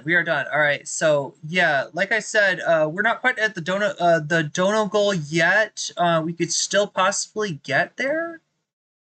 We'll just like kind of hold out on that. But yeah, again, if you donate, whether it is through Super Chat, if you get a super sticker, if you get yourself a membership, if you gift memberships, if you support me on Throne, if you sign up for Patreon, if you support me on Twitch, which you'll have to let me know if you do, right? Because I won't see it. If somebody's already gotten themselves a resub or given gift subs or used a Twitch Prime to get themselves a free sub on Twitch, I don't see it. I don't know about it unless people on Twitch are like, hey, hey girly, you gotta say like, hey girly, you gotta, somebody gave 5 gift subs, you gotta let me know that, right? Otherwise, I don't know. I don't find out. It doesn't tell me. I'll try to up like the standards a little bit. It almost feels like I should get like Chatterino. Wait, no, Chatterino doesn't work on YouTube, does it? There is an issue in that my chatting window is very slow, and people are complaining about, me spending an inordinate amount of time on chat. That happens because I'm usually able to have like a chat window like this, right? It's off. You can't even see how big this is, right? It's like long. It's a long man. Oh my God, chat! I need the long man. I need the long. Let's get that some long man. Do you want to do that? Long man.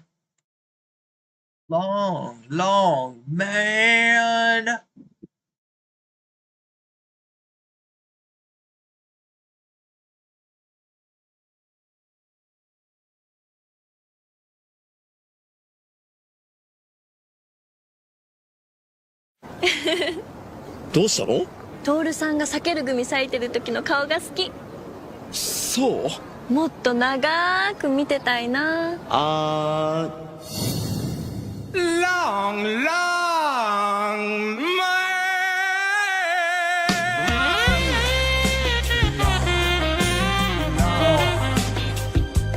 危ないね、あの人。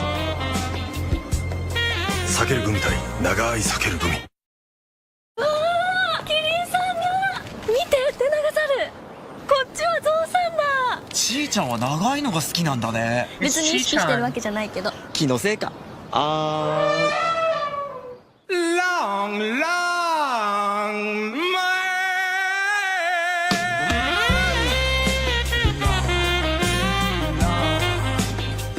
前にも言ったね、あの長い人。避ける組対長い避ける組。出先で避ける組のマンゴー見つけてさ。本当？バイク便で送ったから。そろそろ吹くと思うよ。すごいタイミング。サインお願いします。Long man. ちーちゃん、聞こえてる？ウィーゾー。あ、届いたよ。ありがとう。マンゴー味珍しいからたくさん買ったんだ。今度2人で食べようね。Dingus Gambit。おい、ちーちゃん。避ける組対長い避ける組。それ触ってみてもいいですか？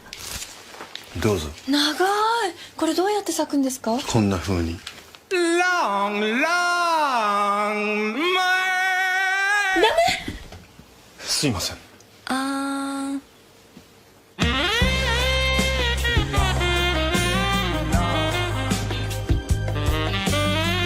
避ける組対長い避ける組。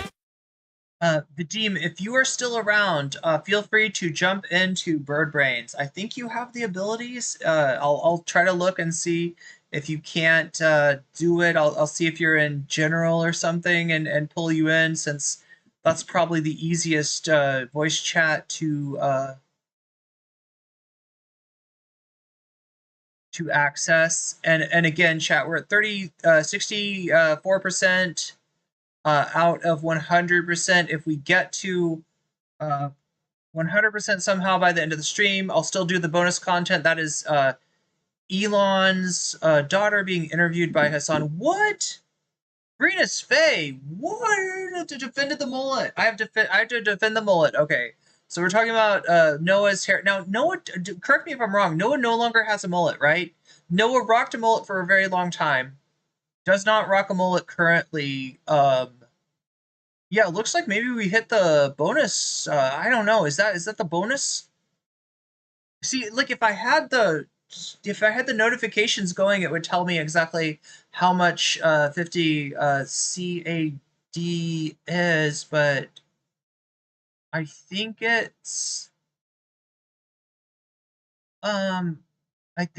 like at least 40 USD. I think we're good. I don't know. We'll see, chat. I think we hit it. But thank you. But yeah, so no, the greenest Faye is bringing up something, all right, about the mullet. To defend the mullet, they are coming back into style and look pretty cool. I am good to watch a Hassan interview. Okay, so that's another donor saying that they want to see Vivian Wilson. The oh, is that the sound of Vadim? I think it's like at least 40 USD. I think we're good. I don't know. We'll see, Chad. I think we hit it. Oh, I hear myself. I was like, that's not Vadim. That's what I sound like. Wait a second. Sorry about that. It's okay. Yo. Hey. What's going on, What Vadim? up? Good to talk to you. Good to talk to you. Yeah, you got likewise. the thing muted. Okay, cool. Yeah, we're good. Chat, we're good. So yeah, this is Vadim, everybody. Hey, it's Vadim. I'm gonna see if I can get you up on screen.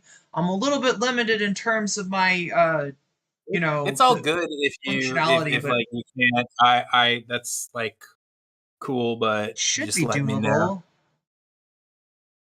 Wait, let's see. Oh, I know what I do. I duplicate this. But yeah, good. So yeah, we just got through a painful episode of H3. That was truly painful for me.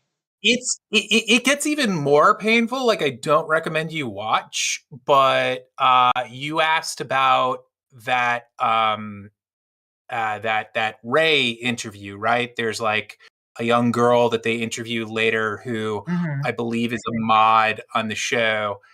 And my understanding is like somebody told me after I watched the thing, I like commented on Twitter about that like just incredibly lame interview that you just watched.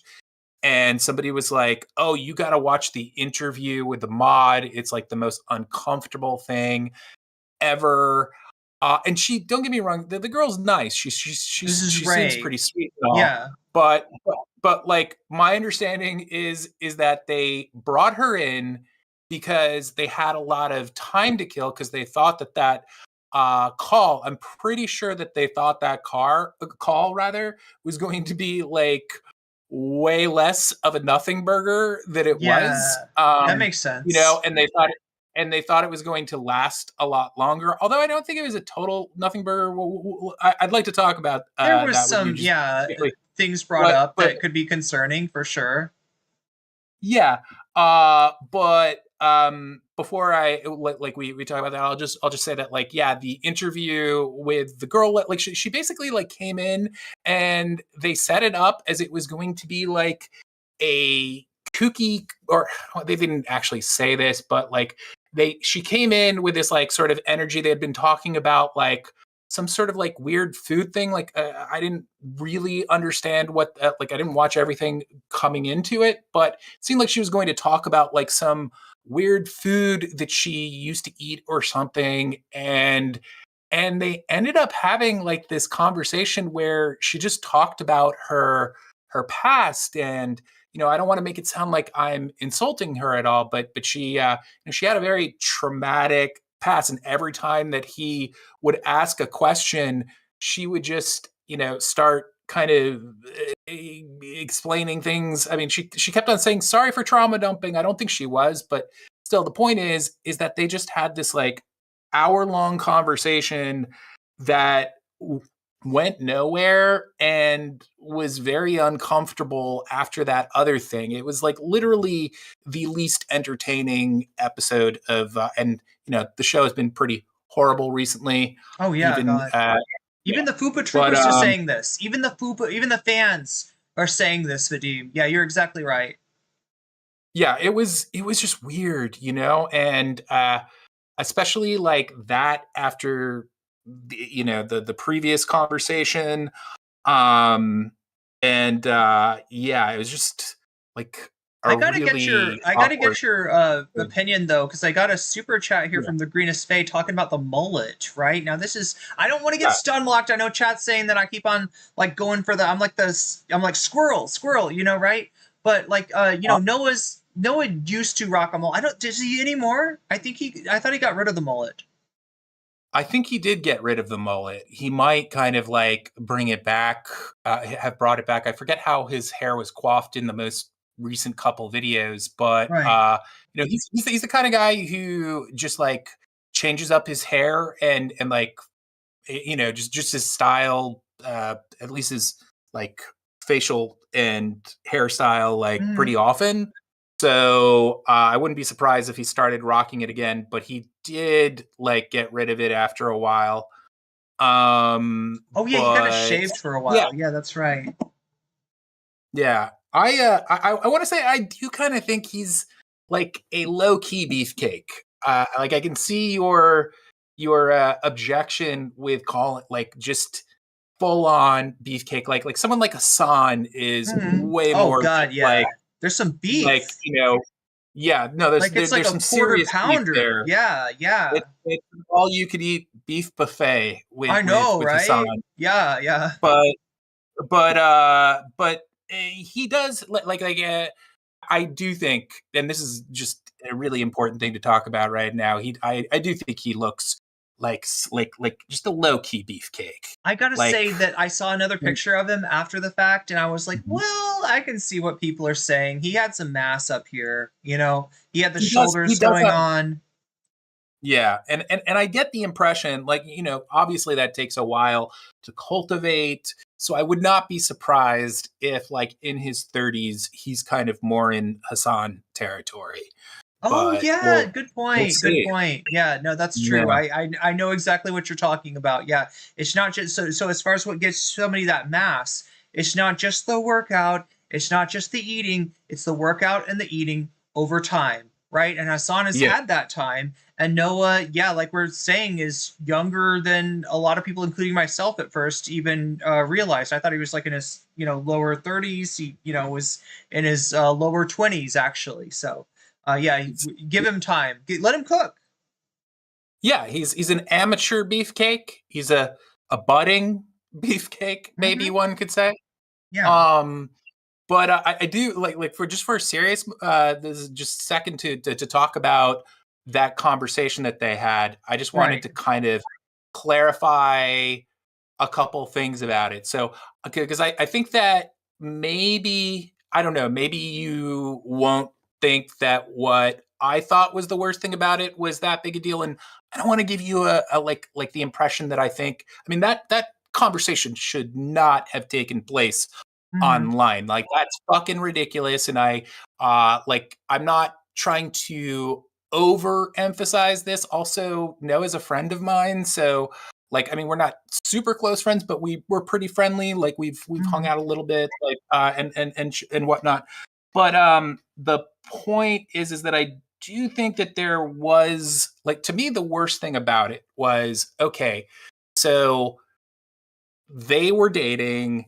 They were like, it was non-committed. They understood that. She did set a pretty like firm line about if you start sleeping with other people, tell me, like we need to have a conversation about that, and definitely be protected if you are. Yeah. And so do you want to go over the timeline that you got from that? Because I guess that's what I'm a little bit unclear about, the timeline.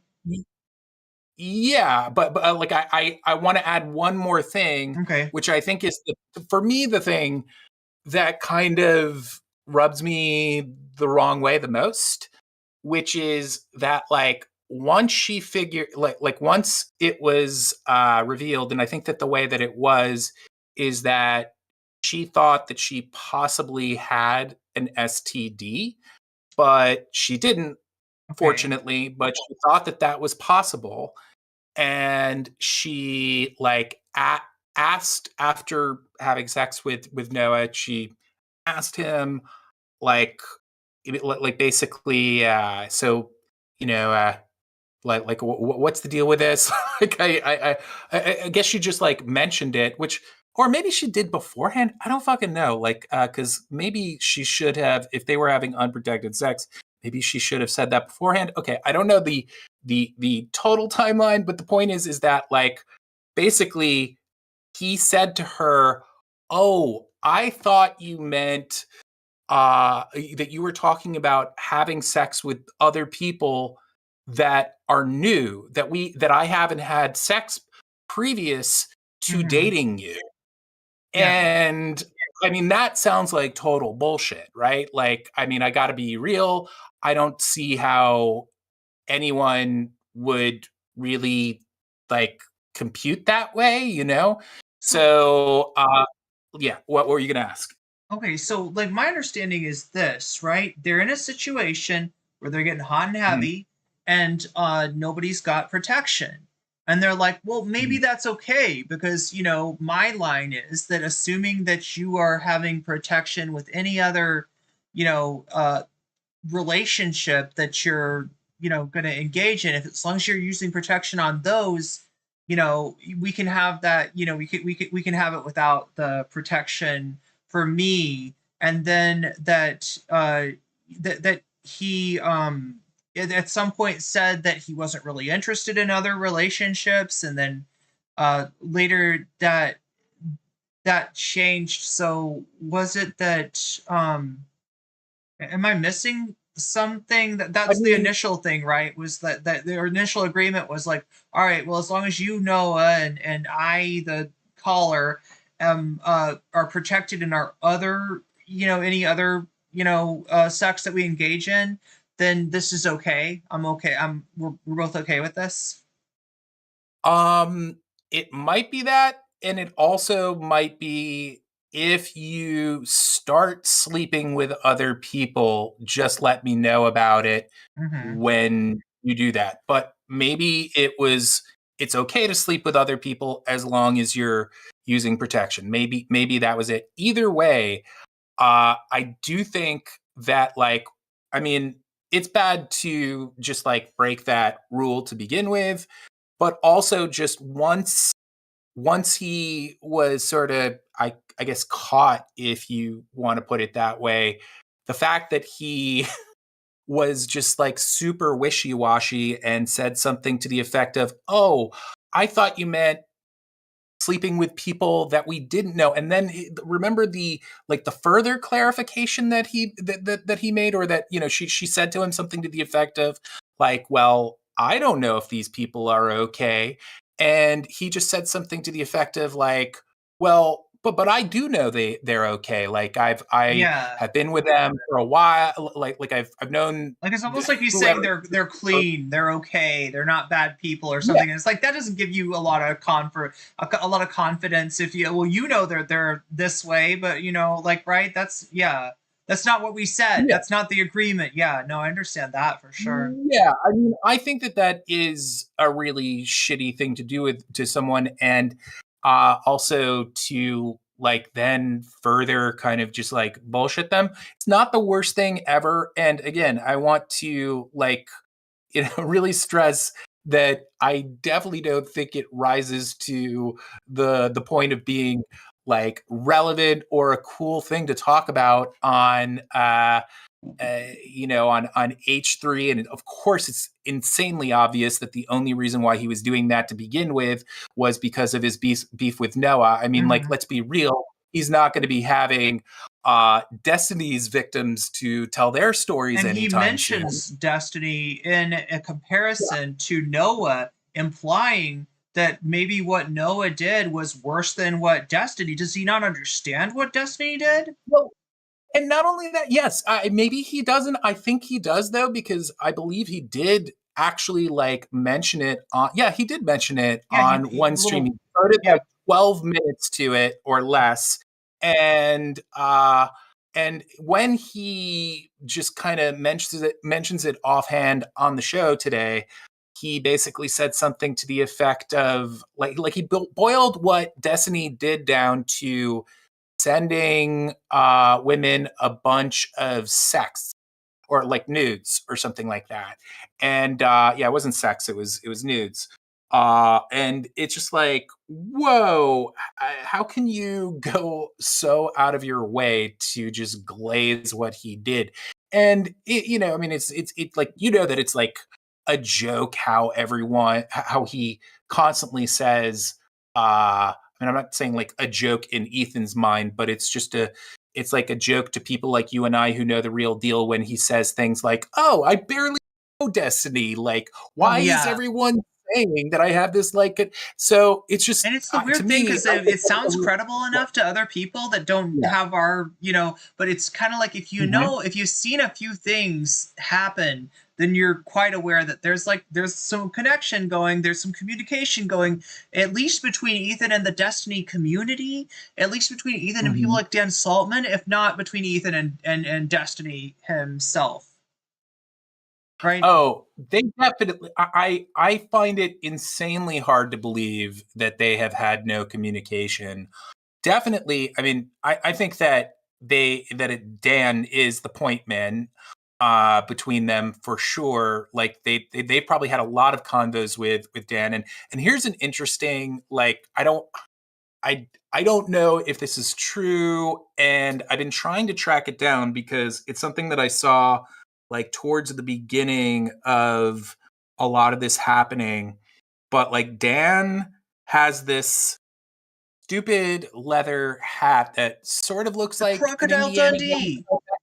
Yeah, exactly. I don't know. I haven't seen I feel like I've seen a YouTube video about Crocodile Dundee, but I feel like, did he have something like that? But yeah, I know what you mean. It's Indiana Jones Crocodile Dundee. It's an adventurer hat, right? Yeah, the Crocodile Dundee hat has like some sort of like strip over it with like, I don't know, like it's shark teeth. It's not shark teeth, but like some sort of crocodile wild animal teeth that are like around it. But this hat is like a little less. It may not be an Indiana Jones hat. Maybe a little it's less somewhere audacious. It's somewhere in between those two hats, like you said. But anyway, the real reason why I'm mentioning it is because in the beginning of Ethan's, like when he was really going on a tear, like basically when his whole fucking like crash out, his never-ending crash out started, there was an episode where both he and Gila were wearing the exact same hat as Dan did, and as Dan had, and a lot, and I don't recall, again, like I have to look it up and find it now because it's might be something that I want to include in something that I talk about, but it seemed the reason why I'm bringing it up now is because it seemed like there was a very strong possibility that Dan gifted him or rather them those hats, and that was like sort of like a nod to it's kind of a Dan thing to do, isn't it? If you know Dan Saltman is who we're talking about,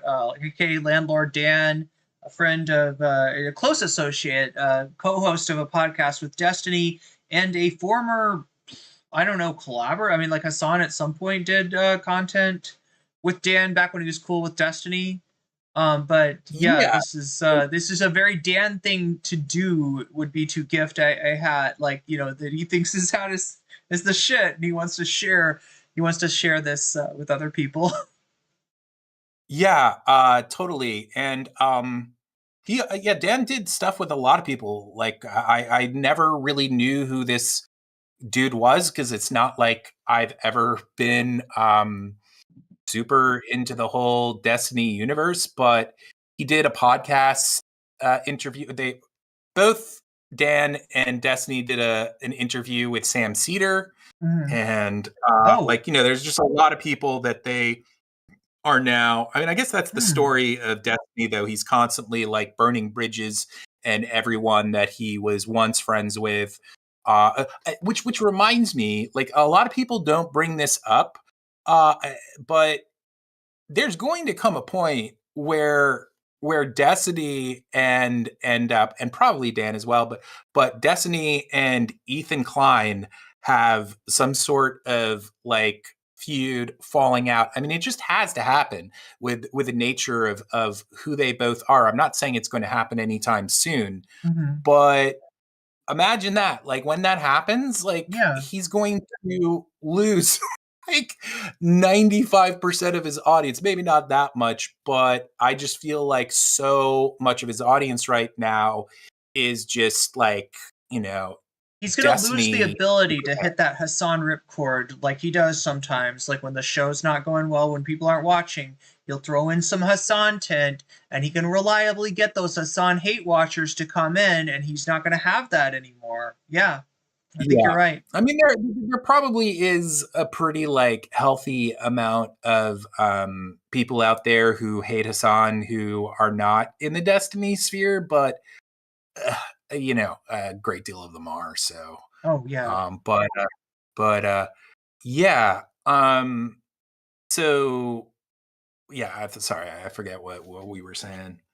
we were just on Dan and his gift to Ela and Ethan, and his you know, the possibility of a falling out between Ethan and Dan, Ethan and Destiny, and just you know, it all started from the you know, people say, like, Ethan's always like, Destiny, I don't even know who is this Destiny guy, right? And it's kind of like, to anybody who is at all savvy, you know that there's communication between Destiny's community at the very least and Ethan, and that some of what he's being fed is being fed to him. Some of the anti-Hassan stuff he's being fed is being fed to him through the, you know, Destiny connection.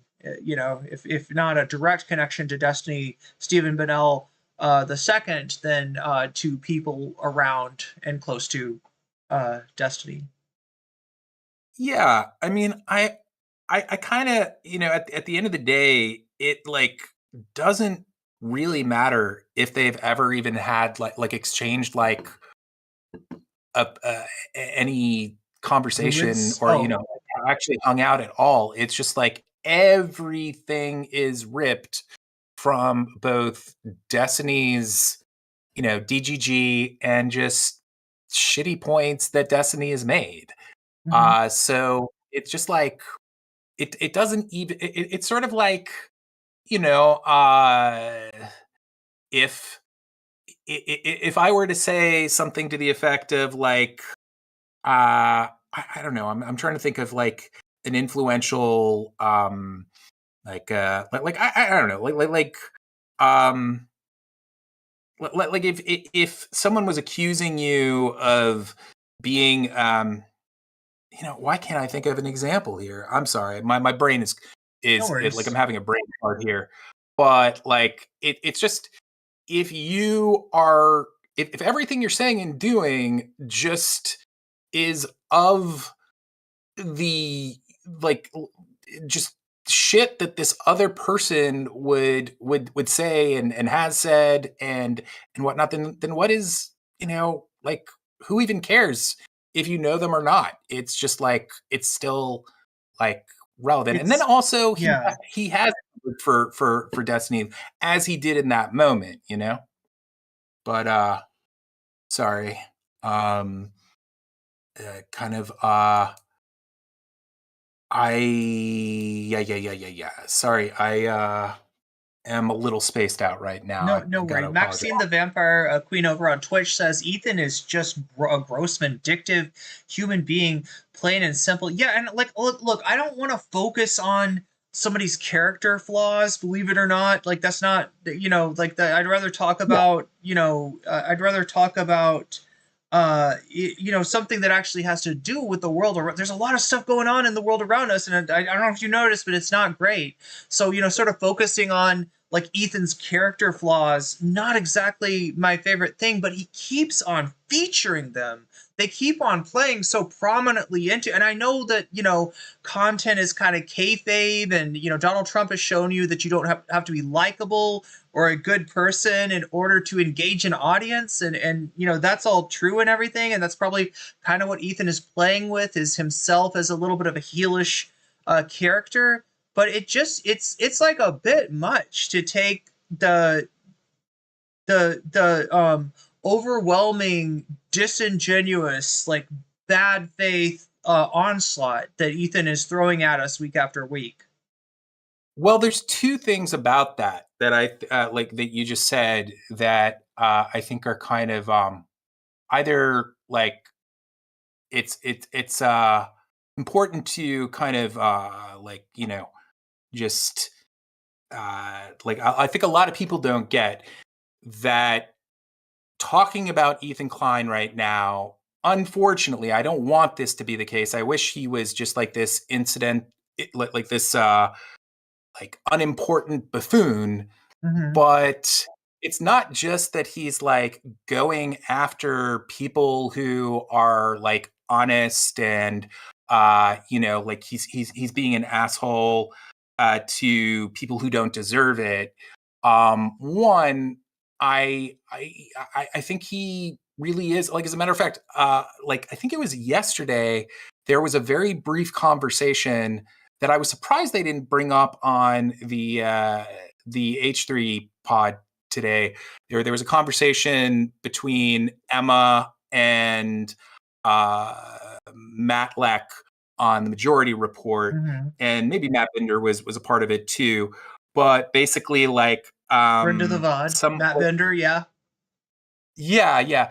Like basically at a certain point, someone no, I don't think they called in. I think it was a like a DM or something, something in chat. And they said like, hey, have you thought talking about Ethan Klein more, because he has kind of like blossomed into being a full-on right-wing like asshole, and he's causing a lot of damage. And Matt mentioned the Noah Samsen video, and he said something to the effect of like, yeah, what Ethan is doing right now is really disgusting, but like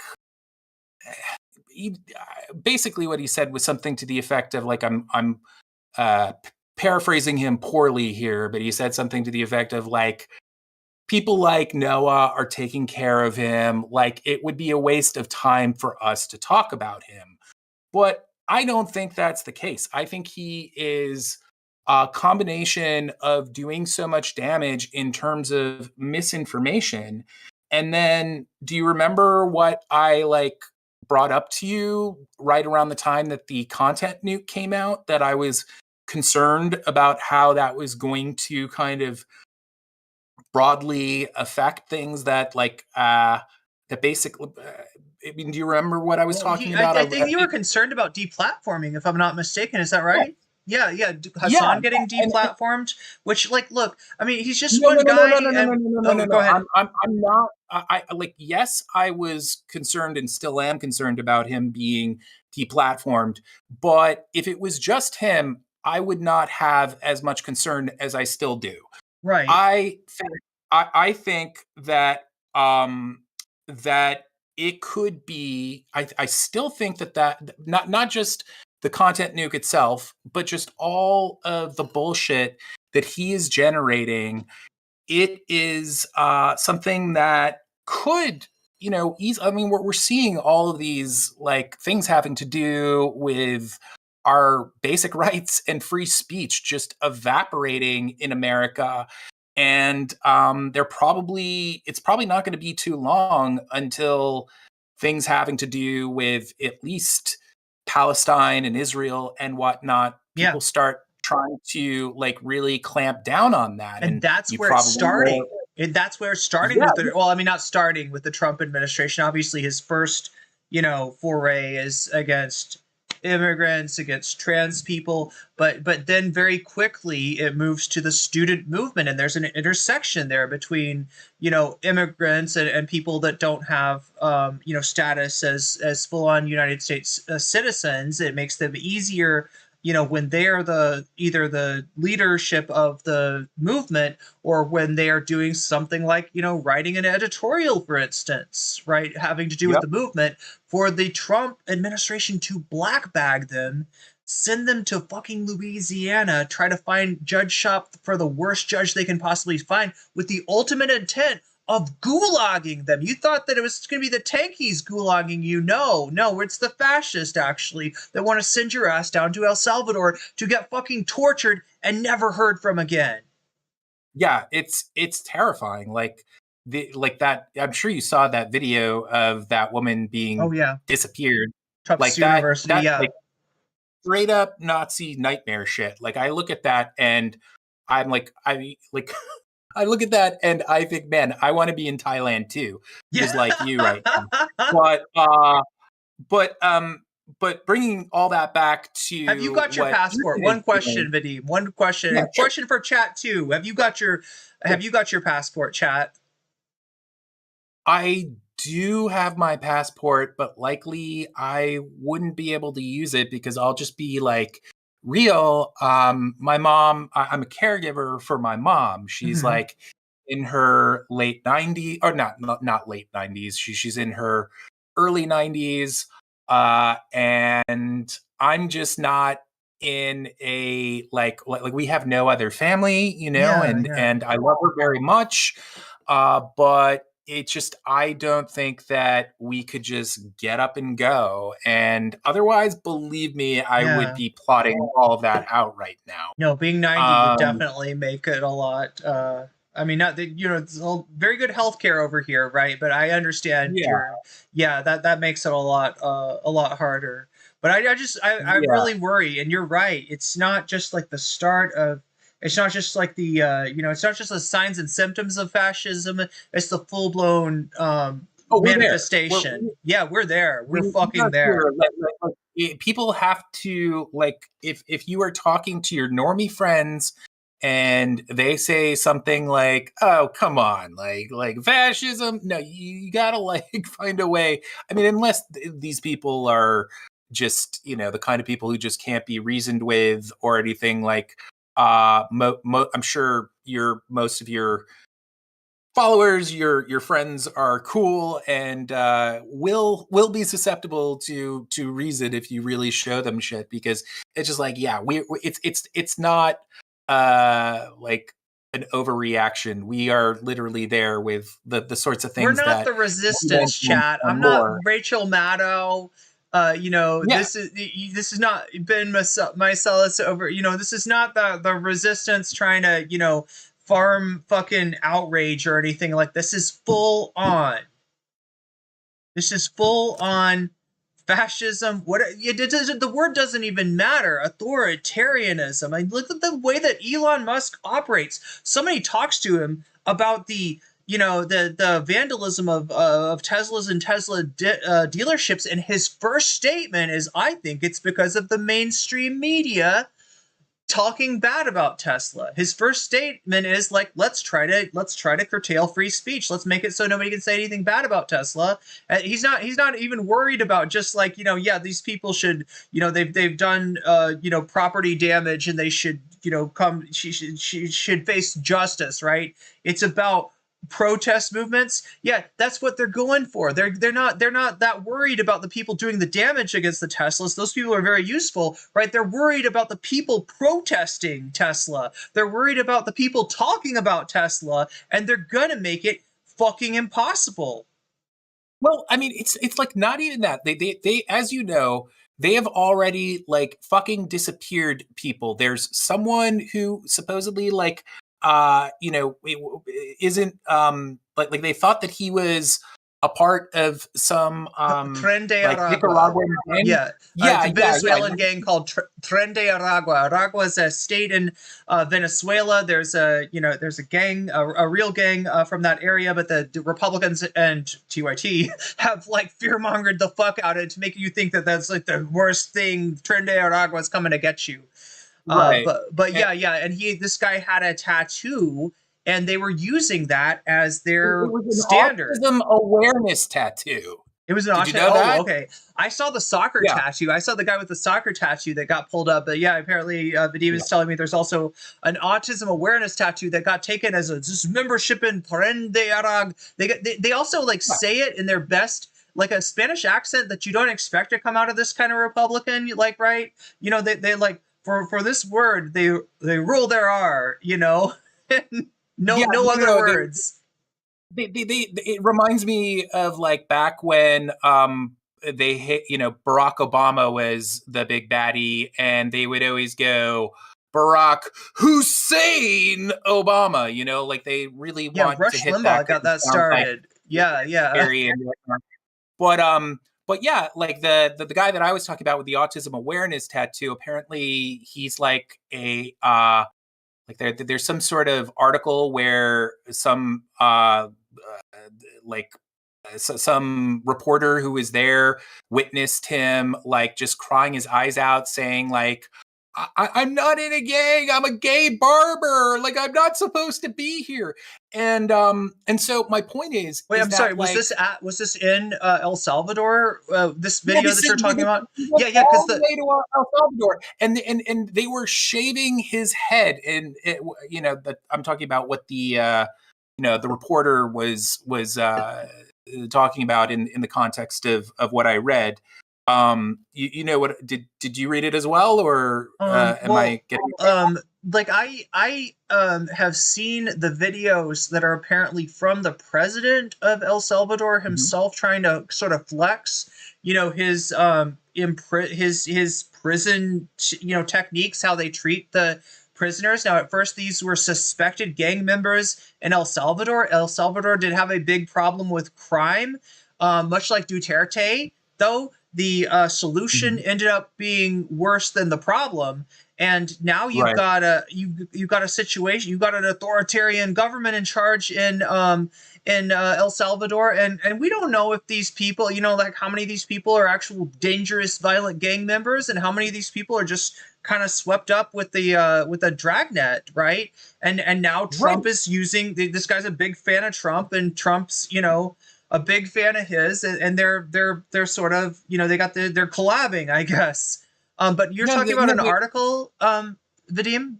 Well, I'm just talking. I was just saying that in order to explain that story of that one guy who, I mean, that's just like that's the craziest nightmare shit ever. Like just reading about it, I get terrified just even thinking about it. But the reason why I brought that up to even begin with this stuff is like, if you have a country who is just without any due process, just bagging people up, sending them south of the border, and just allowing that to happen with this, what you were talking about with like the Tesla bombings or whatever that is. Like I think they could just as easily just take any random person and just say, oh yeah, they were doing this. They were setting off car bombs at a Tesla. There's no there's no process. There's no due there's no what do you call it? Right the you're right to, is it due process? I don't know. I'm having a brain I think due process just means kind of like giving them their day in court. Yeah, that's not going on. So we're not we got no, nothing to tell you that this person doesn't have legal status, which is, the claim, and nothing to tell you that this person is involved with a violent gang, which is another claim. Nothing to tell you that this person is giving material support to Hamas. They just make the accusation and boom. Louisiana, exactly. El Salvador, gone. Can't find them. Lawyers calling, on the phone trying to, they disappeared. Their family, their lawyer, nobody can find them. Exactly. And that's what makes me terrified for myself. Like, I don't think that's going to happen to me, but nobody thinks that's going to happen to them. And I like right now, it's like people with visas and like people who are undocumented. But I could totally see, like, if a country is capable of being that fucking like evil and dishonest as an circumventing due process, that means that nothing. Yeah. There's no. You're exactly right. There's no checks on anything. So yeah, they could start using this against, and they will start using this against anyone and everyone. Sarah in chat has a comment on what we were saying earlier about Matt Lesh. I saw the exchange on Majority Report that Vadim was talking about, I think, but I interpreted it differently. Sarah says Matt Lesh went on to say what Ethan is doing was super dangerous and a catalyst for, I think he said, the Colombia thing. Yeah. So we're talking about in this case, somebody who was involved in the student protests in Colombia and was, swept up, sent to Louisiana, and then just, well, actually, no, did they succeed in sending him to El Salvador? I haven't kept up on that one. I don't think they have yet. I think that those students are still like in Louisiana right now. Mhm. But I did see that follow up, and I'm glad that you mentioned that. Whoever like just texted whoever said that, Thank you, because Sarah. Yeah. yeah, because yeah, no, that is worth mentioning, and I didn't mean to make it sound like Matt is just writing what Ethan is doing off, but at the same time, I do think that he needs to be confronted more. I just in general, and or when I say confronted, I mean really just debunked, and just kind of a lot of people need to take a crack at him.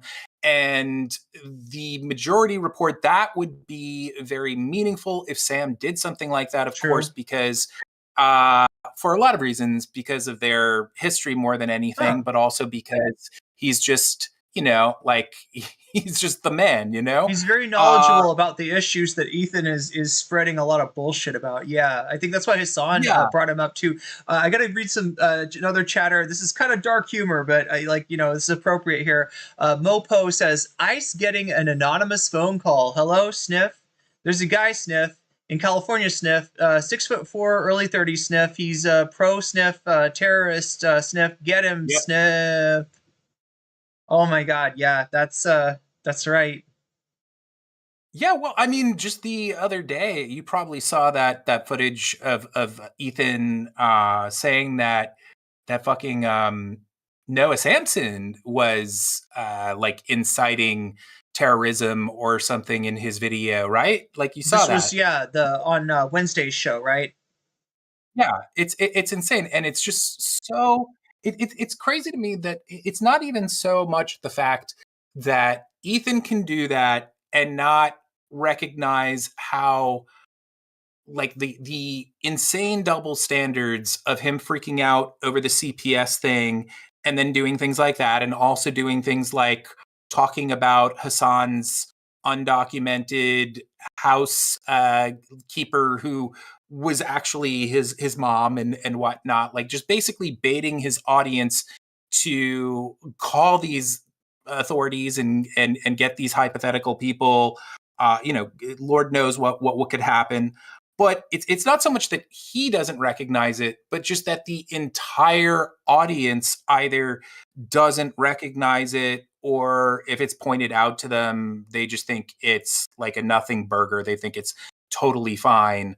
So like that to me is insane. But like you get me, you feel me. But like I just sorry if I'm kind of rambling, but I do want to finally just connect all this back to Ethan and his content nuke by saying that, like, you know, the way that I think it could possibly go is just if we are at a moment of some sort, like something happens. It could be something that happens on like Twitch. It would probably actually be a nothing burger, but be something simultaneously that was very easy for the right wing losers and people like Ethan to hurl clutch over and just say like, oh my God, this is like, this person is totally like just, you know, like he has been for so long, just insisting that someone is like simping for terrorists or worse. And if there is a moment where, like, you know, there's all these social repercussions because of the fact that like Fox News is talking about it, and like all the like usual suspects, and Elon Musk is already paying attention to Hassan. We know that. So if there was like a moment where all that was just at like a boiling point, and Dan Clancy actually did get fired. You know who Dan Clancy is? I guess I'll just say CEO of Twitch for anybody who doesn't know. Yeah, and he's someone also that Ethan and the Destiny community has been just gunning for. They say that he just hates Jews and that he's like trying to. They call him Dan KKK Clancy. Yeah. Yes, it's nuts. Of course, I think all of your audience would understand that. But if like I could see a moment where the like the higher ups at Twitch just say like, okay, like we do have to fire him just for like, just for publicity. Like this is looking so bad that we have to do this. Sorry, I'm having a hard time saying that word for some reason. Opportunistic, like exploitive assholes. Like basically everybody on the right, I think, could glom onto that and just make it a moment where they say like, something to the effect of like, oh my God, look at this. All of this terrible anti-Semitism has been like allowed to fester at this place. And like, look at this content nuke and this Ethan Klein guy and these other people have been talking about it for so long, but nobody did anything. And then like, basically piggybacking off of that, they would say something to the effect of like, we have so much anti-Semitism on all of our social media and nobody's doing a thing about it.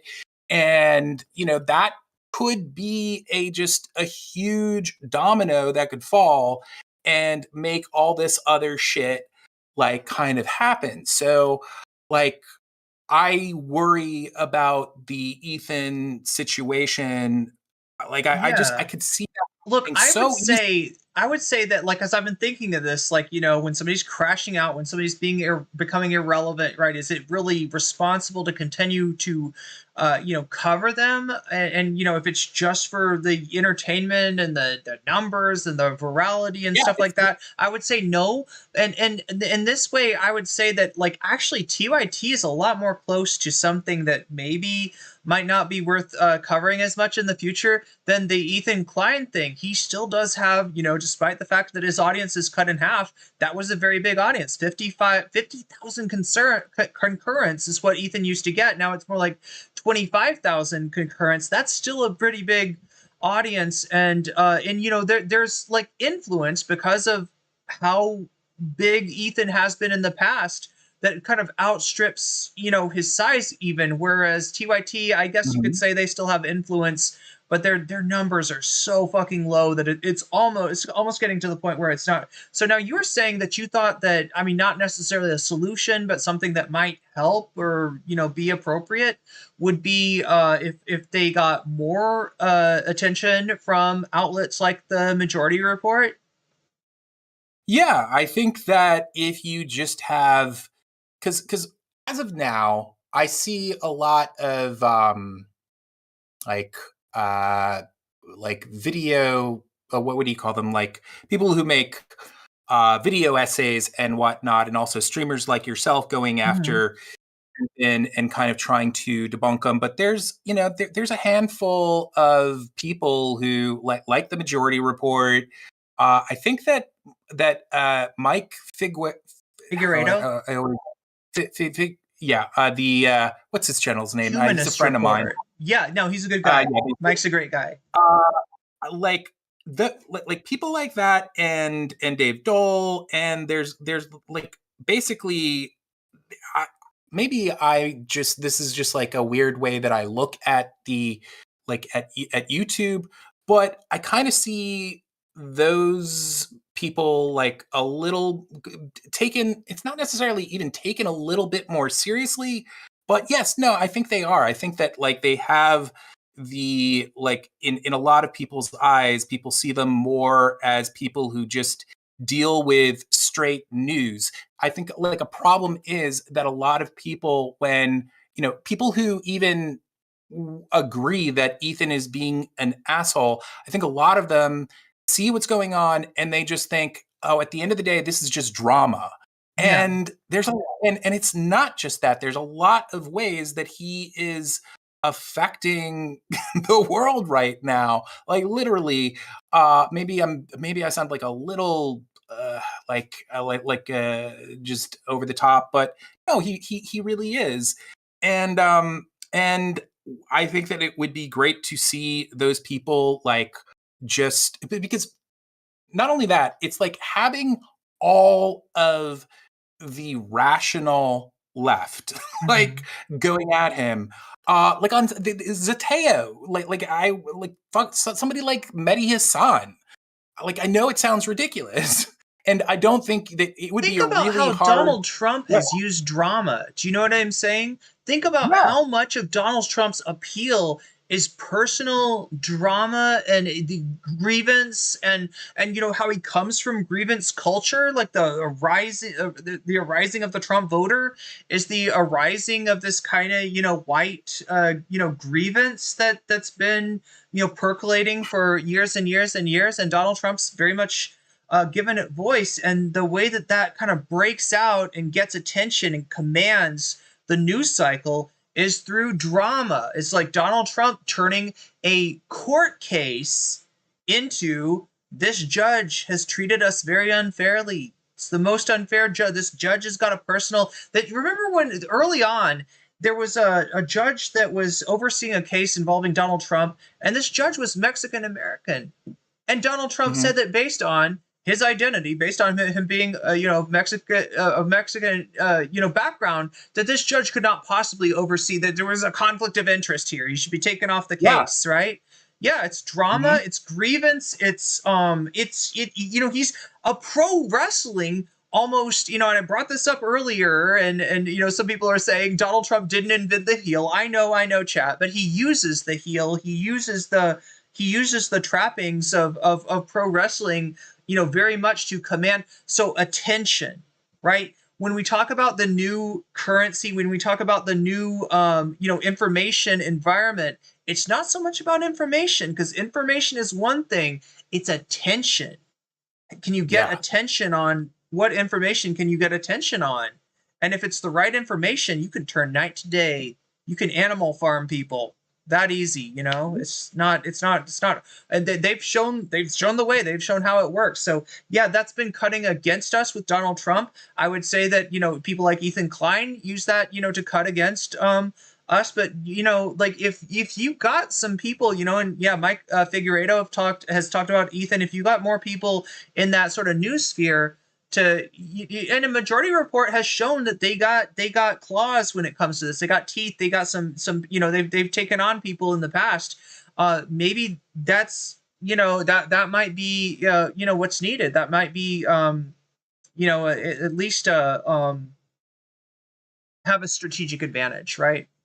Yeah, no, totally. And I have two things to say to that. One is just you probably recall, but Noah Samsen, I think, smartly basically says something to the effect of what we're talking about here in the first of the three recent video he's made. He says something to the effect of like, hey, oh no, he did it in his most recent one. He says something to the effect of like, the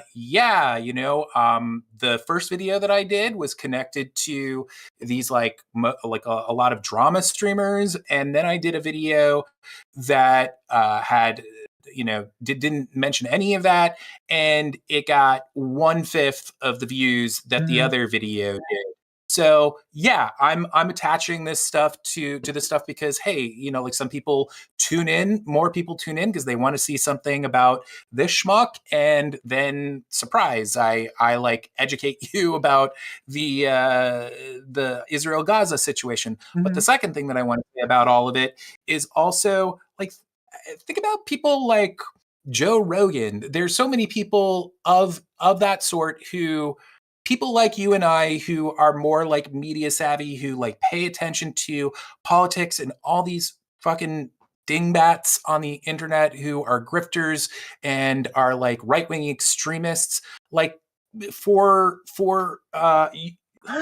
cat is coming over. This is a wizard right tiger. here. Look at this tiger. He is a beast. Look at this guy. Oh yeah. Chin scratches. Oh yeah, he's a sweetie. He's a good guy. All right. Please chill, my friend.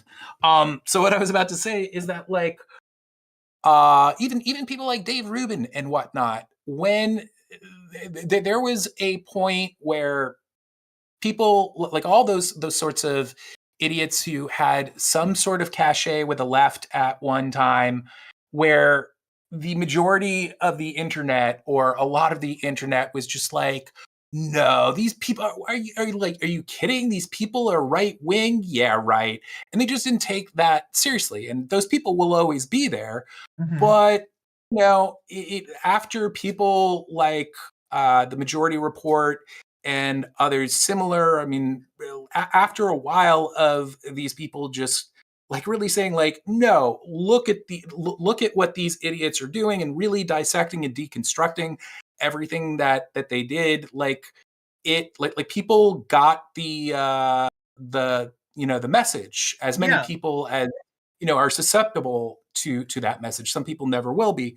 So that's why I think because Dave Rubin kind of making his bread and butter off of like little conflicts with TYT, who aren't really super savvy about this sort of thing, and kind of getting that interest in his new brand from and getting accolades from the right who hate TYT.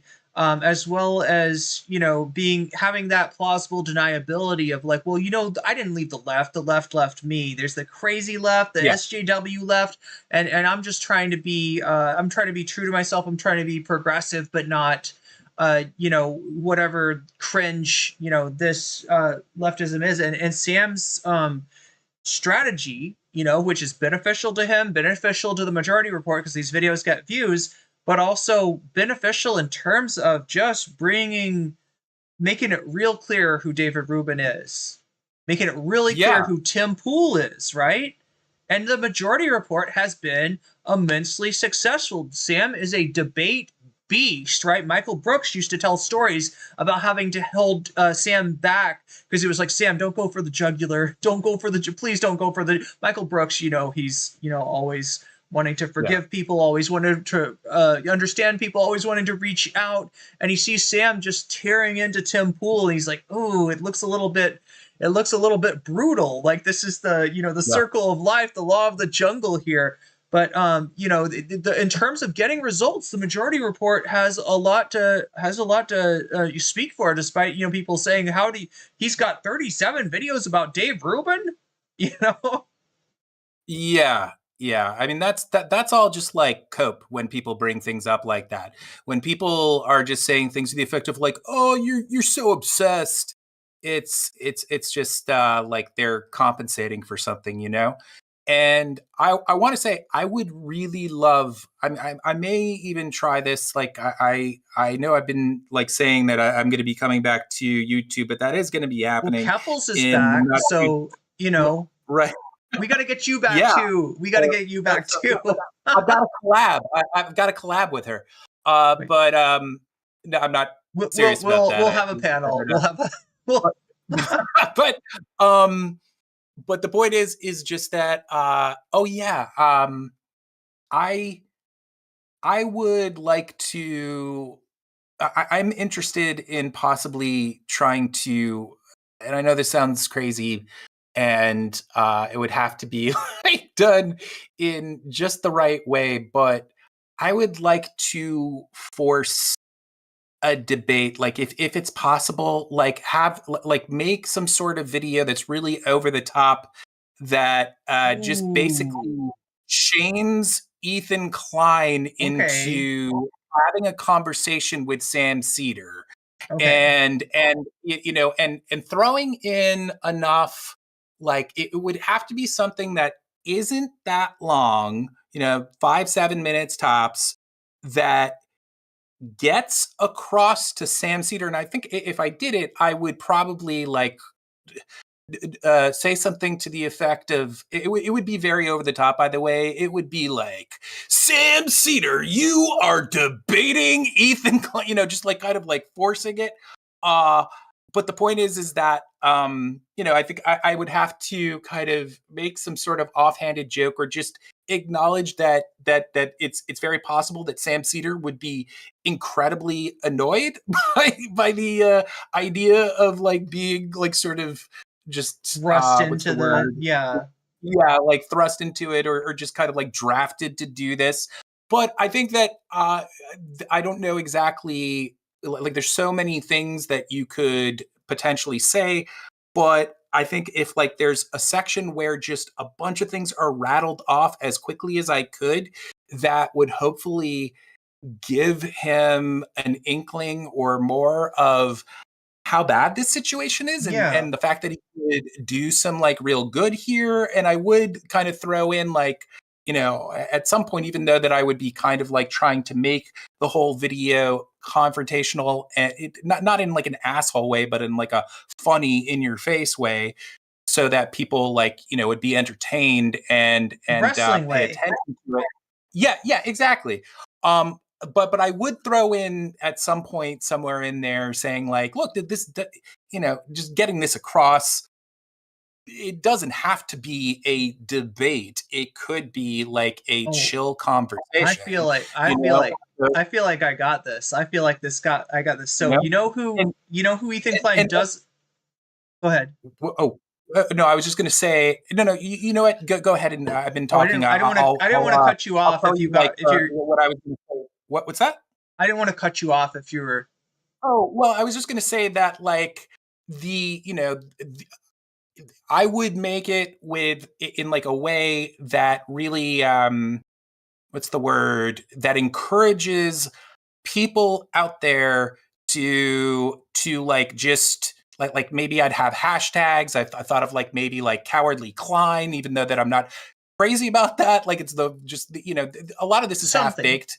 Yeah. But yeah, things that like, and you know, I have, you know, I know everybody, like I know practically all these people, and I know Sam too. I definitely, if I was going to go through with this, I would write him like we've done a couple things together, and so I would write him like when I released it, and just kind of like gave him a little bit more information, just saying like, hey, sorry if this embarrasses you, but here's a little bit more information why I think this is important.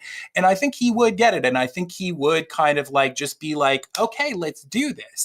Yeah. And you know, also another way that you probably have already thought of this, but just for your audience, there was a really well-known, or rather a well-publicized stunt that Ethan did, which was actually pretty fucking great, where with Sam? He was with Sam. I was thinking the same thing. Yeah, with Steven Crowder. Yeah. No, here's the deal. Ethan Klein does not want to debate Sam Cedar. He doesn't want to debate anybody that's got the wherewithal in this, right?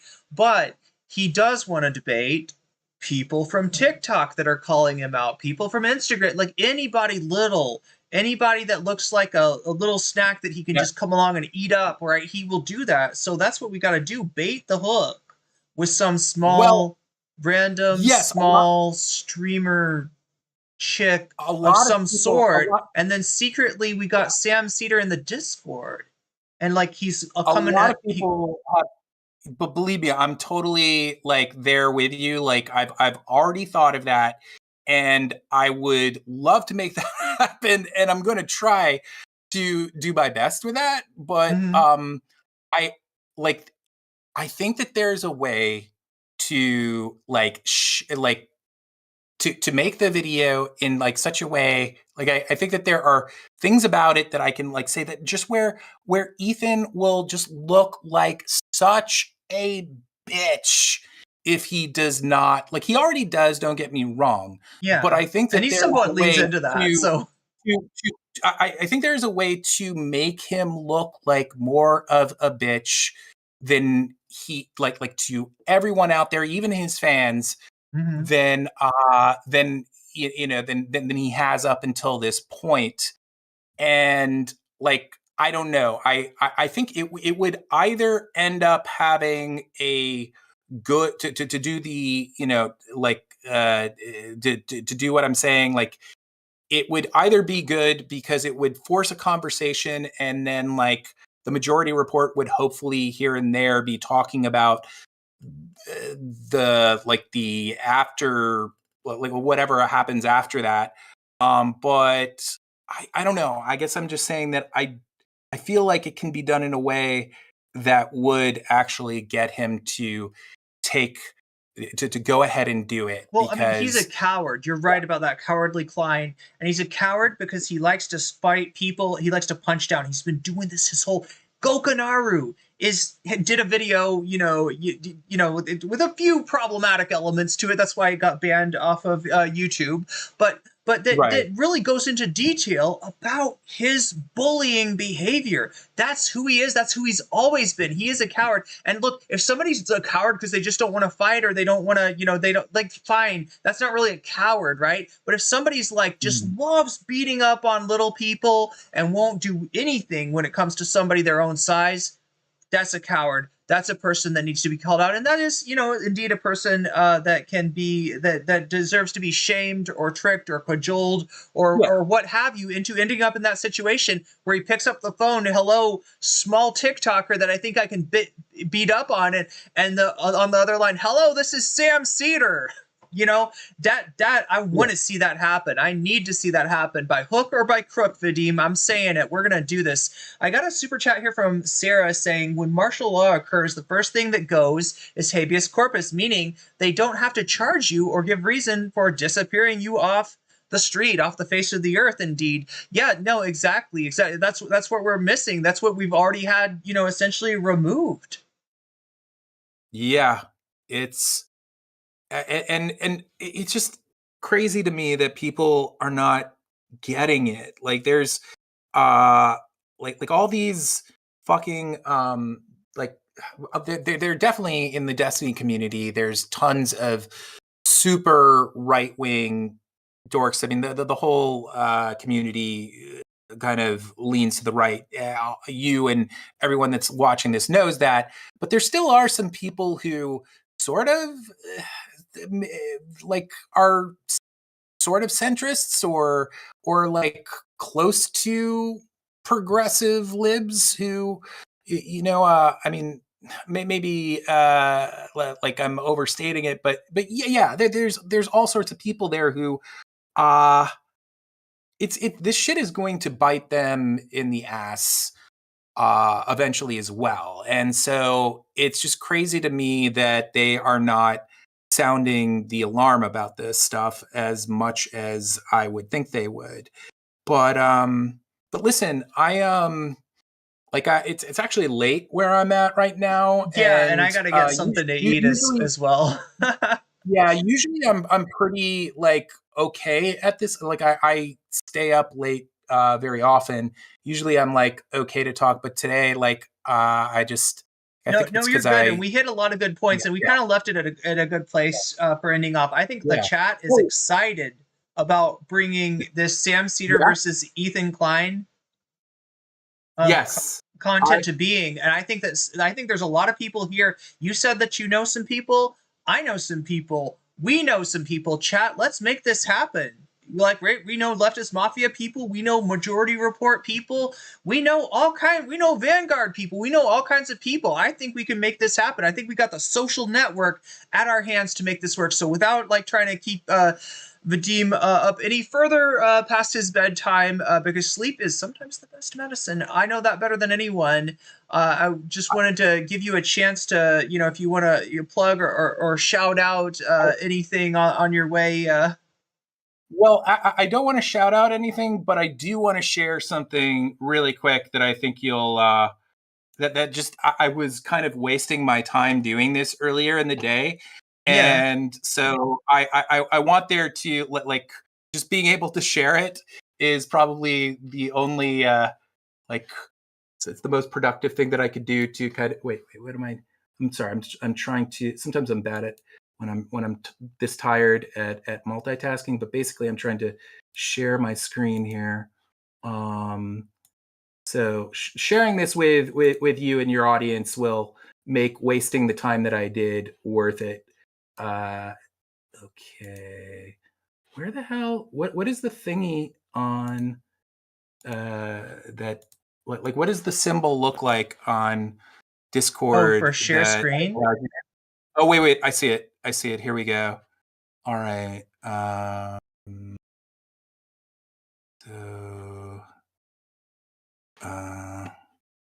Wait. Share this window. Okay.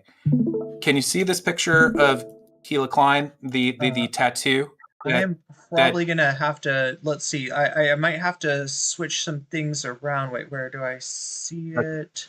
Here, I'm gonna have to, let's see, click this, and then that, and it might be coming up. It's taking its sweet time. But we can see, we can see part of it here. I'm gonna have to move this around, aren't I? Nothing is easy about sharing Discord on your OBS, but I'm gonna make it work somehow. All right, just put that up there. There's the Ethan. We're looking at chat. Ethan's tattoo of his loving wife Ela. I believe. So, yeah. It's been called the worst tattoo of all time, and it's up there. It's up there. There's a lot of bad tattoos, but truly, I compared this to, like, it looks like, Mr. Incredible becomes uncanny, but with Ela Klein. Like that's the only frame of reference I have.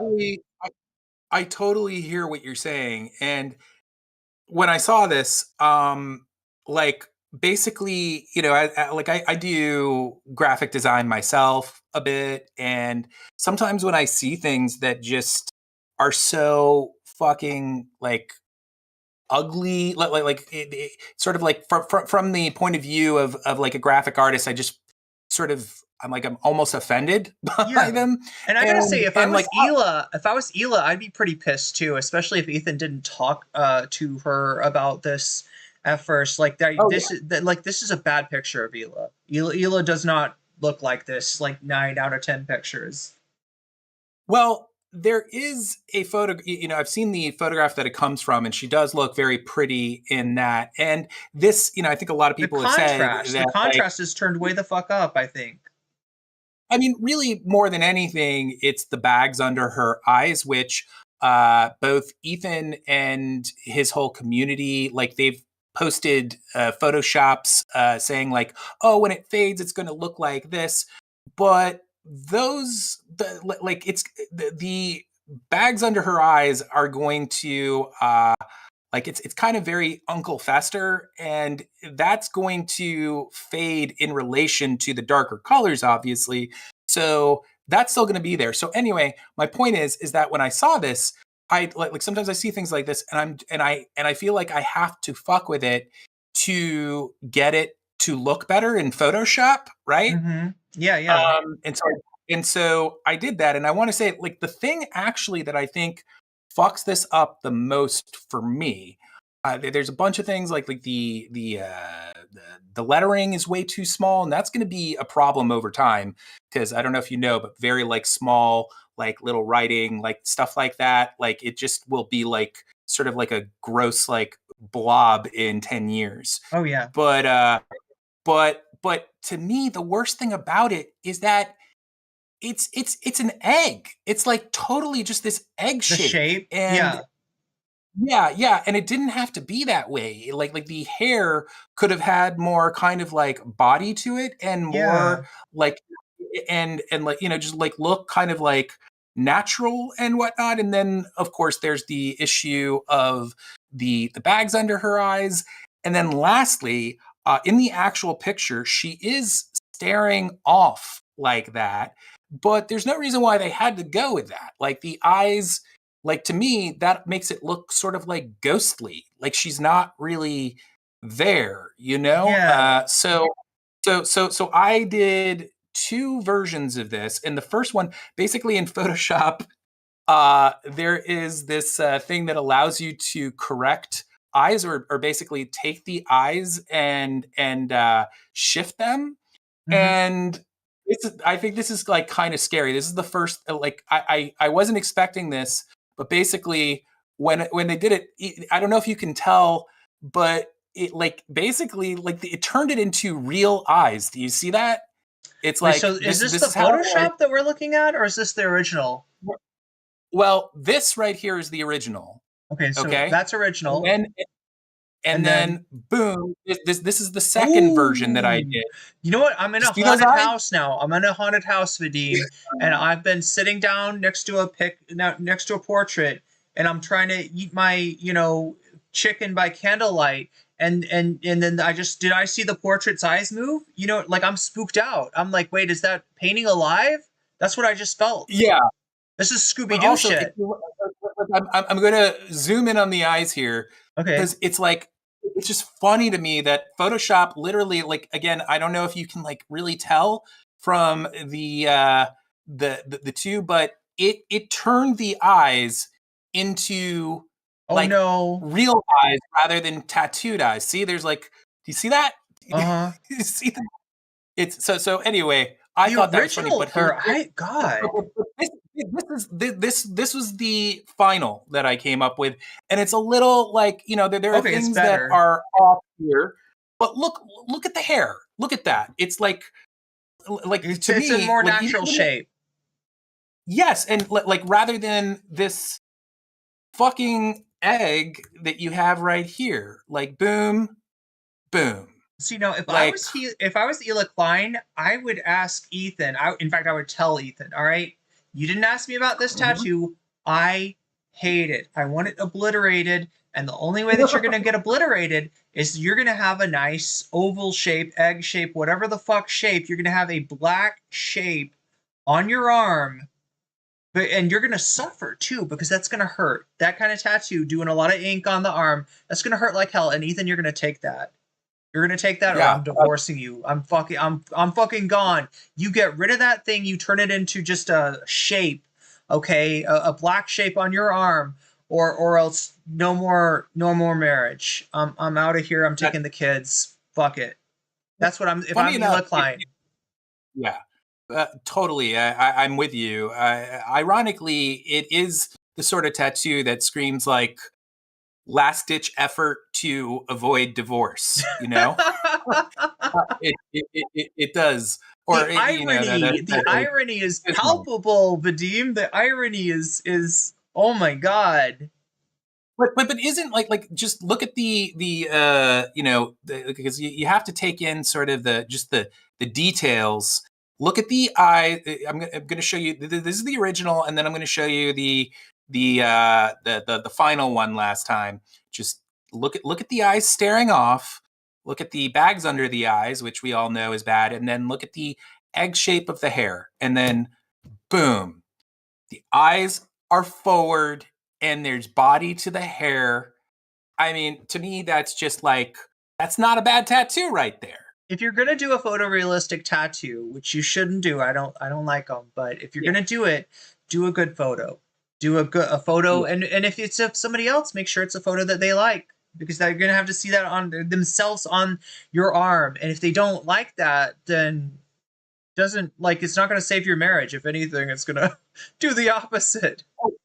Oh wait, I see that you're okay. I can actually like help you out here by making this smaller, because I didn't realize that like your I wasn't looking at what your audience was seeing. So there we go. Are there details for your we audience? Missed? This is the original, and then bam, that's the new. That's the new one. Wait, and I think that's the new. Okay. What? So this is the old one, and I think one thing. Tell me if I'm crazy here, but like basically when I made this this adjustment and did this, it almost looks like Natalie Portman with a wider nose. Okay. Am I wrong? Like maybe I'm wrong. I can see the Portman-esque element to it. Yeah, for sure. So anyway, I hope that wasn't a waste of time. I hope you enjoyed that. I think chat. I hope chat got something out of it, because I know I sure did. I got spooked out when I saw the eyes, move. But I definitely see what Vadim is talking about in terms of. I mean, this is what we do sometimes with content. We obsess about a little tiny thing, like this, but it's just such a thing that it's like, why would you do that? why would you think that this is going to make your wife happy? He said he did it for the kids, not the wife. I mean, you know, it's a picture of Hila. I don't know what you're doing there, Ethan, but that is kind of wild. If you think about it, like basically, I don't know if you've seen his other tattoos, but every tattoo that he gets, there's sort of like, you know, when people get bad tattoos purposely, and like the whole kind of like, you know, sort of like the charm of it, if you will, is supposed to be like, oh, this is a tacky tattoo, right?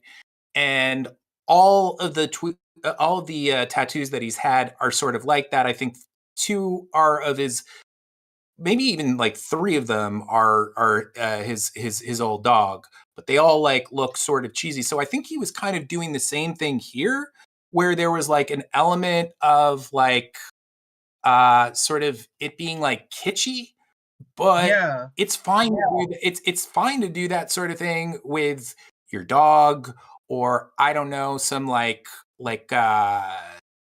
some sort of a Star so Trek bad it's character. good, Yeah, or something like old Star Trek or something.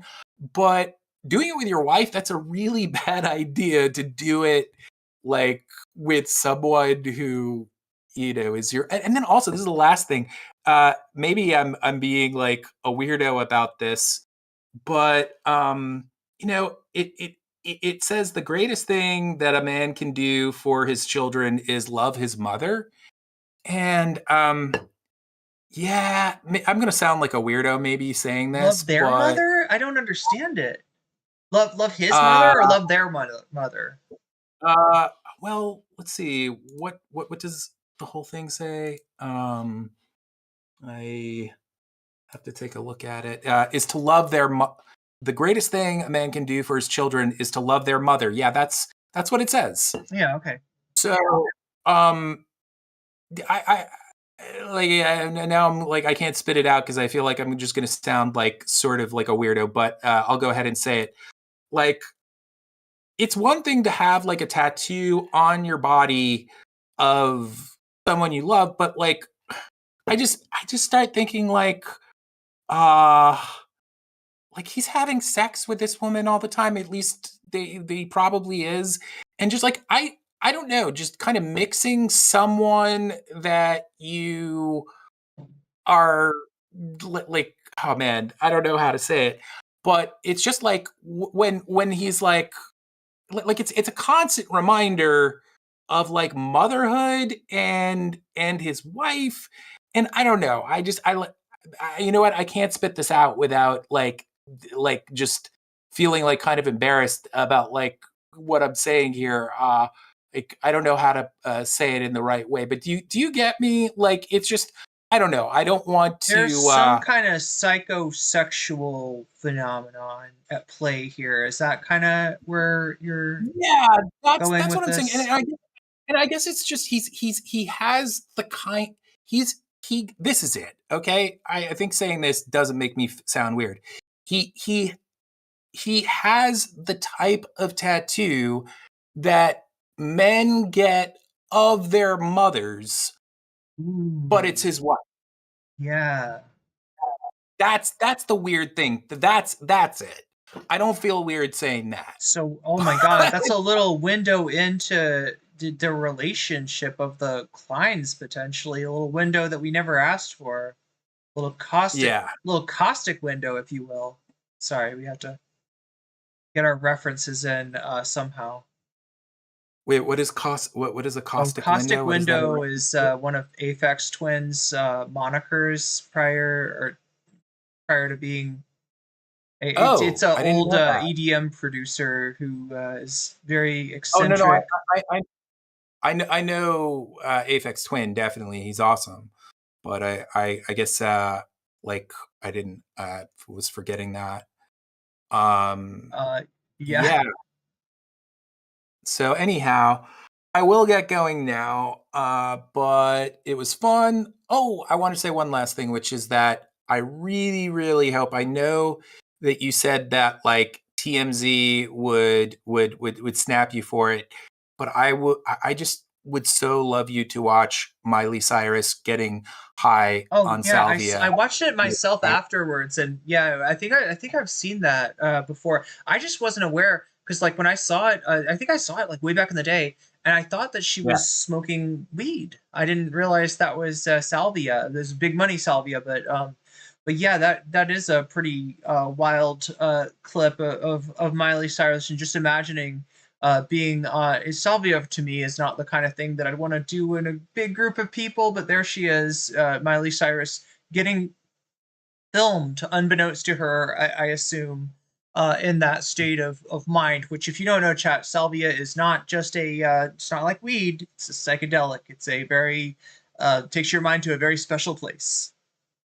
I've never smoked salvia. I feel like I need to do, like, I feel like that's bucket list, and that's just an easy bucket list. Make sure that you got the vibe, your vibes are on point for a salvia trip, right? Because it's more intense than you realize, and especially being like a still, I guess, legal plant in the United States, it's surprising that something that powerful is actually legal. So yeah, if you do it, just How long does the high last? Oh, it's short. It's very short. It's surprisingly short. Also, the way to smoke it is if you have a water pipe. I believe that is the best way to smoke it. You want to do high heat because if you roll it up, that's potentially not going to be like the real active ingredient comes out when it gets hit with hot. So the more you can just like roast that bowl, the more you are going to feel the intensity and the of the salvia. So because some people try it and they don't feel anything at all, and it's probably because they didn't smoke it right. I did not know that, and I'm really glad that you gave me that tip. As a matter of fact, Miley does smoke it out of a like little plastic water bomb. She's doing it right. Miley's. I haven't heard from her in a few years, but she good to know that she was doing it right. Even back then. All right, well, we're going to let you get to sleep, and I'm going to try to see about maybe getting something to eat. I'm going to talk to chat really quick here, but everybody, hey, it's Vadim. Check Vadim out. There's going to be some projects coming down the line at some point, and just a cool guy to know. We're going to try to make this project of getting a Sam Cedar Ethan Klein debate. I'm sold, Vadim. I feel like chat is too. It's happening. We're gonna that's in the works. We're gonna make it happen. Yeah. All right. Well, see you later, chat. Thanks for chilling with us. And yeah, I'm just gonna say bye right now. Oh, hey, look, here's another kitty in the house. This is Cortez. It's Cortez. It's Cortez the kitty.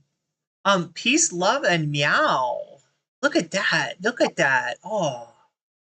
He's a good guy. Scratches. All right, I'll see you later. Okay? All right. Talk to you later, Vadim. Bye. All right, bye.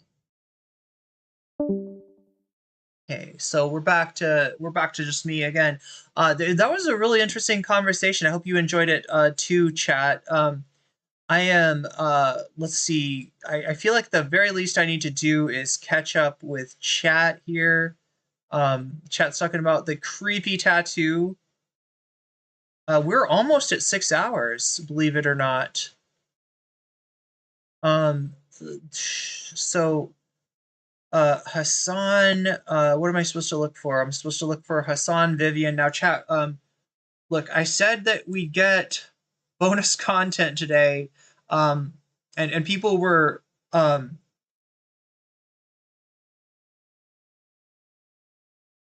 talking about today I'm going to show Hassan and Vivian. Well, let's at least get a little bit of this. Let's at least watch a little bit of this. We kind of went long. We went longer than I'm supposed to. I am supposed to feed myself and take care of myself and do all kinds of stuff that's important to get done, including going to the music store in order to get the XLR cord that I need to get the microphone to go with. But yeah, this was a really fun stream, really fun talking to Vadim, and I didn't even expect the special Easter egg, literally in this case, in fact, in the case that Hila's picture looks much like a like an egg of some sort, is egg shaped for some reason. But we got the Easter egg that we didn't even expect. Bisexual lighting couch. I need to get my bisexual lighting going. We got the tiny Vadim for just a second, didn't we? Loving the kids themselves would go further, yeah, than the whatever Ethan's tattoo said. Wish his parents. Oh no, God, Ethan's childhood experience sounds like a bit of a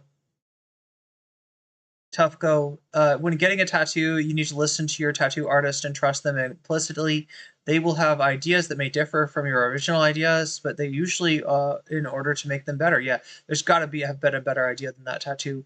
He said the phrase on the H3 podcast years ago in the Purple Studio, talking about his dad being a cheater.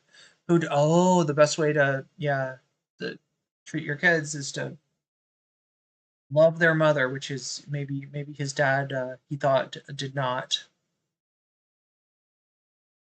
Toddler clothes. People are talking about what, Papa Gut? I saw people talking about Papa Gut in chat. So what is the deal? Papa Gut has received a shipment of H3 merch. Is that right? I would personally avoid salvia. It's more, I'd rather have shrooms, says Rooster Rick. Don't recommend it to people who have anxiety problems. That's probably true. You could definitely, I mean, like I said, any kind of psychedelic, you know, you might end up dwelling on, especially if you're in a bad, if you don't cultivate your setting, as they used to say in the 60s, then you might end up having a very intense bad time, right? That's that's what a bad trip is, right? Salvia being the panic drug that it is, damn. Took 10x almost 20 years ago. Still remember the experience like it was yesterday.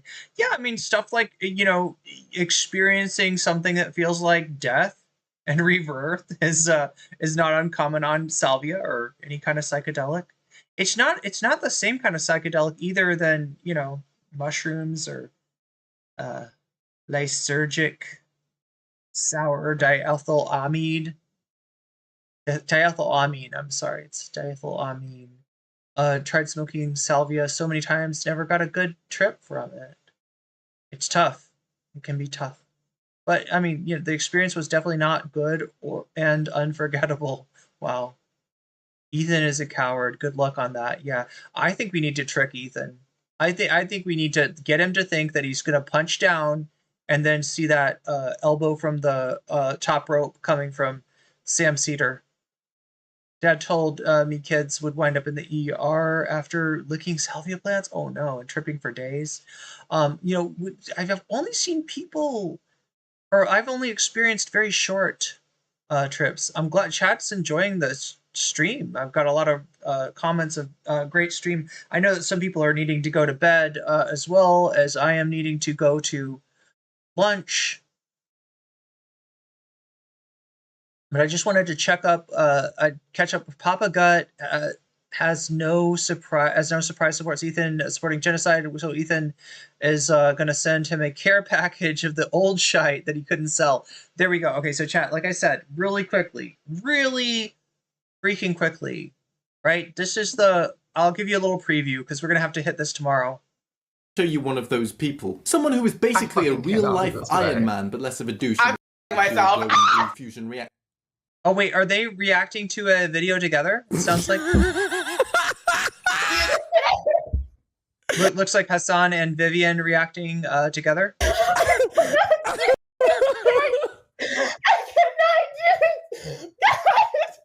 Are they watching?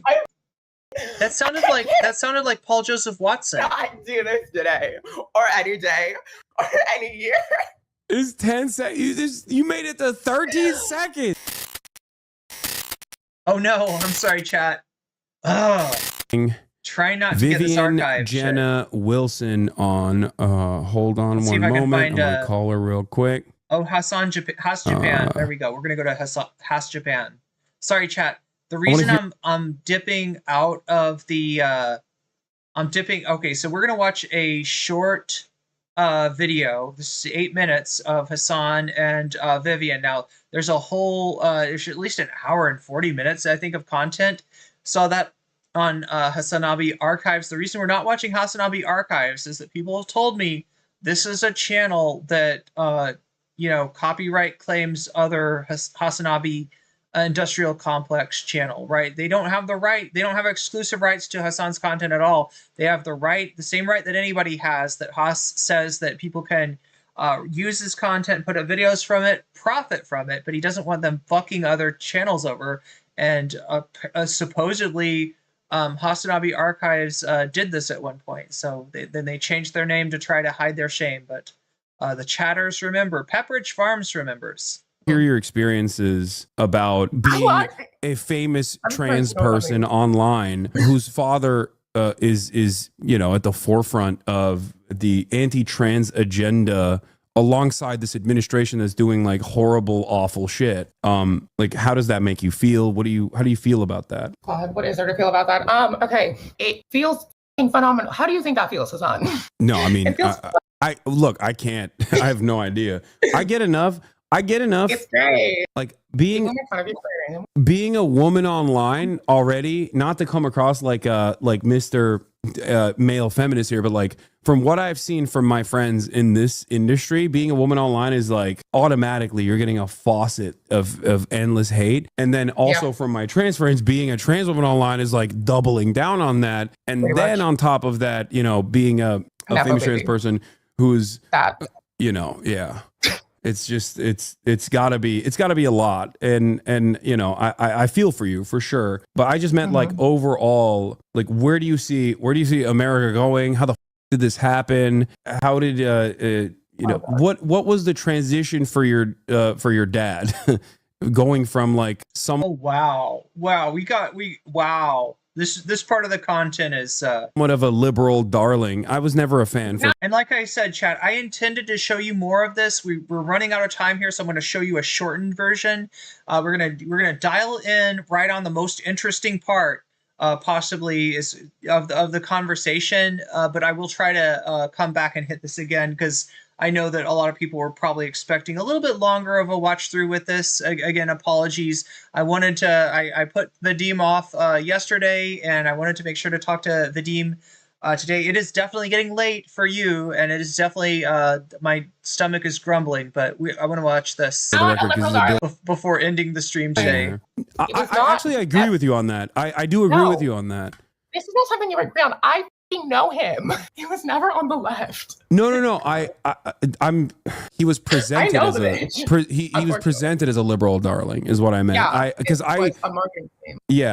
think that it was always bullshit for sure. Yeah. I mean, it works enough for this fish and boy in a band to make a video called "This Man is Literally Saving the World," and I watched that as a 10-year-old and wanted to punch him in the face. Boy in a band. I know. Was Boy in a Band like a YouTuber? Exactly. I'm trying to remember. Boy in a Band. God, and then there was somebody. Wasn't there like a musician named something like that? Oh my God, I'm getting my talking about. Oh no. Oh. I loved his music at the time. Wait. I was so. He is the musician.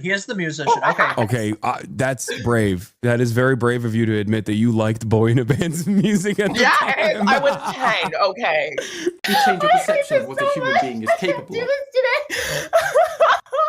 Anything wasn't there a huge Boy in a Band scandal? Anything from the year 2015 is always going to be cringe regardless. But let's see how timely this is. Like, let's see if this holds up. Today I'm going to show you one of those people. Someone who is basically a real life Iron Man, but less of a douche. Myself. Fusion reaction. It's 10 seconds. You made it to 13 seconds. Oh wow, he's chairman of another company that put more solar panels on people's houses than any other. But wait, what if it's already too late to curb climate change and the planet is doomed? Oh wow, he's made another company that is single-handedly pushing humanity towards Don't you always? Oh my God, not colonizing Mars shit. That's not happening, people. It's a marketing scheme. Yeah. Do you know how long it would take to colonize Mars? Do you know how long it would take to terraform that thing? It's a fucking marketing scheme that everyone somehow fell for. This is my native language. That everyone somehow fell for. No, I do think that we are progressively getting dumber and dumber as a society. Is genuinely, it's one of the things that I yell about quite a bit. But this was, I mean, you're nailing a lot of the reasons why I was always initially annoyed with Elon Musk from the jump, because of all of this stuff, where it was like, this is not happening. Like on paper, I remember having these conversations with like the donut media guys, who were like car guys, right? And I was like, on paper, I'm supposed to love this person because like this is supposed to be like a green energy focused person who, but he's not. Exactly. I'm saying like on paper, he's supposed to be like leading the charge on renewable energy and electric vehicles and yet, you know, he's such a douchebag. 10 years? 10 years that facade work? God. Yeah. No, but I mean, okay, so but all of these lies though, it still seems to work because So chat, apology. Vivian seems to be on a delay. It's causing her to talk over Hassan without realizing that that's what's going on. It's you know, sometimes when people watch it, when people it's maybe she's you know, in Zoom or in Discord with Hassan, but she's watching on his stream, and so she's you know, his stream will be delayed, and if she's doing that, then she's just they're bound to step on each other's toes. So that's why this is going on. I mean, this is the first time I've ever experienced like I've expected, and people who understand the market a lot better than me have thought that like, oh, well, you know, we should short Tesla. It's inevitably going to look up E ratio and then look at Tesla stock compared to other car companies. Yeah, no, exactly, because it's not a car company, it's a tech company, right? It's just like a silly. It's not a car company.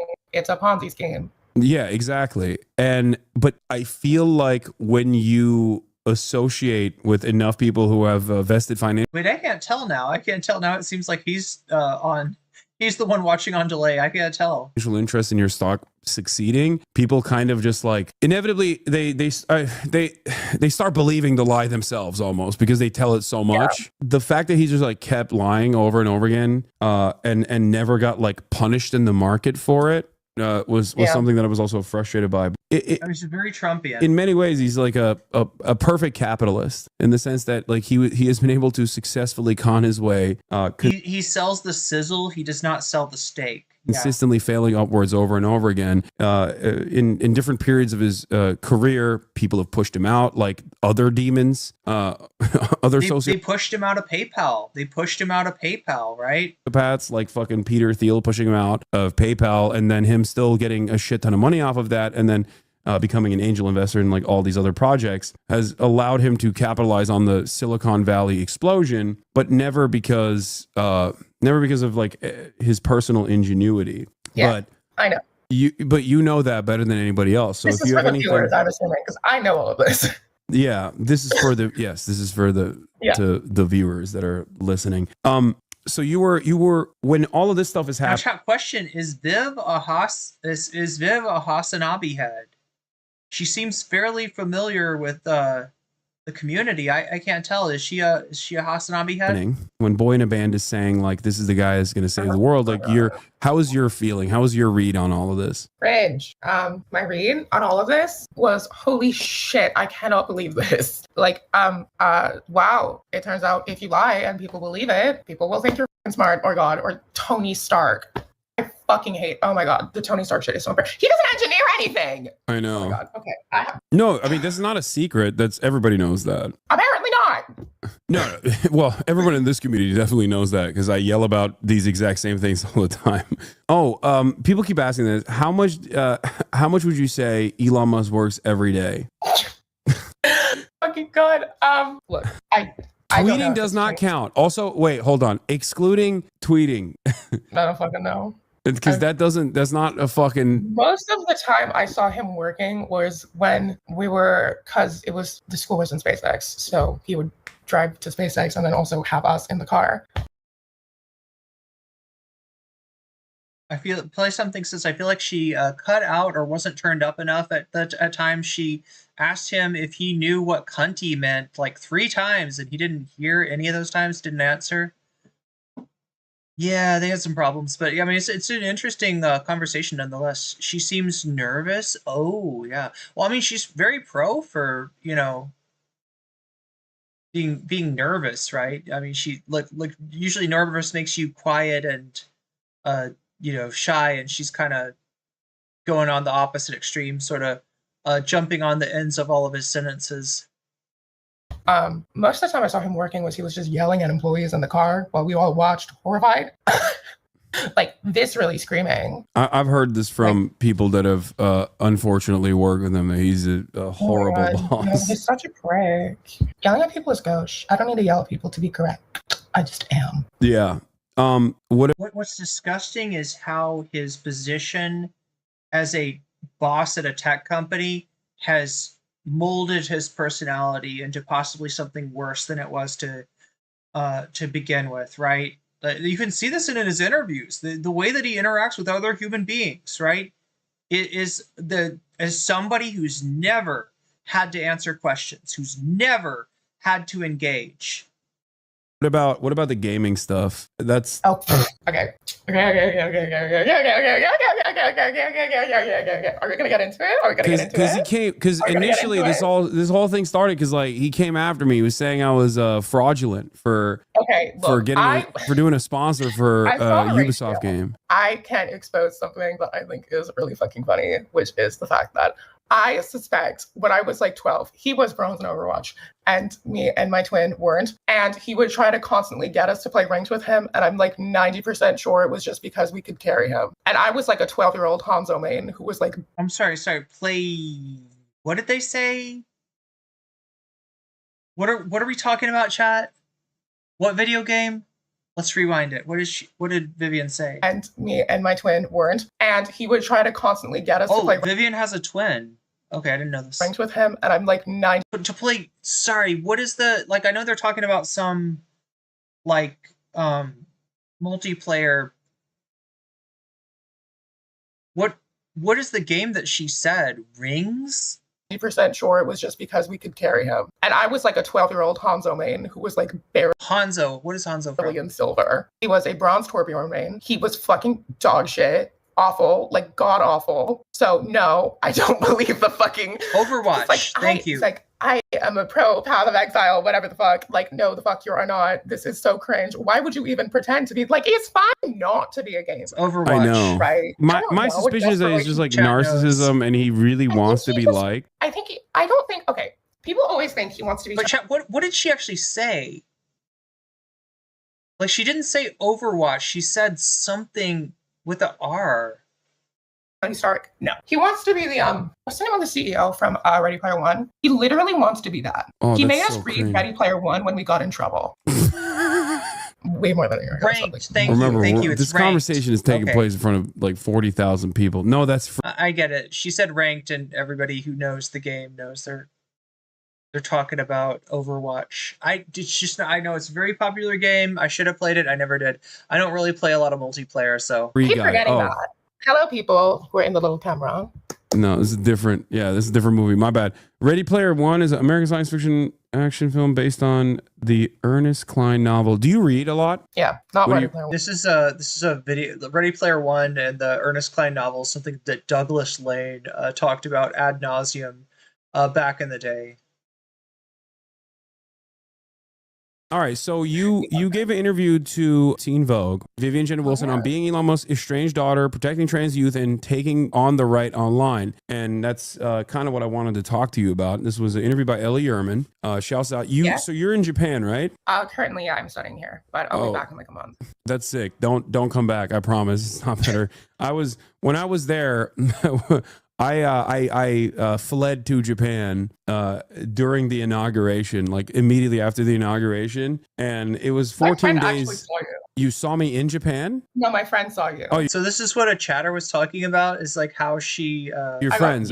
How she ended up being on Hassan for this interview. Okay, yeah. Event, this like protest rave that my friends all went to. Oh yeah, no, I was there. It was the pro-Palestinian protest rave. Yeah, my friend literally saw you and took a picture and then sent it to me. Yeah, it was sick. It was dope. It was very cool. First of all, let me get started by saying I didn't know how to like reference you, because I feel like it's weird to be like Elon Musk's estranged daughter. Is that all right? I also feel like that's weird. Okay, good. You okay? So I wasn't wrong. I still did it, but I just want to let you know I felt bad doing it. The absolute audacity. Yeah, I apologize, but I don't know what like the when people don't recognize somebody's name. You know, this is Vivian Jenna Wilson, right? Some people, you know, might recognize her name, but a lot of people don't. Then you have to like, you know, refer to somebody as like their claim to fame, and in this case, more people recognize Elon's estranged daughter than you know, than her actual name. Appropriate way to describe it would be, you know what I mean? Nepo baby. A Nepo baby? Oh, well, okay. Is that what you said?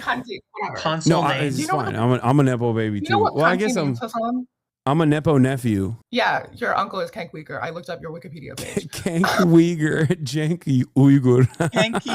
Kanky, chat. We got a new Jank Uyghur mispronunciation unlocked. Kank Uyghur, right? Kanky Yurga. Yeah. Yeah. No, it's all good. Don't worry about it. Sorry, I read your Wikipedia Shaky Gurga page in preparation for this. Oh damn! I don't even know what's on there, but you know, it's probably not good. All the good things are real. If there's anything bad on there, it's fake. I think there's a segment called The Controversy where you got banned a lot. I do get banned a lot. Yeah, you have a lot of opinions, and you started posting. Was it on Threads initially? I think you started on Threads. Yes, it is Threads. I am the queen of Threads, as I have been proclaimed by myself and then also by other people. So you started off on Threads. You now post on TikTok, and you have a lot of opinions. What do you mean when you say you want to take on the right? I didn't say that. The people who wrote the Teen Vogue article said that. Okay. What do you think they meant when they wrote that? I don't know. Just people. Oh my god, chat! We're over 6 hours. Opinions. Okay. So I'm not supposed to stream this long. Okay, that's fair. So I don't know how to broach this subject in terms of like your level of comfort talking about Elon Musk in general. So if there's anything you feel uncomfortable by, you don't have to answer it at all, and it's perfectly fine. Is it okay if I ask some questions like that, or if it's not, then I won't? Maybe just like a few. I don't want to like go too deep into it because no, I feel you. Yeah. Again, at any point, if you feel even slight discomfort, you can tell me, and we don't have to talk about it at all. We can talk about whatever else. And even before then, I just wanted to start with that, but go into something entirely different and ask you what you enjoy doing in general. Like, what do you do? I enjoy doing. Well, I like reading. I like watching TV. Pretty normal 20-year-old person activities. What do you watch? Recently, I've been on a Yellow Jackets kick. Actually, I don't know what that is. I don't even. I only watch anime for the most part. Yellow Jackets. It's a bunch of lesbians get stuck in the wilderness and then they kind of start eating each other. That's pretty much what it is. What the Okay, wait, I'm gonna look this up now. Wait, what? What the hell is this? Okay. It's like Hillary Swank on a Yellow Jacket's face. I haven't seen much of it, right? But from what I could tell, it seemed like Lord of the Flies with Lord of the Flies combined with a soccer team thing where they eat each other and lesbians. I don't know. Off with Melanie Linsky and twisted cannibalistic cliffhanger. Okay, did you spoil it by saying it's cannibalism, or is that like a first episode? No, it's revealed as like yeah. You get to the cannibalism pretty early on. Gradually turn into like a cannibal cult. Mm-hmm. They're lesbians stuck in the wilderness. It's actually, the plots are kind of insane. The writers just decided to put these characters through like literally every form of trauma imaginable. Yeah, it's basically just a bunch of lesbians stuck in the wilderness and then they start eating each other. Okay. All right. Lesbian soccer players. Yeah. Cool. Okay. Yeah. That's fine. What else do you watch? Well, Drag Race is my favorite, obviously. Okay. Yeah. What else? Do you play video games? Sure. Occasionally. I don't really have any device that's capable of like high-level gaming. Unfortunately, I am unable to play Elden Ring, but I play like Dress to Impress with my friends. Okay. Wait, why don't you have a device that's capable of playing anything like you don't have a Steam Deck? What's the Steam Deck? Oh my God. You are. I'm not like a pro gamer. I gotta put you on game. Steam Deck is like a Valve thing. It runs on Linux.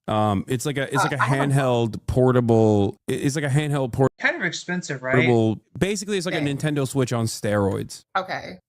Well, I'm not. Okay. So I'm gonna just because I have been a gamer. I was on my college's esports Smash Brothers varsity team. Okay, that's. Yeah, I was gonna say it sounds like she is good at certain games. Wait, legitimately. What? That's crazy.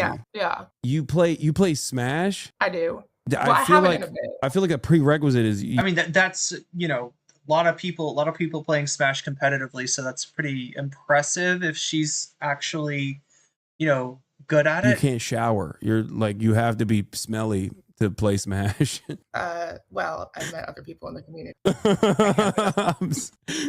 People want me to ask you who your main is. I'm in Robin. You main who? And Wendy. I'm in Robin. I don't even know what that is. People are saying Omega Base. Do you know Ludwig? Ludwig? Getting her a Steam Deck. I'm in Wendy. $600 for a Steam Deck. Ludwig is one of the Bowser Jr. alts. No. The content creator Ludwig. He plays Smash. L for Ludwig, not for you. Ludwig, Irene, I know who he is. Yes. You know Ludwig? Yeah, he sucks. Don't worry about it. I am so sorry.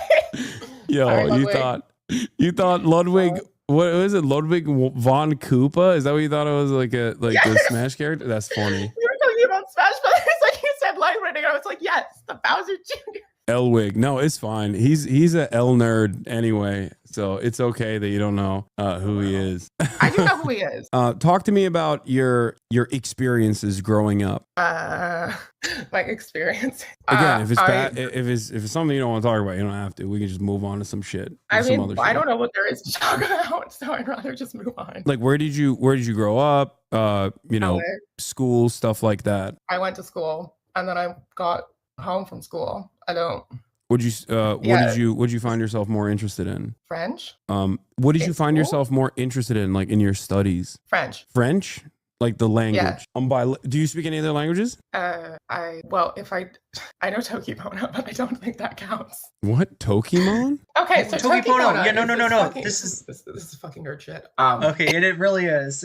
It's if you've ever heard of Esperanto, it's kind of got a similar intent in that it's a created language, and it's fairly easy to learn, fairly accessible on-ramp for people from various language backgrounds, right? Tokipono is the idea is if you think of languages as they're over here and they're over there and they're over here and they're over there, they're all over the place, right? I mean, Tokipono would be in the middle, right? Where it's okay, you can get there from English, you can get there from Dutch, you can get there from Japanese, that's the idea. And it's simple. It's purposefully a fairly simple language, simple to learn, simple to speak, and it's cool. It's this fucking Conlang. So it's not a real language. You can learn it in a few days. As real as Esperanto, but yeah. It has 100 something words. What is it? The translated as language of good is a philosophical, artistic, constructed language designed for a small vocabulary. Yeah, simplicity and ease of acquisition, created by a Canadian linguist and hyper-polyglot Sonia Lang to simplify her thoughts and communication. Yeah, we love Sonia Lang. She is a how did you encounter this? I like languages, so I just found it one day. I was like, wait, did you go to one of the special schools in LA, like all the super smart kids go to? Oh yeah. Is that where they teach you about Tokipono? Because I don't know. I went to public school in Turkey, so it's and then I went to private school in Turkey, but still, not. It's. I was shocked because my back in the day, I used to ball with my uncle and all of his LA friends, and we would go to one of these schools because the dads had their kids at this school, and I was shocked because they would like make the kids do IQ tests at like 12 to be able to get in. Like, what is it? What is it called? Merman or something? It was like one of the schools. Yeah, that's the fancy school that's the fancy school I think about all the time. So that's the one you went to? I don't go into any fancy school, but I feel like there was a gifted and talented program that my parents had me take an IQ test to get into. That's the one I went to for elementary. We had this like the fucking giant ass church that just loomed over the whole ass building. Yeah. We had this like music class and we had to do winter recitals. None of us could sing, but we were doing these like winter fucking. All right, I feel bad, chat. I reread like FTW super chat, and I don't think that FTW meant that in a mean way at all. Wow, I feel bad about that. Apologies to FTW. Things. All the grades would do like a song. We had to sing one about snow and dirt called Snert. It was interesting. It was very interesting. What are your classmates doing? Like, what happens after that? Do they become like young, enterprising individuals, or do they just go, "This is crazy. Like, I'm gonna burn out"? The people you went to elementary school with. That's a really good question. I do not, because they're in Turkey, but okay, fair. Actually, that's fair. But yeah. Yeah. Okay, that's fair. Snert. Everyone loved Snert. They're fans of Snert in the chat. Oh my god. I keep forgetting this is live stream. I'm just like, we're having a conversation because I can't see the Twitch chat or whatever. Yeah, don't worry about it. It's so much better for you that you're not aware of, because Twitch chat is really annoying. Did you have a bald professor that was in a wheelchair, like super high tech wheelchair, that could use telepathy and stuff? It's not. No. Damn! Don't roll your eyes at a Marvel reference. I'm a fucking boomer. It was literally just a school, and they got in like so many scandals when we were in elementary. The people who. I am literally shit talking my elementary school on Twitch. No, it's on deck. Merman, it's on site, Merman. Okay. Do it. So I went to fucking. They got in bye, bitch. So chat. They got in a bunch of fucking scandals. I'm getting a drink. You better. I need a drink. Okay. So they got in a bunch of fucking scandals. I left the school in after middle school, but apparently like all of the fucking the teachers were making no money, and all the administration was making like a fuck ton. And they were making like really bad choices. I don't know. I wasn't. Sounds familiar. There, but yeah, no. And then they also hosted Shrek the musical. They hosted like the musical, Shrek the musical. That's what they did for the middle school musical. Like, and there's a Shrek. I didn't even know that there was a Shrek musical. Okay, so you move on from Merman, you go to another school. I suspect this is it, another one. Yeah, Hassan's not getting the Shrek reference. One of these like, for those of you who don't know, because like LA is very unique. It's so much worse than what you think. Whatever you think, it's so much worse. Oh, okay. I don't know. I don't know what you did, but okay. A lot of people don't understand how the Los Angeles like school system works, but like the private schools in LA are fucking no, FTW apologized earlier. I don't think FTW had anything to apologize for. I reread what FTW said, and it wasn't like at all what I thought it was. It was more like a hope that I get my, really cool shit that you're doing here. Hope you get that shit back. Hope you get that shit together. Right? I don't know how I misread it. I misread the fuck out of it. Right? No, FTW did nothing wrong. That's what I will say. Okay. Like after rereading the chat, FTW did nothing wrong. Insane. Like they're like insta lock. I got a Hassan. I was doing I always say that I don't do the hostility to chat like Hassan does, but I guess I did. Insta lock Harvard. I must have just been hangry. Schools, basically. One of them is literally called Harvard, actually. Harvard Westlake. Yeah, that's one of the high schools. Google Ad Astra Los Angeles School, and I'm going to use the restroom while you deal with that. All right, go piss, girl. Go piss, and then we'll continue this conversation. Astra Nova School. I'm tempted to go piss while she does. Successor to Ad Astra is a nonprofit online school founded. Oh my God. The Washington Post said it was possibly the most exclusive school in the world. Astra Nova School, successor to Ad Astra, is a nonprofit online school founded by Elon Musk and Joshua Dawn on the campus of SpaceX. The Washington Post said it was That's where I went to possible fucking middle school. that it was possibly the most exclusive Sorry, it's an online school on the campus of SpaceX? school in the world. So it was online. Okay, no, it was physical. It was literally on. Yeah, that's what it's on the campus of SpaceX, right? In the SpaceX building. That's where I went to middle school. Wait, so Elon Musk starts this saying in an interview that his children aren't doing the things I thought should be done, and then hired Joshua Don to design the new school and teach a small group of students. Okay, I'm sensing a lot of similarities with like the way that Kanye West operates here. This is like no wonder they took that famous photo side by side. Mainly must own children and those SpaceX employees for free. Wait, SpaceX employees went there too? Like their children went there too? I think It sounds like that's most of who would have done that. Oh no, I didn't ask people about their parents. That's gotta be a L, because you're like, I really want to get a better job here. So like, in order to suck up to my boss, I'm gonna send my son or daughter to this school that he designed. It was so stupid.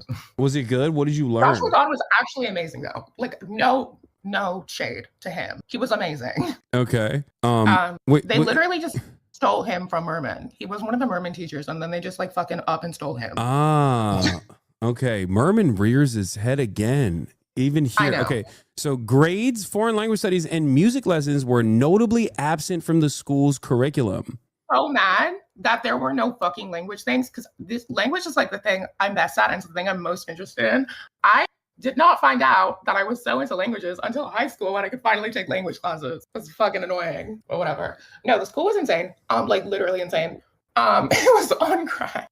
I don't even know how to describe it. It was like the classes were like fine. They had like 4 professors, so they all taught like a million classes. One of our classes was literally just like Excel spreadsheets, which was kind of insane, but whatever. I'm good at Excel now, I guess. Wait, one of the classes was straight up teaching you Excel spreadsheets? Pretty much. That's so fucking lame. That's crazy. It was actually one of the more fun. Okay, you're all right. We're all getting used to our new reality, folks. Let's have patience and huge quantities of mind-altering substances to help us make that smooth transition. That sounds like a plan. Maybe not huge.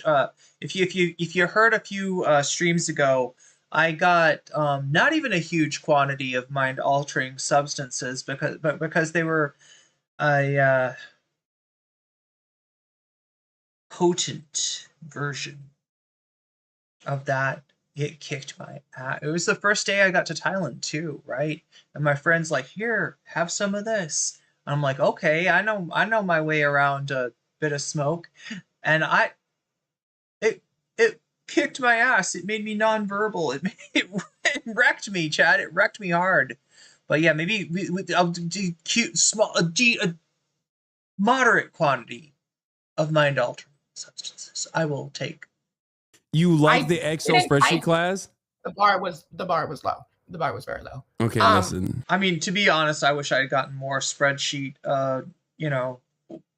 instruction in school. Those are really useful, especially now that I'm trying to do what do you call it, Chad? A budget. A budget. Yeah, what's it called? What's that thing called? That like where you know how much money you're earning and how much money you're spending, because it's important not to run out. In fact, in this case, in order to get the visa that I want, it's going to be important to save quite a bit. As someone who's taken who's taken the RADS test, listen, I'm not going to say anything, but if you're the RADS autism test and got very high marks on it, I'm not going to say anything, but if you like the Excel spreadsheet class, that's like okay. You scored high on an autism test? That's so shocking. I'm shocked. I'm positively bewildered. All right. Well, there are many different ways of figuring this out. Like learning at an early age that you really like Excel spreadsheets. Didn't really like. I took. Okay. No. Oh my god. I can't win. I was obsessed with geography. Okay. Yeah. So are you a GeoGuessr wizard? Okay. I don't like. Well, I'm not very. I'm good at languages, so when I play GeoGuessr, I try to find the language, and then I can immediately identify like the region where it's in. Or, like, the country. Yeah. That's cool. You gotta get on. We gotta get you on the GeoGuessr tip. I have a professional world class GeoGuessr community member in here who's no, not Rainbow. He's dope as well, obviously, but no, his name is MHUD. I'm more of a GUI duck guesser. He's fantastic. He also hangs out with Rainbow time to time online, but no, Rainbow is great. Anyway, all right, so you don't do GeoGuessr. We got to get you. Yeah, she is a Haas head. She knows the community, right? Is she on Haas Twit? Get you on GeoGuessr. Maybe we'll do a collab with Rainbow. Would you do that? Yeah, sure. Why not? Any Haas Twit in chat? Would you be down? All right. Any Haas Blue Sky? That's cool. Okay, so I'm still looking at the Ad Asher thing. So the curriculum focuses on first principles of thinking, decision making, collaboration. It was a weird school. Also, my favorite memories of Ad Astra were we made weapons out of PVC pipes and then fought each other. Okay. I made a type. Wait, is that a scenario? Is that a part of conundrums to encourage constructive disagreement? No, it wasn't a part of anything. We just had a bunch of fucking PVC pipe laying around. So being the 12-year-olds we were, we made weapons out of them, and then I would have made a musical instrument, honestly. Fought each other. Okay. And I was like good at it. But I mean, I can see how it'd be a good weapon too. I was like, I made a trident, and I was eating everyone up. You should go and hit up the dojo I went to in Japan. Dojo? Yeah, and learn the art of kendo and cut with a katana, cut a tatami mat. Put that fighting skill to test. Holy shit. Conundrums have been used in millions of classrooms in partnership with Class Dojo. Synthesis, a venture-backed educational technology company founded in 2020, is also based on the work of Astronova. Okay, so this is after interesting that, stuff. you move on, right? You're 14. Yeah, she's had an interesting life, I gotta say. It says here that Elon moved it from the SpaceX campus after that, so I guess it turned into an online school. No, it turned into an online school as soon as my younger brothers graduated, which after they said it wouldn't. So whatever. Okay. It's fine. It completely fucked over all of the professors constantly on a constant basis. Yeah. Well, he's never done that before. You move on from there. You go to a normal high school after that? I went to Crossroads. I don't know if I would define it as normal. Okay. I assume Crossroads is another one of those. It's another one of the Harvard Westlake style schools, right? Yeah, pretty much. Yeah. One of the insane private high schools. The reason why I was explaining this to chatters is because they don't understand, like, these are basically like farm programs where a big chunk of the kids that go here are the children of like Hollywood producers, things like that. Yeah, it was like Nepo baby school. Yeah. Okay, so chat, Steve Saturnation says, I love Tide Sticks, Irene, Tide Pods, not so much. It took me a second. I'm like, what the fuck is a Tide Stick? And then I remembered I was just talking about some Thai. So Chad, if you don't know, like in the 60s, the herb that was coming out of Thailand was often tied to a stick. It was often a bud that was tied to a stick, and it's famously strong. Maybe a little too strong. I found it kind of strong. So yeah, I said when this happened, right, when my friend got me on some of this Thai herb, I said we were looking for a Thai stick, and I ended up tied to a stick, right? I ended up feeling like I was tied to a stick, right, because it just fucked me up so bad. It's like they're all usually Nepo baby schools. Yeah. Yeah, that's why tons of celebrities also went there. Like, I'm sure, was there anyone from your class that's like now like in Hollywood? In my own class, we graduated like 2 years ago, but the most famous one is Gwyneth Paltrow's kid Apple was in my year. Their name is Apple? Gwyneth Paltrow has a child named Apple? I think it's Gwyneth Paltrow. I don't know. I don't know anything. Like I've been living in LA for like 12 years, I think. Wow. Yeah, no, I haven't actually seen anything that's physically tied to a stick, but it's definitely had some Thai herbs and spices, and they are at least the what I got a hold of was like too much for me because I don't know, chat. All right, well, we went a little long tonight, 6 hours and 23 minutes. That's probably what Cheech and Chong used to call them. Well, yeah, they were joking around. You want to try some this? You want to try some that? You want to try some Tide Stick? You know, the stuff where it's tied to a stick? where there's probably other stuff that's tied to a stick that is not actually tied, but here's what I'm guessing. All right, it's around the time of the Vietnam War. U.S. soldiers were coming back with a lot of stuff from Vietnam. Maybe some of those soldiers went over to Thailand and got a hold of some of the landrace strains, and they brought it back to the U.S. I'm guessing that's probably what is being talked about in Cheech and Chong. My brain chases every dragon. It's a gift from my dad, I'm sure. Dragon chasing, damn.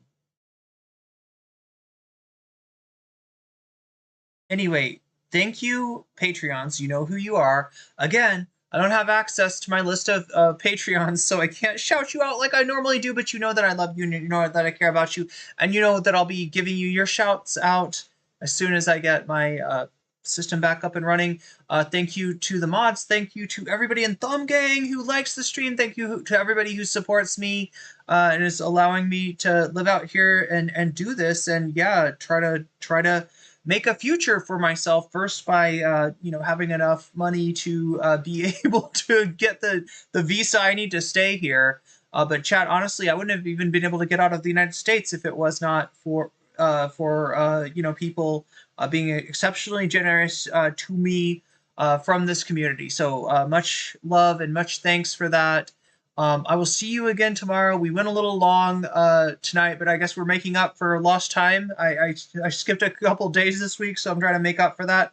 I'll be on again tomorrow. We got more to talk about. Maybe we'll do more. This is a good interview. This is a really good interview. So maybe we'll check into. Oh, look at this. Vivian Wilson on. Wait, no. Did we see this one? Elon's liberal facade, work ethic, and fake gamer skills. We did see this one already, but there's like, I don't know, there's an hour or more left of the interview of Vivian Jenna Wilson that is, who we're talking about. And yeah, I will be back again tomorrow.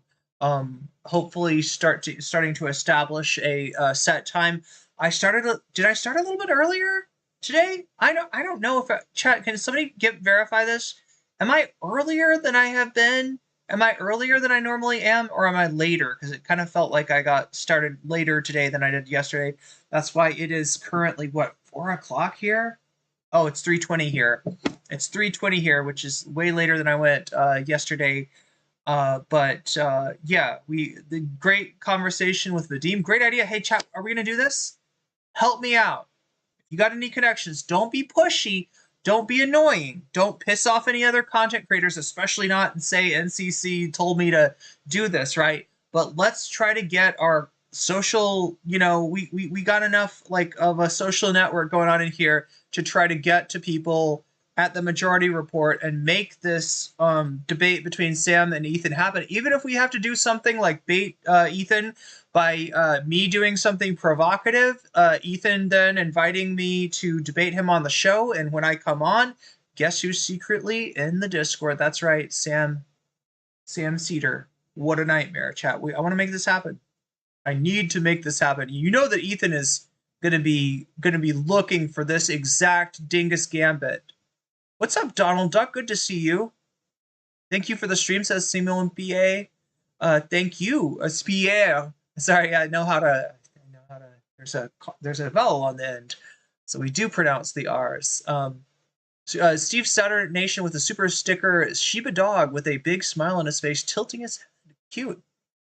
I started very early. Okay, it's 1:20, so it's very late so we started early, we went late. It's a very long stream today, 4:21 in New Jersey. Oh, 4:21 in the morning. Yeah, it's really late if you're on the East Coast. RIP East Coasters. I hope you're okay. I hope it didn't ruin your next day for you, but it's a Saturday, so maybe you'll be okay. Need some code words for this? For herbs and spices? I don't know if that's what we're talking about, or for the Sam Cedar thing, but yeah, we're gonna make that happen. Anyway, much love to everybody, and I will see you again tomorrow. I meant to stay on, like last time there were people asking me about, what's going on in Thailand. I meant to, and I just had hit stop streaming before then, so we're gonna have to come back tomorrow. I'll try to talk about this. I'll try to talk about my, what's going on in Thailand and everything tomorrow. So be here for that. And until then, you're 1 minute late. Oh, that Donald Duck got here right as the stream. You're an insomniac anyway. All right, chat. Much love, and I will see you tomorrow.